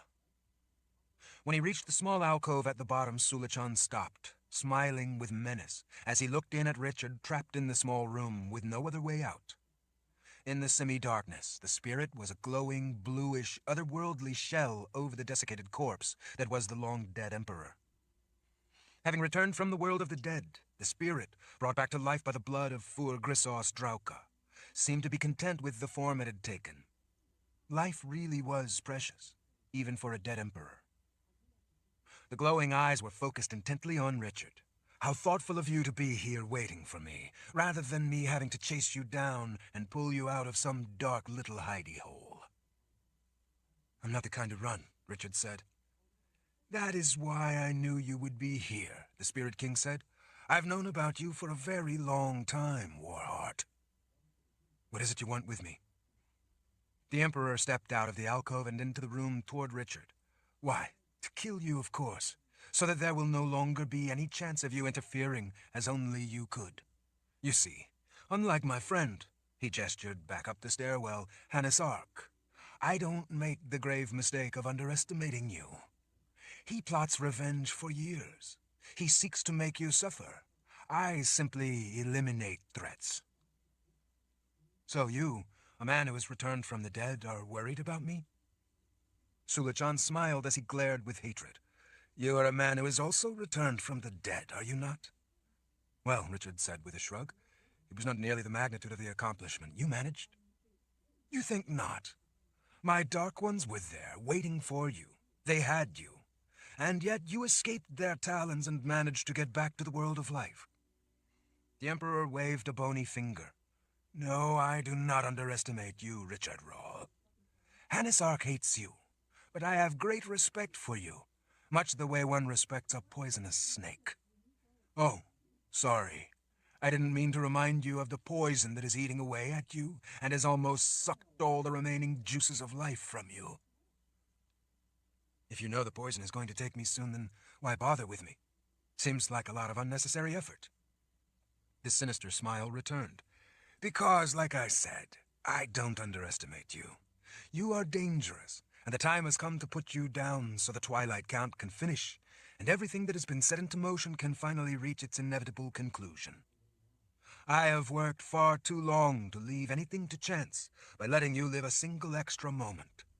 I don't need you to witness the fruition of my plans, as Hannes Ark would want. I simply need to eliminate you. As Sulichan made his way toward Regula, Richard casually moved away, staying out of his reach. On his way, by the candles, he pulled off a small blob of soft, warm candle wax, playing with it in his fingers as he kept an eye on the Spirit King. As Sulichan went to the omen machine, Richard casually circled around toward the opening at the alcove to the stairwell. Thinking of running away after all? Sulichan asked, his back to Richard as he gazed at the boxes of Orden. Richard reached up and gave a tug on the small string dangling down. As he pulled it taut, untying the knot, the cloth with the wards on it was released, unfurling to drop down and cover the doorway. No, I'm not going anywhere, Richard said, and neither are you. Intrigued by Richard's casual tone of voice, Sulichan turned with a frown. But when he saw the cloth behind Richard, his expression turned from startled to venomous. What do you think you are doing?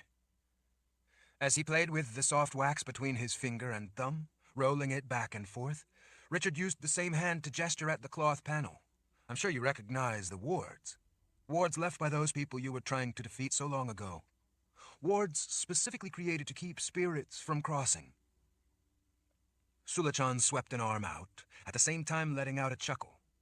Why would I need to worry about such things?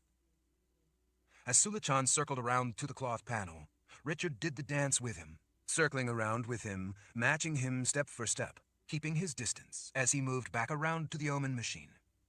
Sulichan, glaring at the wards, at first moved toward the cloth hanging like a bull charging a flag, lifting a hand out as if he intended to swipe the cloth aside or rip it down. But as his hand reached out, it paused before he could touch the cloth. He snatched back the hand and instead backed up a step. He spun around to Richard. You may be smart and you may be dangerous, but this time you have done something useless. He lashed a hand out toward the cloth. I am confused as to why you would bother with such trivialities as this. He straightened, gathering his composure. But it doesn't matter because I am here to end it. Me too. You see, the wards on that cloth are meant to make sure you can't leave. I want to make sure that you don't run. Richard showed the Emperor an insincere smile. I wouldn't want to have to chase you down and pull you out of some dark little hidey hole. Sulichan glared, but made no argument that he could leave if he wanted to. They both knew that he couldn't. At least, not as long as that cloth with the ancient wards barred the door. Richard turned and laid his hands on Regula.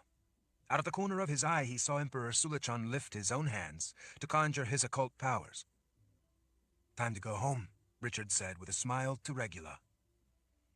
At that, he stuffed the plugs of soft wax into his ears, jammed them both in hard with his thumbs, then swiftly pulled the baldric of his sword off over his head and laid the sword, still in its gleaming scabbard engraved with ancient symbols keyed to the power, across the top of the 3 black-as-death boxes of Orden. Sulichan's occult power was making the room shudder. Dust came down in little streams from the ceiling. Richard felt that power clawing at him, trying to pull him apart. Before it was too late, Richard drew a deep breath as he tilted his head back. His turn. With all his might, all his strength, Richard let out a powerful scream, releasing the call of death from deep down inside. With the mighty force of his gift lurking below the poison he had layered over the top of it all the way down in the core of his being, he pushed that poisonous call of death out with all his might. In his own head, because of the wax plugs, he heard only dead silence. But he knew that the scream of death was filling the room. He unleashed the fury of his gift, along with the anger of the sword, from deep in the core of his being, at last giving it the liberty it needed to drive the call of death upward and out. Sulichan pressed the palms of his hands against his ears. Arms stiff, Richard fisted his hands as he screamed.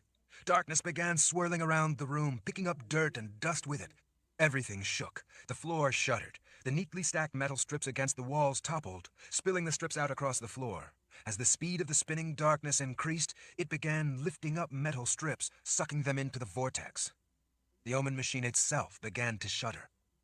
The 3 boxes of Orden atop the Omen machine and beneath his sword slammed together into one and exploded with sudden, blinding light erupting from the pit of darkness that was the world of the dead within Regula. The light shot upward, blowing the ceiling open, carrying blocks of stone up and outward.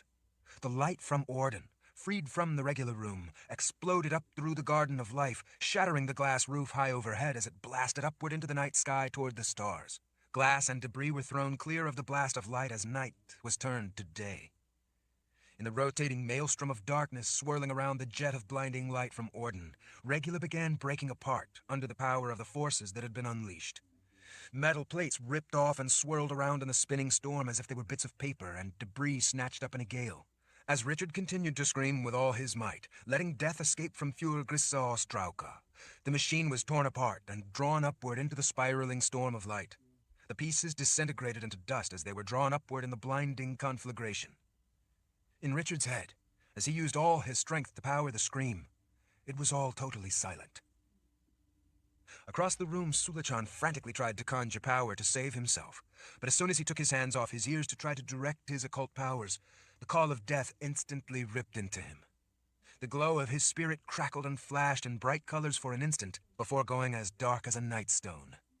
At the same time, his worldly body imploded inward, and then came apart in tattered bits that themselves came apart, crumbling to dust as it was all sucked into the whirl of blinding light at the center of the swirling darkness of the void between worlds.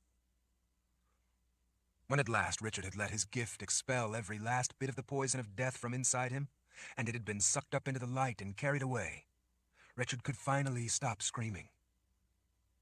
He collapsed to his knees, getting his breath, hardly believing that he had actually done it. As he recovered, he pulled the wax plugs from his ears. They had protected him from hearing death's call while he expelled it. For the first time in ages, he no longer felt the weight of the poison inside him. He was finally free of it. He looked over at the collapsed hole where Regula had been. There was nothing left of it. Not so much as a scrap of metal remained.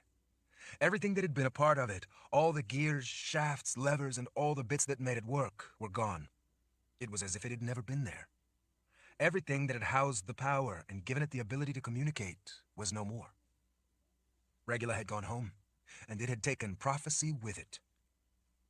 He felt a twinge of happiness for Regula, going home to where it belonged among the expanse of souls spread out like a field of stars on the darkest night. It would be where it could no longer harm the world of life, or even influence it. Richard had done it. He had ended prophecy. The boxes of Orden, too, were gone, finally completing their cycle begun so long ago when the Sword of Truth had been forged as the key to using the power. With Regula gone from the world of life, with prophecy ended, with the cycle of Orden finally ended, the spectral fold was closed. The breach between worlds was at last sealed. Richard saw his sword on the ground beside him, the scabbard gleaming as brightly as ever.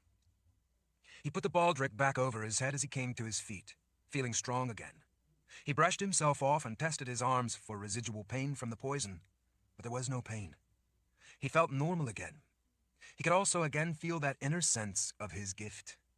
He had missed it. The long ordeal with the poison from the hedge maid was finally ended. Prophecy was ended. But when he heard the distant howls, he remembered that his work was far from done. He had to do something to stop what was happening if he could. He raced up the circular staircase to the level above the room where Regula had been banished for so long, but that level had been blown apart. He had to make his way carefully around the edge to get over to the side of the room with the short flight of stairs to the landing where the ladder should have been. He cast about and found the ladder under rubble and managed to pull it out. A few rungs were broken, but it was still usable. He stood it on the landing and leaned it up against floor of the Garden of Life. Richard scrambled up and, once on top, quickly surveyed the destruction. Giant blocks of stone had been upended. Dirt and rubble lay everywhere. The glass roof had an enormous hole blasted through the structure. Richard started running up the path toward the double doors to get out to where the howls and screams were coming from. As he raced up the path between the trees, a Mord Sith in red leather stepped out from the side, blocking his way. Richard skidded to a halt. It was Vika, the Mord Sith he had encountered once before when he had been a captive of Hanisark. Vika's steely blue eyes seemed to be examining his soul for every nuance of strength, weakness, and character, an idiosyncratic, piercing scrutiny unique to Mord Sith. Richard stared at her, trying to decide what to do. There were few people as lethal as a Mord Sith.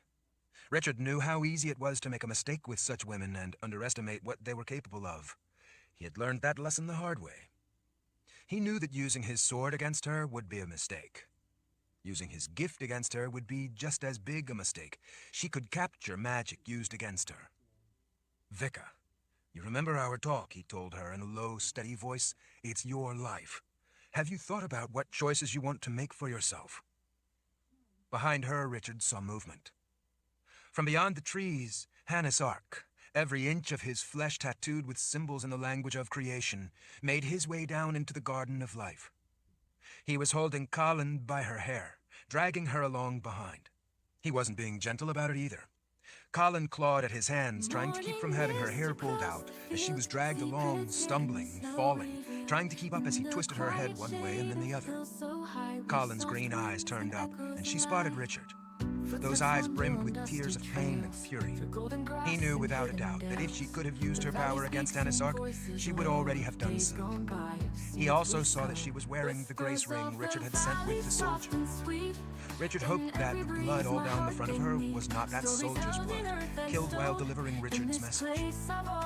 Richard started toward her. Vika strode purposefully out right in front of him, and with no warning rammed her Aegil into his gut.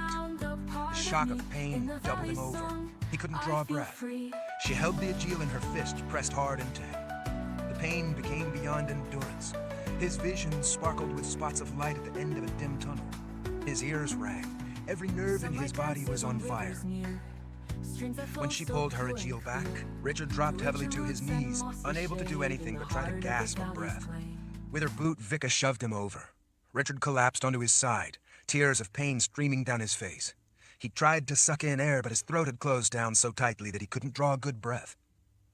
Vika went to a knee so that she could bend close, put her face close, so that he could see just how angry she was. If you know what's good for you, she growled intimately through gritted teeth, you will stay down. Do you understand? She slammed her Aegil into his middle again and twisted it just to make her point, her teeth on edge the whole time. I asked you a question. Do you understand? He nodded as best he could, unable to look at her. Richard felt like his bulging eyes might burst out of his head. He struggled to draw a breath as she rose up and towered over him. All he could see were her boots right in front of him. He held his arms crossed over his middle. "Leave him alone!" Kahlan screamed. Hanasark twisted his hand, bending her head back, making her cry out in pain. Richard could see how much it was hurting her, but he was in no condition to do anything about it. Hanasark finally tossed Kahlan to the ground, where she tumbled and rolled to a stop not far to the side of Richard. Hanasark, glaring with his red eyes, lifted an arm toward Kahlan, his palm held up. Kahlan put her hands to her throat, gasping in agony at whatever kind of occult power he was using to hurt her.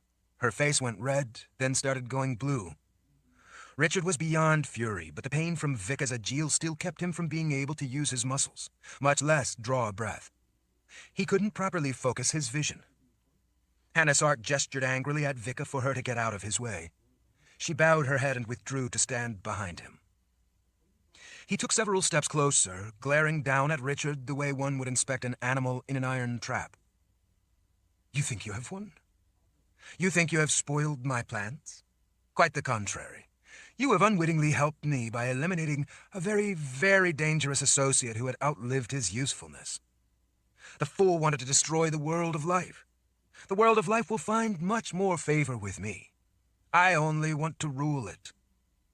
Now that you have sent that lunatic spirit back to the world of the dead, the Shuntuk will soon have subdued the palace, and I will finally be able to kill the Lord Rawl, and in his own fallen palace, no less." Hanasark took a step forward as he lifted his hands out to Kahlan and Richard, one to each of them. Vika walked up behind the man, and without a word pressed her agil to the base of his skull. Hanasark's arms lifted, shaking and trembling with the agony of what Vika was doing to him. She showed no expression or mercy as she held her agil against him. Spittle flew from his mouth as he shook violently. And then, all the tattoos on him began to smoke. The lines of each tattoo covering his head turned red-hot, like coals in a fire. The flesh bubbled and sizzled, smoke rising from his skin as the symbols all over him continued to burn down into his flesh. The skin on his cheekbones detached along the lines of one of the symbols and flopped down, exposing burned and bloody bone. Still, Vika stood emotionless behind him, holding her agil to the base of his skull. As the lines of the tattoos all over his skin burned, the smell of it was gagging. Blood frothed at Hanasark's mouth. His eyes bled. Blood ran out of his ears. The man's legs suddenly twisted unnaturally and he went down in a heap. Smoke rolled up from his burning flesh. There was no need to check that he was dead. The man was dead, and his spirit probably already in the underworld, being swarmed by Sulachan's dark demons, taking his soul down into the darkness of eternity. Vika ran forward and crouched down, helping Richard get back up onto his knees. His hands trembled as he tried to get control of his movements. Before he could even get to his feet, Kahlan flung her arms around his neck, crying with joy to see him alive, holding his head to her. His arms finally able to move as he wanted, he hugged her for what seemed ages, but not long enough. Finally, as she separated and wiped the tears from her face, Richard stood. Vika stepped closer to him. "I made my choice, Lord Rawl. I chose you." "Then why use your agil on me?" "Because I knew that you wouldn't have stood a chance against his occult powers if you tried to fight him like that. I knew he would kill you if I didn't find a way to make sure he was distracted enough so that I could take him out. So I needed to put you down and to have you stay down. He never let me come up behind him like that. He knew what a Mord Sith was capable of. He was a very careful man about potential threats like that. So, you used your agil on me to throw some raw meat in front of him and distract him." Looking solemn, she nodded once and kept her head bowed. "Yes, Lord Rawl." Vika went to her knees before him and held out her agil in upturned palms. "We all learned during our training that should we ever use our power on the Lord Rawl like that, it is automatically punishable by death. I chose to do it anyway to save your life and the life of the Mother Confessor. That was my choice, for my life." She swallowed without looking up at him. "I ask only that you make it quick, so that I do not suffer. I don't wish to suffer. I have suffered enough." Richard knelt down in front of her. Her head was bowed and she wouldn't look up at him, fearing the worst. Richard put his hand over both of hers, holding out the agil, and lowered them. Then, With a finger, he lifted her chin. Looking into her wet blue eyes, he kissed a finger and then pressed that finger on her forehead. That is your punishment. Vika frowned, tears starting to run down her cheeks. Lord Rahl, I don't understand. I used my Agil on you. That is a mandatory death sentence. I just did something to you worse than death. Her brow twitched. What have you done? If you don't behave, I will tell all the other Mord Sith that I kissed you. You will never hear the end of it as long as you live. He showed her a smile then, a smile that showed her how proud he was of her for making a choice for herself, a choice for life. Kahlan put an arm around Vika's shoulders and helped her up. I have to tell you, I'm proud of you too. But you certainly had me fooled there for a while. I thought we were going to die right then and there. Vika nodded with a genuine smile. I decided long ago after Lord Rahl talked to me in the cave prison. I knew, though, that I needed to do more than simply run away. No one runs away from Hanasark. He will find you and then take out his revenge for your betrayal. I knew that the only way to save myself and the only way to save others would be to kill him. I had to wait for my chance. He was a pig, but I had to wait for the right time. Today was that time. Kahlan gave the woman's arm a squeeze of empathy. Then she looked back in the direction of the screaming in the distance. Richard, the half-people. I know, he said as he took her hand. Come on. Chapter 58. What are we going to do? Kahlan asked as she ran beside him. Vika raced along close behind. As they burst through the gold-sheathed double doors, Richard immediately took the hallway to the left. It was the shortest route to where he needed to go. After racing down one short flight of stairs, they took a long corridor lined with white marble. The floor was a complex wave pattern of a variety of stones, and quite slippery, so they had to slow a bit. At the end, Richard burst out of the double doors onto a balcony above the central hallway. He immediately raced to an arched bridge high over the walkway below. He skidded to a stop near the center. Since it was the middle of the night, the skylights were dark. That meant that the hallway, lit by scores of reflector lamps, was dimly lit. Even in the poor light that the reflector lamps provided to the grand hall, he could see that down on the floor below them it was mass chaos. Half-people were everywhere, outnumbering the people and the soldiers many times over. There were dead bodies sprawled all over the place. Almost all of the dead were half-people, but some weren't. Some were people from the palace who had been caught and taken down. Half-people crowded around a body, squatting down to feed on it. Blood was splattered and smeared over the marble walls and columns. Richard saw barefoot half-people slip and fall on the bloody marble floor. Richard didn't have time to assess the situation. He simply needed to put a stop to it. He drew his sword. The blade came out with the metallic ring that was unique to the Sword of Truth. Richard by now had come to think of that sound as reassuring. It also came out with that same dark metallic gleam from having touched death. With the fighting and panic below, no one noticed the sound or the sight of the sword up on the dark balcony. Richard pointed the blade out over the edge of the marble balustrade. There are your worldly forms, he said. Go to them. Return to those you were torn from, if you can. Some of you will have to go a great distance to find the one to whom you belong.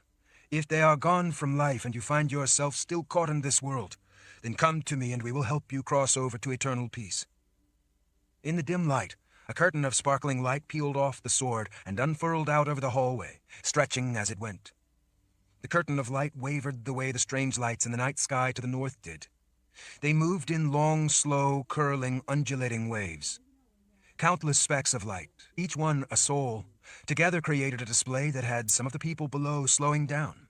Even some of the half-people glanced up. As the curtains of light drifted out over the hallway, Richard swung the sword. Go! Find where you belong! With that, the specks of light scattered. Many others began to drift downward like snowflakes in a dead still air. All the way down the halls, as far as Richard could see, the tiny specks moved out to find the ones to whom they belonged. Richard, Kahlan said in wonder, what in the world is that? What have you done? Remember the sanctuary of souls down in the keep?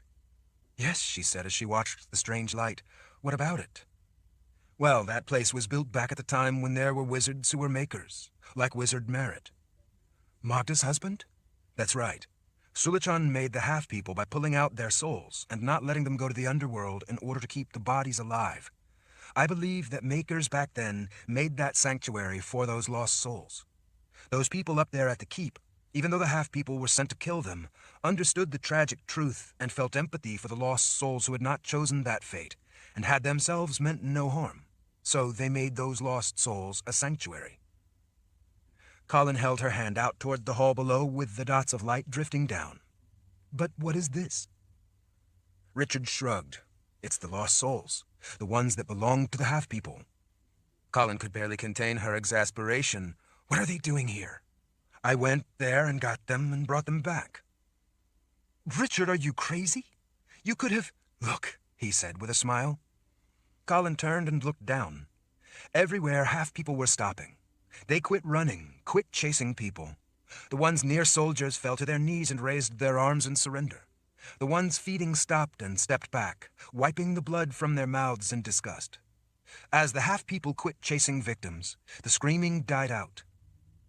Throughout the halls, all of the half-people slowed down and looked around in bewilderment or amazement or jubilation. Some started laughing with delight, looking at their own hands as if seeing them for the first time. Soldiers didn't quite know what to make of it, but as long as the half-people weren't trying to attack and eat them, they stopped hacking the half-naked people apart.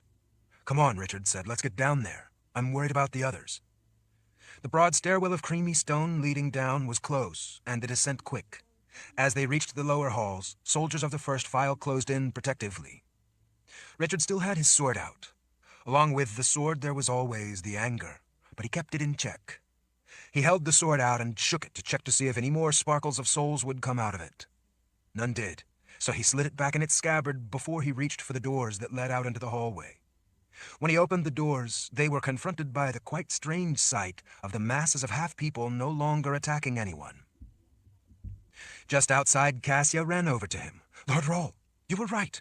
You did it. Mother Confessor, look. Cassia pointed out at the half-people milling around, blinking, laughing, crying, talking. That's why he left you and didn't say where he was going. I scolded him for not telling you. Yes, she did, Richard confirmed. Knight and Rika escorted Nathan and Nikki across the hall from one of the grand staircases leading up from the lower levels. Richard, Nikki called out, you're back. We were so worried. If you ever do anything like that again, I swear I will have you locked in a dungeon and only let Kahlan visit you once a week. Nathan peered around. Richard, would you happen to know what in the world is going on? Yes, what is happening? Nikki asked. It's the same down in the lower areas, near the crypts where they were getting in. There's been a battle raging down there for days, and then all of a sudden, the half-people simply stopped fighting. Almost together, almost all at once. They simply stopped. Cassia casually pointed a thumb back at the strange scene. Lord Rahl gave them their souls back. Nikki's jaw fell open. What? She pointed in alarm at his hip. How did you get your sword back? Richard, don't you dare tell me that you went back to the keep and you brought the sword back through the sliff? Well, actually, you can't do that. Richard, your life isn't worth the sword. Nikki was beside herself, hardly knowing what to complain about first. Richard, you were told how it would make the sickness grow, how it would bring you to the cusp of death, how... She looked up suspiciously. Why don't you look sick? Because I'm not. Why do you want me to be sick? Not believing him and ignoring his flippant remark, Nikki pressed her fingers to his temples. She withdrew her hands in astonishment and turned to Nathan. He's not sick. It's gone. Completely gone. She turned back to Richard. I could feel your gift. How is that possible? Richard took a deep breath. Do you want me to explain, or would you rather complain?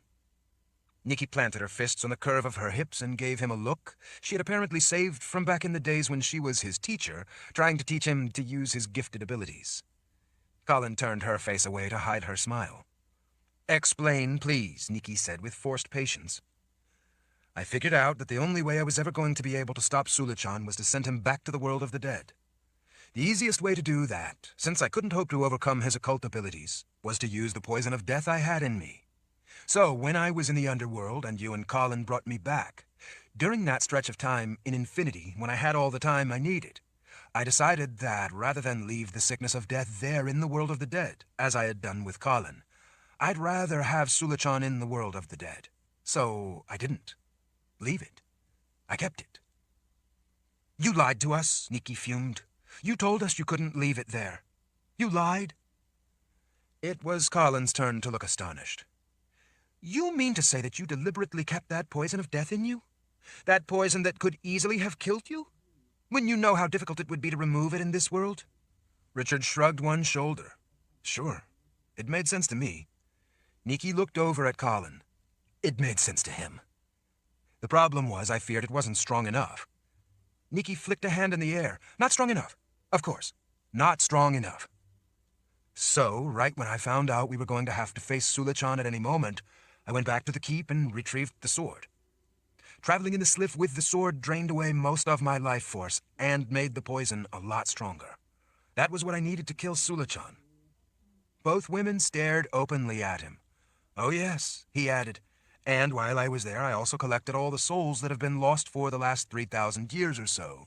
And he held out his hand to where the half-people were all cooperating with the soldiers who were collecting them together.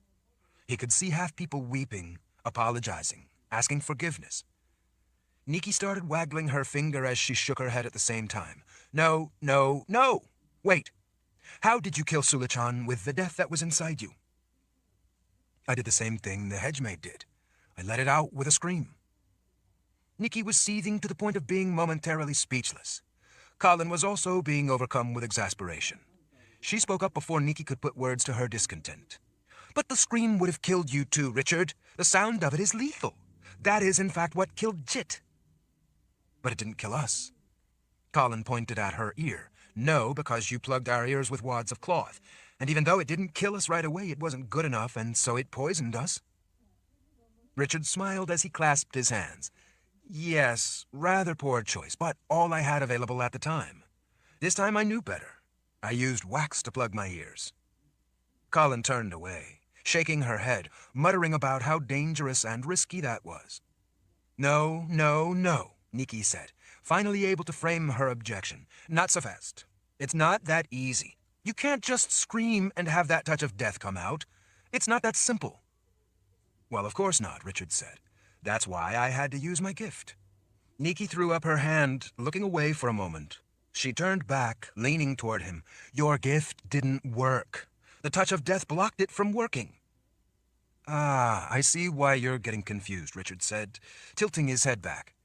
That was before. Before what? Before I fixed my gift so it would work to do what I needed.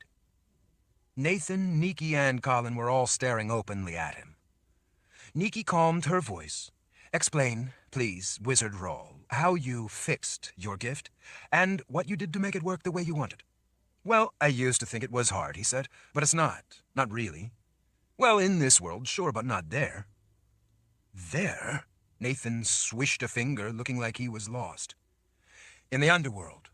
You see, when I went there to send Kahlan back to the world of life, I removed that taint of death from her and left it there.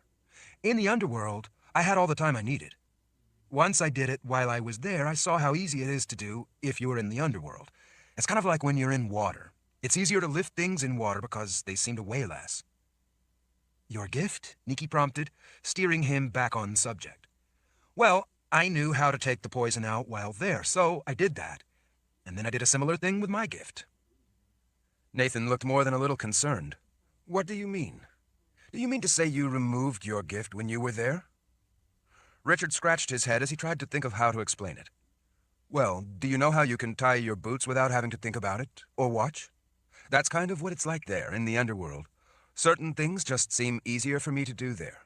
So what I did was to take out the poison, but hold on to it, and then take out all of my gift. Nathan was incredulous. Take out your gift? Well, to an extent. I kind of gathered it up because I wanted to concentrate it in one spot. It's connected to your spirit by all these thread-like structures. Some were broken or attached in the wrong place, so while I was at it, I fixed those.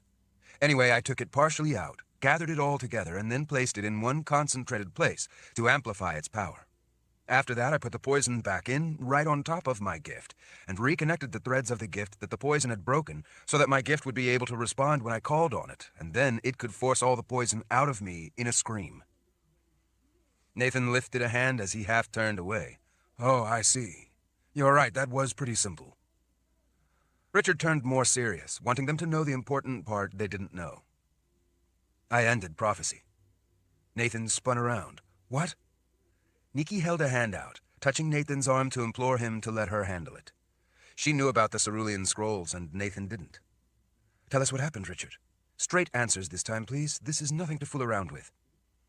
Richard nodded. You're right. We know from the Cerulean Scrolls that Regula is an underworld power. It's not supposed to be here in the world of life, any more than Sulachan. I talked to Regula, and it understood. It didn't like being here in this world where it doesn't belong. In a way, I guess you could say it was homesick. So, I killed it, which is actually what it wanted because that sent it back to where it belonged. I exposed the boxes of Orden, keyed to the sword, to the call of death, in order to link Orden into both worlds being pulled together in the spectral fold, along with the other elements that were releasing at the same time, in order to allow the power of Orden to complete the spectral fold that had been initiated by me using the sword previously, and by using the other side, death, which had been pulled into this world with Regula. You might say I brought both the worlds of life and death together for an instant, so they could realign properly. Death took Regula back into the world of the dead, and with it, prophecy. Regula, which is the power of prophecy, is now locked in the world of the dead, and with it prophecy, which therefore means prophecy died. Prophecy in this world is ended. With the spectral fold complete and the twilight count ended, it can't come back into the world of life any more than the dead can come back to life. At least, from here on out, the time when that could happen is over. The phase change is over. Sulachan can't ever come back. Nikki held her temples between her fingers on one side and thumb on the other. Thank you, Richard, for not telling Kahlan and me all of this before you left. Richard made a face. Really? Yes, because I would have killed you and then Kahlan would be a widow again. And she didn't like it the first time. Richard saw Kahlan smile. Lord Rahl knew that you would be angry with him when we left, but he had it all under control right from the beginning, Cassia said. He did he? Kahlan asked. Cassia nodded earnestly. He said that he would just ask for forgiveness later. Nathan laughed out loud. His laughter was infectious, and Kahlan couldn't keep herself from laughing with him. Nikki rolled her eyes. You did good, Richard. Really. I wish I could have taught you to do half of those things. One day you will have to teach me.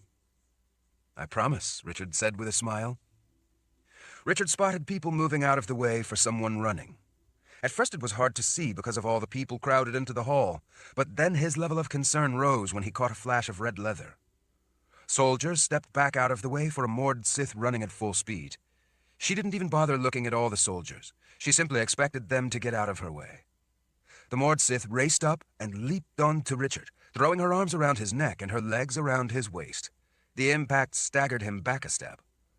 Lord Rahl! Lord Rahl! She squeezed the breath out of him. I heard you were back in the palace, but I was defending some people and couldn't come until now.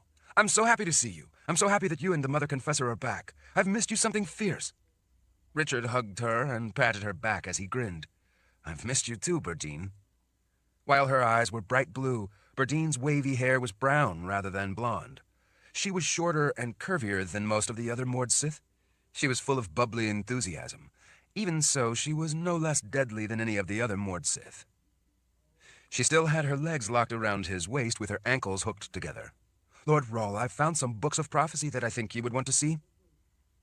We're going to have to talk about the books of prophecy. Berdine flicked her Aegil up into her hand. It works again. Did you fix it? Richard gave her a lopsided smile. I fixed it. She patted his chest. You are a good Lord Rahl. She turned to Kahlan. I'm so happy to see you back, Mother Confessor. We've all missed you. Nice to see you too, Berdine. Kahlan gestured at Berdine's legs around Richard. Leave some for me, will you? Berdine giggled and hopped down. Vika leaned closer. Lord Rahl, do you allow Mord Sith to hug you? Berdine grinned up at the taller woman. No, just me. I'm his favorite. We don't have favorites, Kahlan said. We love you all the same.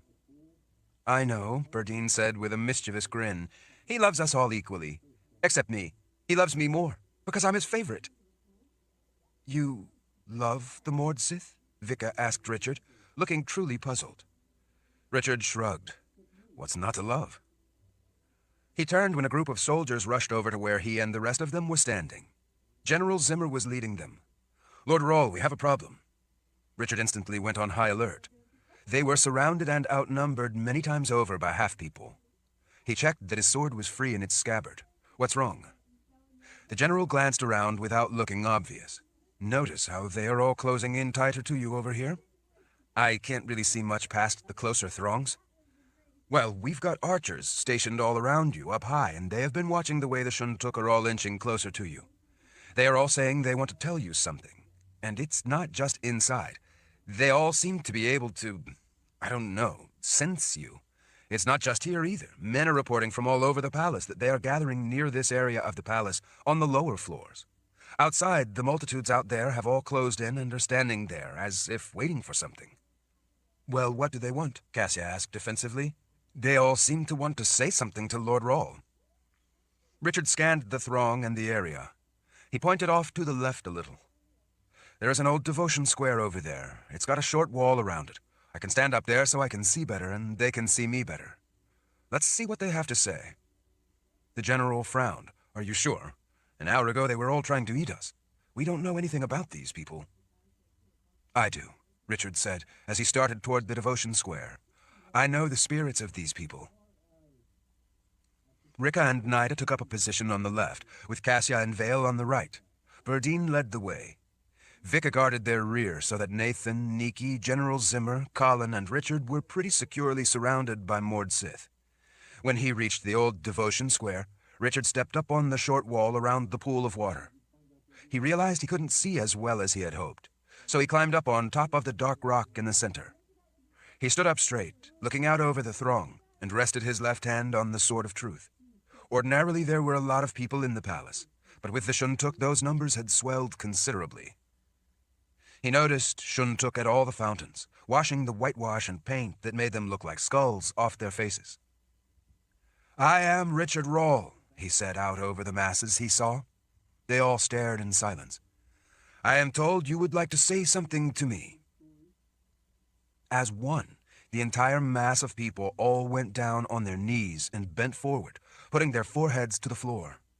And then, in one voice, every person in the vast halls, on every floor, and out on the plains said, Master Rawle, guide us. Richard was stunned at the thousands of voices all speaking as one. The sound was like rolling thunder. Master Rawle, teach us. Richard looked to Kahlan.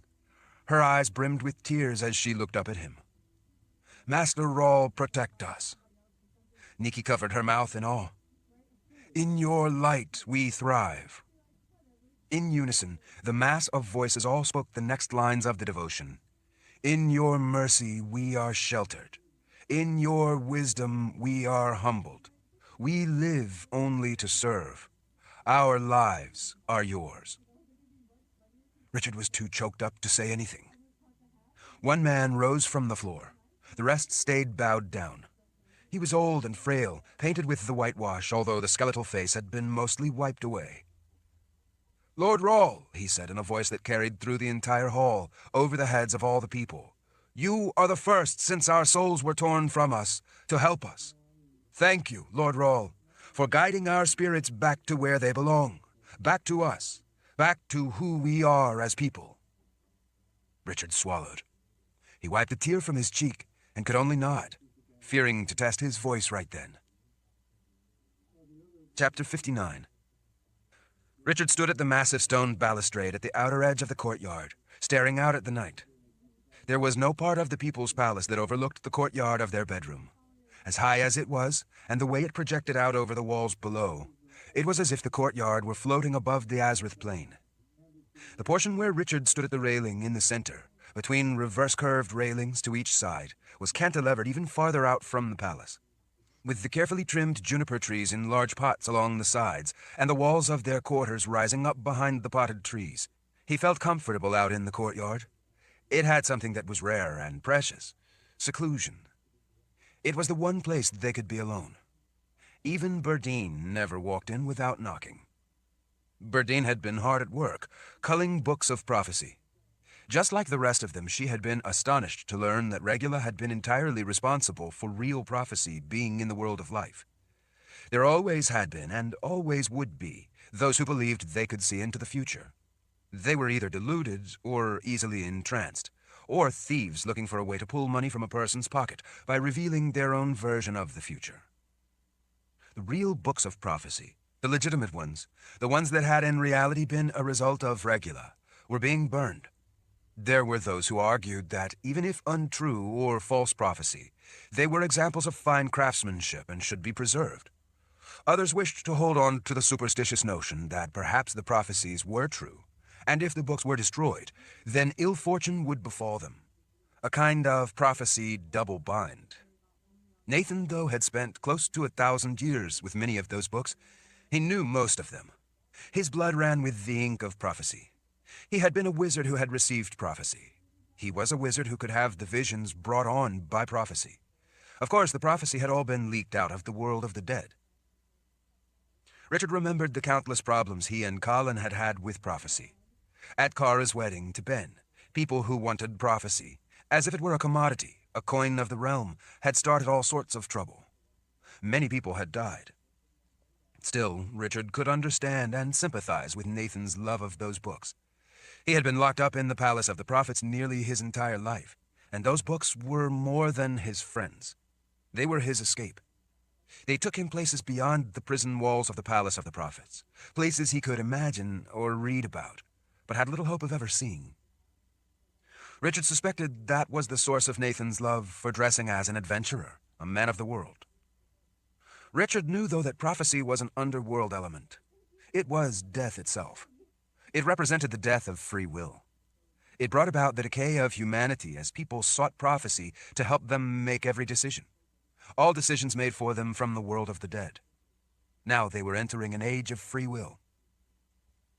Still, Richard understood Nathan's sadness at his old friends being burned. So Richard had told Nathan to pick any library he wanted in the palace, more than one if he wanted, and stock them with whatever books the old prophet wished to preserve. The rest were going to be burned. Prophecy was ended. Nathan, of course, was finally getting his chance to be a real adventurer, so books of prophecy very well might end up in his past. There were many places between the People's Palace and the Darklands that had been devastated by Emperor Sulichan, Hannes Ark, and the half-people rampaging across the lands. Nathan was to be Lord Rawl's official roving ambassador, visiting those places that were hit hard to see what could be done to help them. Many of the Shuntuk had volunteered to help in that task. Many more had wanted to go back to the only home they had known, in the Darklands. Richard missed Nathan already, and he had only been gone a few weeks. In a complete surprise to Richard, Kahlan had said she saw it coming from a mile away. Nikki had chosen to travel with Nathan for a time and keep him company, which, as far as Richard was concerned, meant keep him out of trouble. Richard thought it ironic that the Palace of the Prophets had always sent a sister with Nathan whenever he had to travel anywhere. With the sisters, it was always quite clear that they were his minders, and kept the man in an iron collar to control him. Richard hoped that Nikki could find true happiness in life. He had regretted seeing her leave with Nathan, but he had understood. He missed her as well. She said she didn't know how long she would be gone. It depended on how obnoxious a traveling companion Nathan turned out to be. Richard was actually a little surprised that she wasn't already back. But she would be. Cassia and Vale were delighted to be back at the People's Palace, under a new Lord Rawl. Cassia liked going on patrols with the men of the First File. The men didn't complain. Vale spent a lot of her time with Berdine. They whispered a lot to each other. Richard pretended not to notice, and they pretended they were fooling him. Vika was more than pleased to be back. It was a choice she had made for herself. Richard had given her not merely the chance, but the encouragement to make a hard choice for herself. The result, though, was that she had decided that she was the Mord Sith who ought to replace Kara as their closest protection. Richard, of course, had not been consulted in that decision. He had been informed of it. Truth be told, it suited him just fine. Vika had never again apologized for using her Aegil on him. He was glad of that, too. It was in the past. He was also glad that she understood that if she didn't stay in line, he would punish her in the way he promised. So far, she had stayed in line. Well, not in line, exactly. Vika actually only considered the line to be a suggestion. Richard wouldn't have it any other way. Richard and Kahlan had made a quick trip via the Sliff to the keep. Before she'd left, Nikki had used subtractive magic on Vika so that she could travel in the Sliff and protect them. At the keep, they had brought everyone up to date on everything that had happened. Much of the news had been a terrible blow to the sisters. It didn't fit with what they had been taught at the Palace of the Prophets. Verna, to her credit, had been a big help in putting it to the sisters in ways they could better accept. The biggest issue had been prophecy. Prophecy had been their lives. Richard couldn't make them believe the truth. He hoped that in time they would come to accept it. Richard had also given Verna a message from Warren. It had meant the world to her. She said that it made her feel like she could move on, really move on, and live her life. Richard and Kahlan hoped to soon travel back to Eidendrill, the keep, and the Confessor's Palace, then visit Heartland again. Kahlan glided up beside Richard and slipped a hand over his shoulder. When she pressed up against him, he realized she was not wearing much at all. "Are you coming to bed soon?" Richard nodded, then pointed in the direction of the northern sky. "Look there. Look at the northern lights.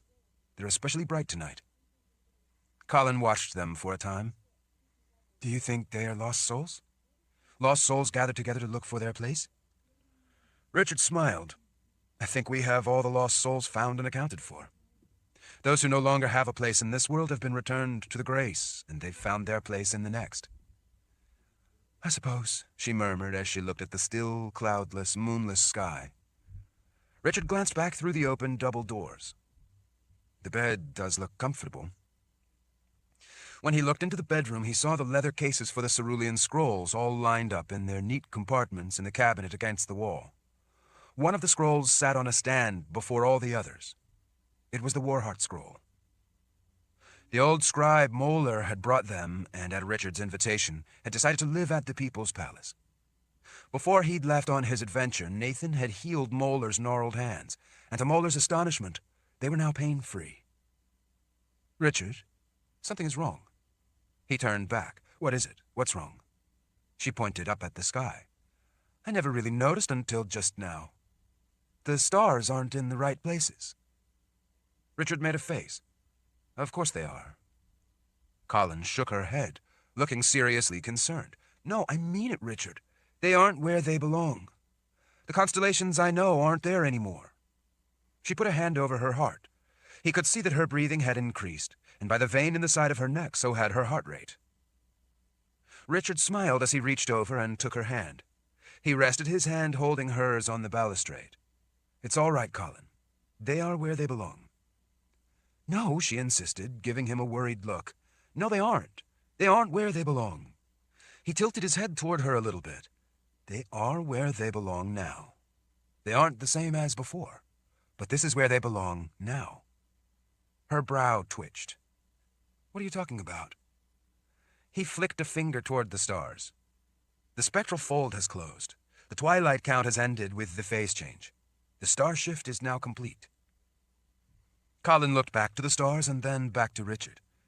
"You mean the stars will never be the way they were before?" "That's right. They will never be like they were before. This is the way they will always be from now on. We will have to name new constellations, learn new patterns." "And they will always be this way now? These positions will stay the same? We can count on these constellations staying put? This is the way our night sky will look from now on?" "That's right." She looked out at the night sky that was new to her. "That's actually pretty astounding." Richard leaned down and kissed her as they embraced. When they finally parted, both their breathing was a little faster. "So, if there has been a star shift, what does that mean for us now? What does it mean for us going into the future, especially now, without prophecy?" Richard shrugged. "It means it's the start of a new age." Kahlan gazed off at the sky. "A star shift and the start of a new age." She looked up into his eyes. "What sort of age do you think it is going to be?" Richard showed her a big smile. "With this star shift, everything has changed. This is the beginning of a new golden age." She smiled to herself. "I like the sound of that," she whispered. Kahlan frowned over at him then, looking skeptical again. "Are you sure that this is the start of a golden age?" Positive. I promise you, this is the start of a golden age. Wizards always keep their promises. Yes, they do. And yes, that is a promise that the first wizard, the Warheart, has just given you. End of Warheart by Terry Goodkind. Read by Andy Pyle.